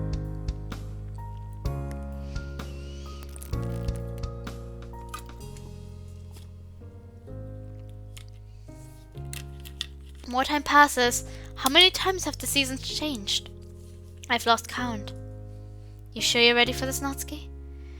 I'm ready to stay overnight at my dad's, yeah. Man, that means I gotta move out eventually. I'll miss you. You already know I'm going to keep visiting you. I know, it just feels kind of weird. Like you said before, if we never got married, we wouldn't have to worry about that anymore, would we? That's true. Anyway, enough about that. I'll see you tomorrow, Ben. And then I was alone, and would be for the rest of the night. Every day since I had first met Natsuki had been an incredible journey for me. I remember being worried if we both liked each other, despite that it was obvious that we did. I remember being worried about how I would confess, when there was nothing to worry about in the first place.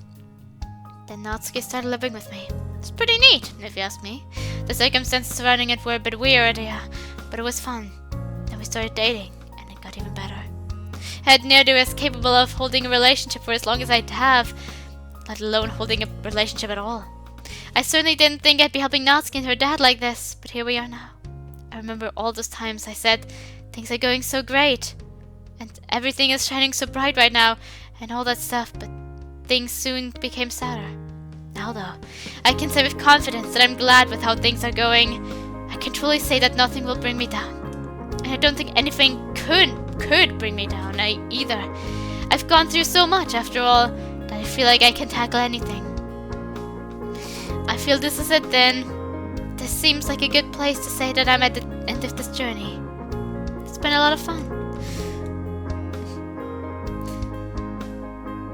Before I know it, it's been 2 hours as I sit and read some manga on the living room couch. I hear a sound of the front door and see none other than my girlfriend. What's up? I got bored. Kinda expected this, honestly. So, you know those cupcakes I promised you over a year ago? I'm kinda late with this, but we have to make them someday, don't we? So how about now? Sure, why not? I love you, Natsuki. I love you too, Ben. Thank you for everything.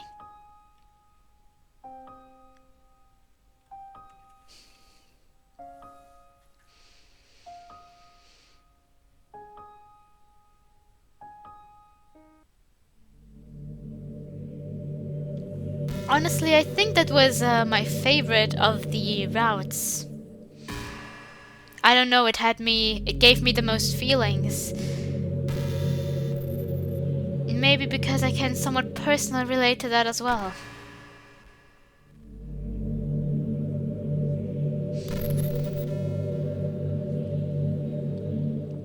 On a significant level. So this should be the same.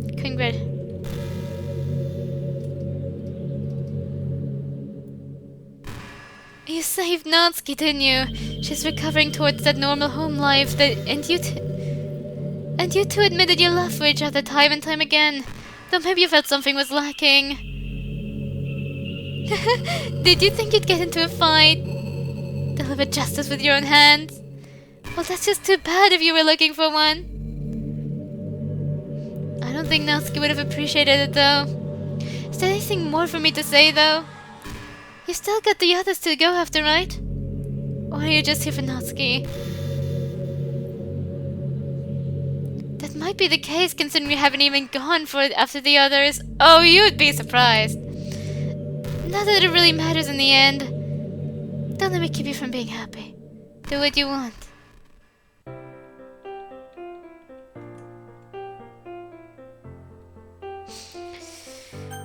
I had a perfect first round. Actually, I did with Yuri too, but I don't know. I feel like this made me the most satisfied, but I do want to check out the other options. I don't have a lot of time anymore because it's really late now. As you can see for when the last few times were when I saved. I will go through these things. The review portion will be for tomorrow, for me tomorrow. I don't know how it's going to be with the uploading. Depends on how it works with the uploading. But I do want to check out the other options. Let's watch anime. Why don't we all watch some anime? That idea isn't half bad, actually. Our school has an AV room, so they probably have a projector we can borrow. It's settled then. Let's go there and see if they have something we can use. What are you going to choose for us to watch, Ben? I hope it's something good. I think I'll go through this a little bit longer.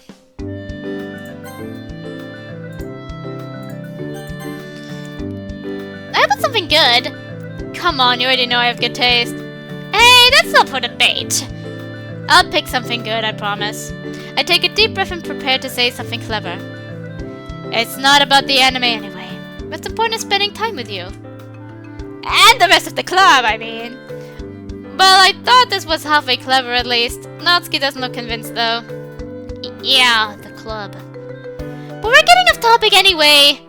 Wait, since Monika said she's going now, does that mean we're doing it today? Right now, actually? I turned around and see Monika by the clubroom door. It only takes a few minutes, but Monika will return with a laptop and a projector and get it set up. In the meantime, Sayori, Natsuki, and I push a few desks around so we can sit on the floor and have a clear view of the screen. Alright, that's the last desk. Oh. I was hoping to sit next to Natsuki, but I see that Yuri and Sayori are already sitting down next to her. Coming up with an excuse on the spot, I try to figure out a way to get Natsuki over here. Natsuki over here! There's a glare over there, so it'd be better if you came over to this side. Well, granted, there wasn't actually any glare, but... Anyway, I'm only doing this because of the glare, so don't get any ideas. An hour passes as well as we all sit and watch a variety of anime. Natsuki and I are the only ones invested, but the others look like they're still having fun, so I'd consider that a success. At least, it would have been normally until I looked over at Natsuki and realized I subconsciously made a giant mistake. I muttered under my breath. Crap! It's nothing. Did I actually put my arm around her? With everyone else watching too? This is unbelievably awkward. Trying to be as steady as I can, I slowly move my arm away off of her shoulder. Keep it there. So I think this would have been the best romance option. Huh? I was cold anyway. Right.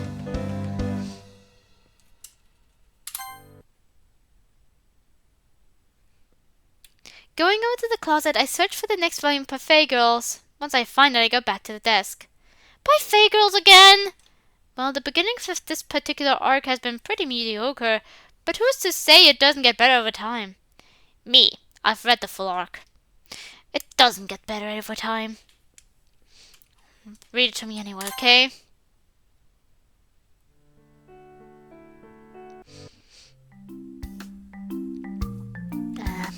Time to drink some water.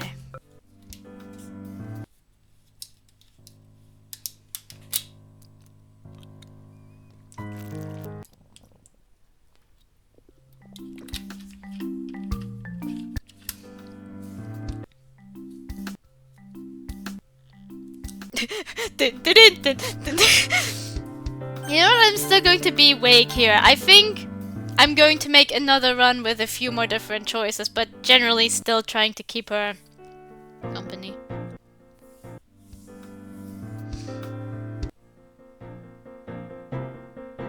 Let's try something complicated though. Natsuki's a special person, so she deserves a special meal. This might take a while, but I'm sure it'll be worth it. For the eggs, that'd be 1, 2. Ben? Then the oatmeal. Ben! Huh?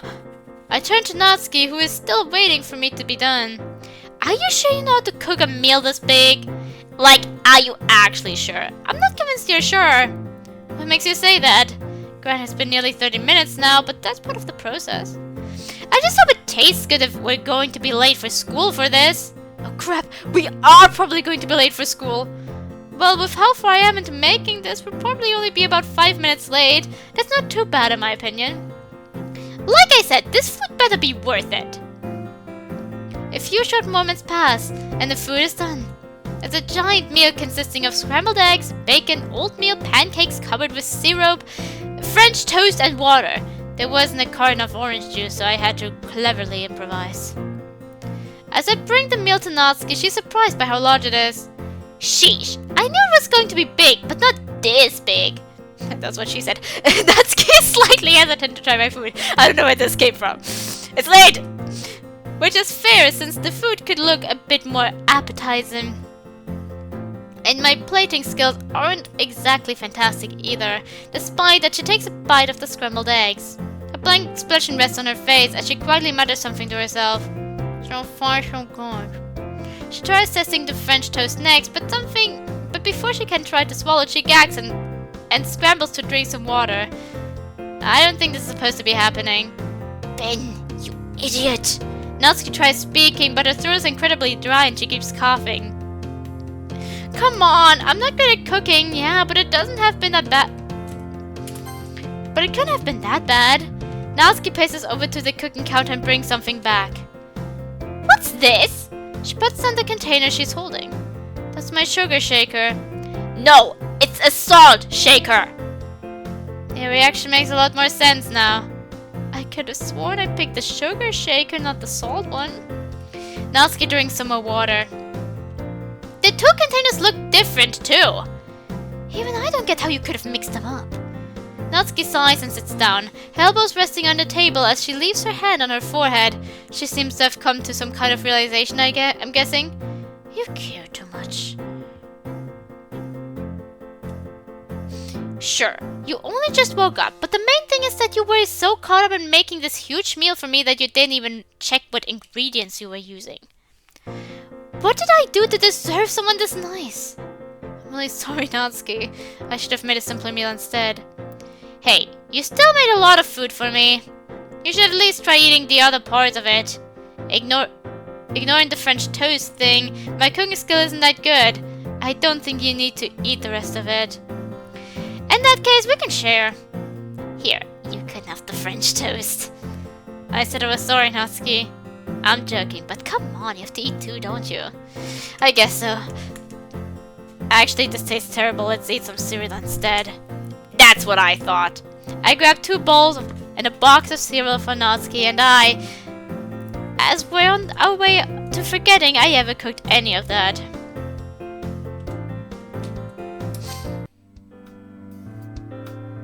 Well, I can technically make more than that, but you know how that went earlier.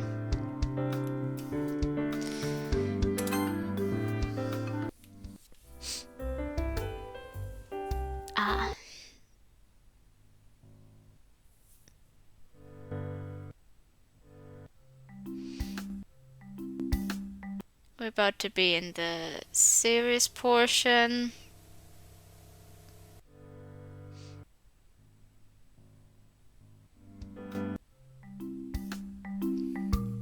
Let's be the guy that cares too much. Ask how she's doing. How are you doing, Natsuki? Like in general. As your boyfriend, I need to make sure that you're okay and all that. I'm fine, I guess. I've been stressed sometimes for obvious reasons, but it isn't so bad when you're there. Glad I could help. I'd do anything to make you feel better. Thanks, Ben. I'm glad we're dating. I've liked you from the start, as weird as that is for me to admit. I know I said that before, but it didn't really sink in until now. It's probably going to be. How many times have you been kissed, by the way? At the moment, not even once.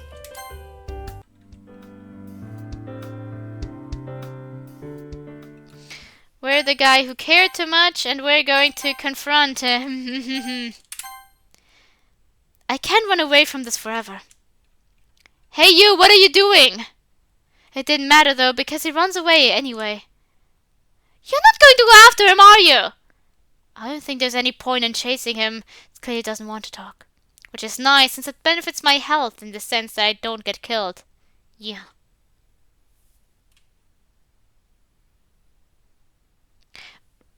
Well, may as well head home.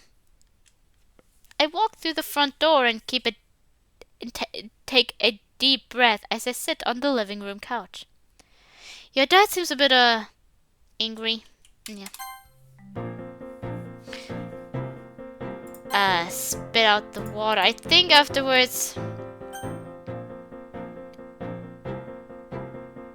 I kind of think this is a perfectly fine run, so let's also try to bake something. What about baking cupcakes? Natsuki looks shocked. You know how to bake? Sayori whispers into my ear. I think it's cute how you're trying to impress Natsuki here, but you've only baked once, haven't you? I'm not trying to be sarcastic or anything, but I think there's better ways to get her attention.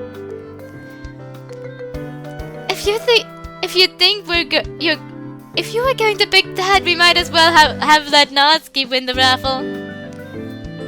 You should pick something you enjoy doing, Ben.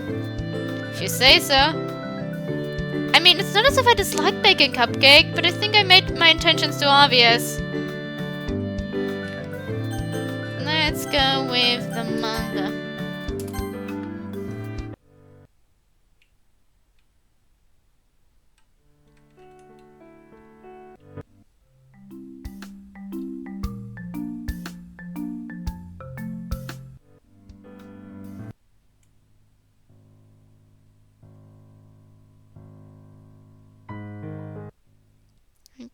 bit.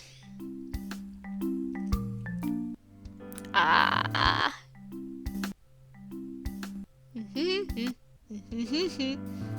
Let's tell the full story. So you know how Natsuki had been acting strange a while back? Well, I tried to continue, but this doesn't feel right. I'm not sure I want to get Sayori involved in something that's between Natsuki and I like this anyway. Maybe I can explain to her at a later point, but I know the full details of this anyway. I don't really know about this myself. I don't feel comfortable sharing the details either, so let's say she needed somewhere to stay and leave it at that. I wonder, I'll see if that changed anything.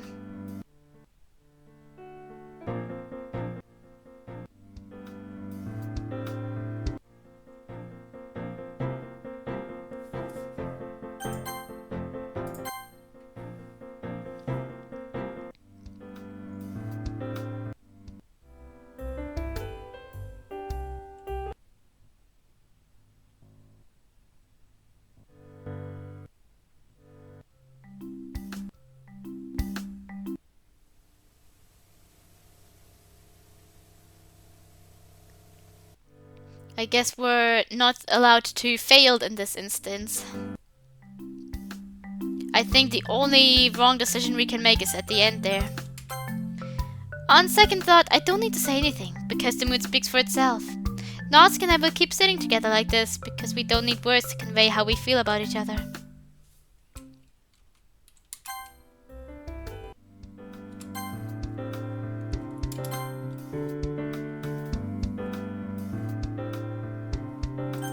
Sorry, it just looked weird for me for a second. Well then, we might as well go to our full save here. You can apologize for your mistakes. You can regret your sins. You can try to make things better, but that doesn't change your actions in life. Nothing will. Natsuki's dad committed abuse and neglect, which is also a form of abuse, and the fact that he feels terrible changes nothing. Nor does the fact... It's not even a fact, it's a possibility that he could potentially reconnect with Natsuki. It doesn't change anything. There is no way to undo what he did. He cannot run from this forever. He committed a crime and must deal with the consequences. You need to turn yourself in. So be it. I don't know how Natsuki feels about that. I'll turn myself in then. We were still sitting in my living room. The air is incredibly heavy, with a hint of sorrow flowing throughout. Yeah. Can I ask you a favor? Depends what it is. It was my idea to turn myself in, but you did encourage me to do so. So that does make you involved to some degree. I don't want you to have to be involved with this. If Natsuki asks where I went, tell her that after I came over here to rent, I felt bad about what I did and turned myself in to the police. He takes a moment to think about how to word this. Actually, scratch that. Just don't say you know where I went. She'll probably find out what happened to me on her own.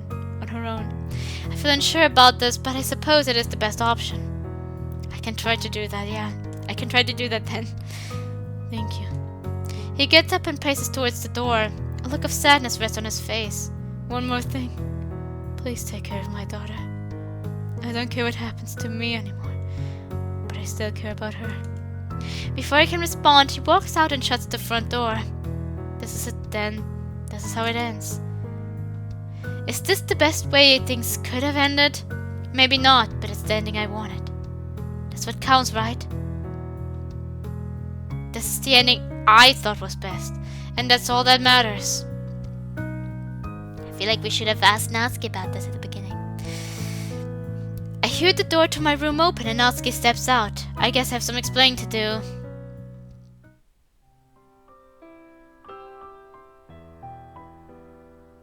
It's been a month since that day. Natsuki eventually found out that her dad turned himself in, although I'm not sure how. I'd like to say that things went back to normal, and to some level they did, but something still felt off. Something felt empty. Both of us felt that way, but especially Natsuki. Sometimes she just stared into space. I think she felt lost. She did seem slightly less stressed, but that was outweighed by her frequently seeming as if she wondered if she missed an opportunity. This was the best way things could have gone, though. Natsuki's dad is gone, and we'll never have to worry about him again. It's over. All our problems are over. At least, that's what I told myself at the start of each day. It's time to go to school, Ben!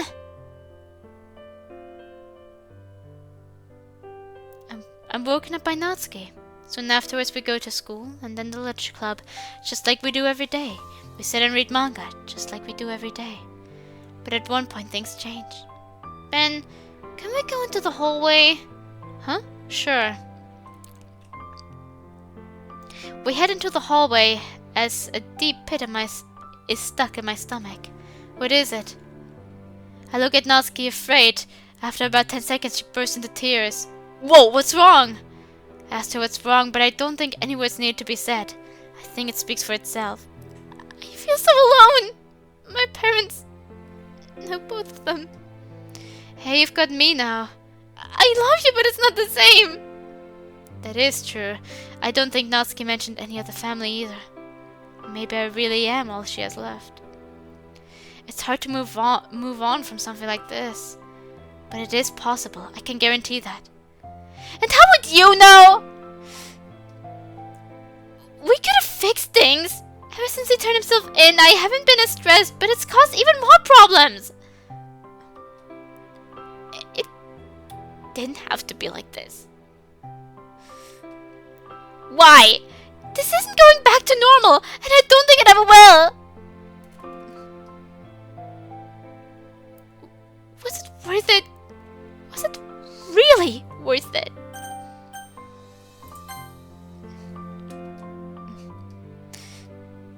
Natsuki walks away and leaves a poem behind. Two sides. There's two sides to every coin, but there's only one side that you can join. You can't be with both sides, and that's okay. There's two sides to every person. What if you can't trust either of them? I think what's more important to ask, though, is what if you don't try? There's two sides to everything around us. What if you're wrong about one of those sides? What if you're wrong about both those ideas? What if you're wrong about both of those sides? I stopped caring about making my writing flow. By siding with you, I lost the life I had long ago.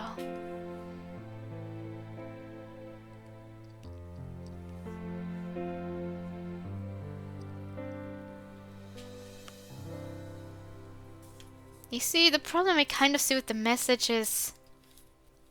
I feel like it would have made more sense that, like with the other path, she heard us talk about it and she noticed that we kind of encouraged it. And the fact that we tried denying it broke her trust in us. Because while I can get her sorrow, I have seen so many of my friends be like, I tried reconnecting with my family and it was so horrible. But I kept trying to give, the second chance was then longer all of a sudden because I felt trapped once again in this situation. And I once again couldn't escape the situation. And this time it ended more horribly than it would have if I just had gone away. So I feel like saying you should try is not always the best option. And by all means that I do think the father is, in this case, a individual who deserves a second chance, there are so many people who would not, and who would still fake cry to you about how much they regret it. There's a lot of them, sadly. So it's really difficult to decide. So if there is someone you decide you don't want to give them a second chance after they've abused you, whether it's family or whatnot, then that doesn't mean you made a mistake by not trying. Because the chance is you're happier this way. You might be better this way. If you do decide to try, then I just hope you have a support system at this point, that if it goes wrong, that you can rely on someone.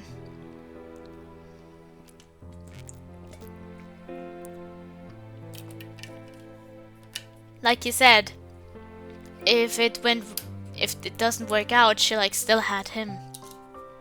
So that's why it was better to try there, especially since they both wanted to reconnect. I'm just saying that not everyone has the opportunity to have like the support and the constant, and the amount of times where my friends were told, you should forgive your abusers, that's the only way for you to heal. You don't need to forgive anyone who harmed you, and you don't need to give anyone second chance after they've hurt you so badly. Especially a parent. This isn't what I was hoping to read. But on the other hand, nobody said this was going to be easy. I certainly didn't. Life is hard, but you have to keep going. You have to keep moving. You have to keep making decisions. Otherwise, can you really say you're living? I don't care if this was worth it or not anymore, because the past can be changed. I care about Natsuki and moving forward with our life and recovering from all this. It'll be long and it'll be hard, but we can do it, I'm sure of that. But if Natsuki isn't sure? Another month passes, things feel less tense than before, but still not totally normal. One day after coming back from school, we sit down to have a talk. I wonder how my dad is doing. I hope he's okay. Can she visit him in the jail? Natsuki looks down at the ground, unable to shake a feeling of uncomfortableness. I'm sure he's continuing to serve the time he deserves. Yeah. But why did you lie? Okay, so yeah, that is what broke the camel's back. Natsuki glares at me. What is she talking about? What do you mean? I don't remember lying. The day my dad came over to your house. Did you already forget? I came out and mentioned hearing a voice I recognized. Crap. I heard every word of that conversation. Why did you not tell me that you told him to turn himself in? Yeah, I did imagine that this would be the problem. And it is the problem, makes sense. Because he told you not to? Aren't my wishes the ones who should be you should be prioritizing here? I feel like for the other option you also should have approached her first. Because I do feel like, I mean, it was in the end her who decided to make the shot at the later scene. It was her who decided to take the chance to reach out. But I feel like it should have been her to be he should have approached her even before that decision was to be made. Natsuki, there's nothing you can say right now. You betrayed my trust. That's all there is to it. Yeah, that's what I was thinking. What a disaster this has been. I'm not mad at you. I'm not mad at you, if that's what you're thinking. Actually, I am mad. Not mad enough to leave you or anything. You believed you were making the right choice, weren't you? I guess I can't give you that much crap for it. After all, if I left you, I'd really have nowhere to go this time.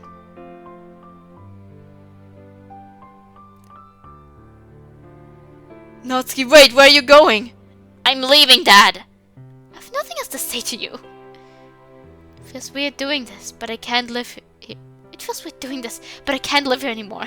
I have to get away from my current home. Ben, he's my last hope. I'm still unsure about going to live with him, but I'm not sure I have any other choice. I want to trust Ben, but it's hard. It's hard to trust anyone, even the people I love. Still, he's been with me up to this point. I'll be cautious, of course, but I don't know. There's a small part of me that thinks maybe he can make this right. There's a small part of me that thinks that maybe one day things will go back to normal with my dad and I. Then again, putting that much faith into another person is a dangerous thing. I've already seen where it's got me up to this point. Please, Ben. I'm sorry for how I'm about to treat you, but it's something I have to do, just in case.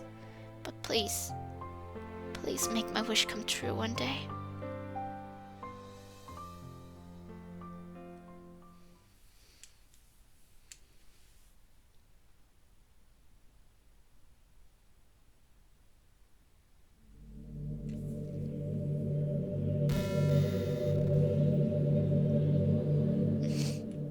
Well, I didn't think you'd honestly tell him that.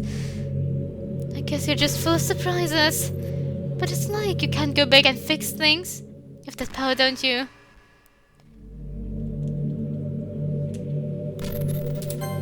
I'm sure you care enough about Natsuki to really see things through to the end.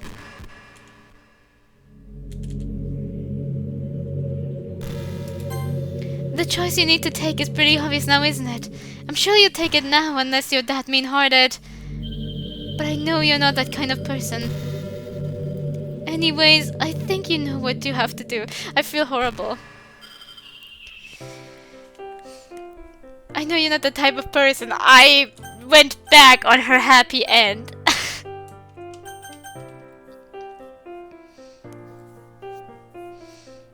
However, I will get the happy end of Natsuki tomorrow again. And only the happy end. Because after experimenting, I'll get all the routes and then I'll go for the Monika route. For me, that's tomorrow. I don't know how... Like I said, I don't know how it's going to be with YouTube. But we'll see. Anyway, like I said, I think I enjoyed this route the most. And I feel like the consequences, given that it was like her wish not coming true. And it's just simply being a bad ending for Natsuki.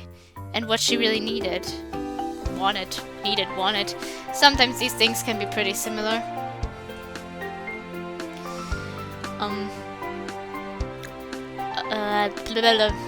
Give me a moment, I need to think. Yeah, I feel like this was a very good way to have like also a bad ending. So yeah, I think I enjoyed this route the most. Both the good and the bad ending. Oh, fuck! I just wanted to show you what time it is. Yeah, I'm going to bed now. And yeah, we'll go fix up the rest tomorrow. So, yeah. I want to say good night and sweet dreams, but it only comes for me. But you know, if it's about the similar time to you, or I hope not, but to you too. Otherwise, have a good evening or morning or afternoon as well. And yeah. We'll see how this is gonna go. Stay safe.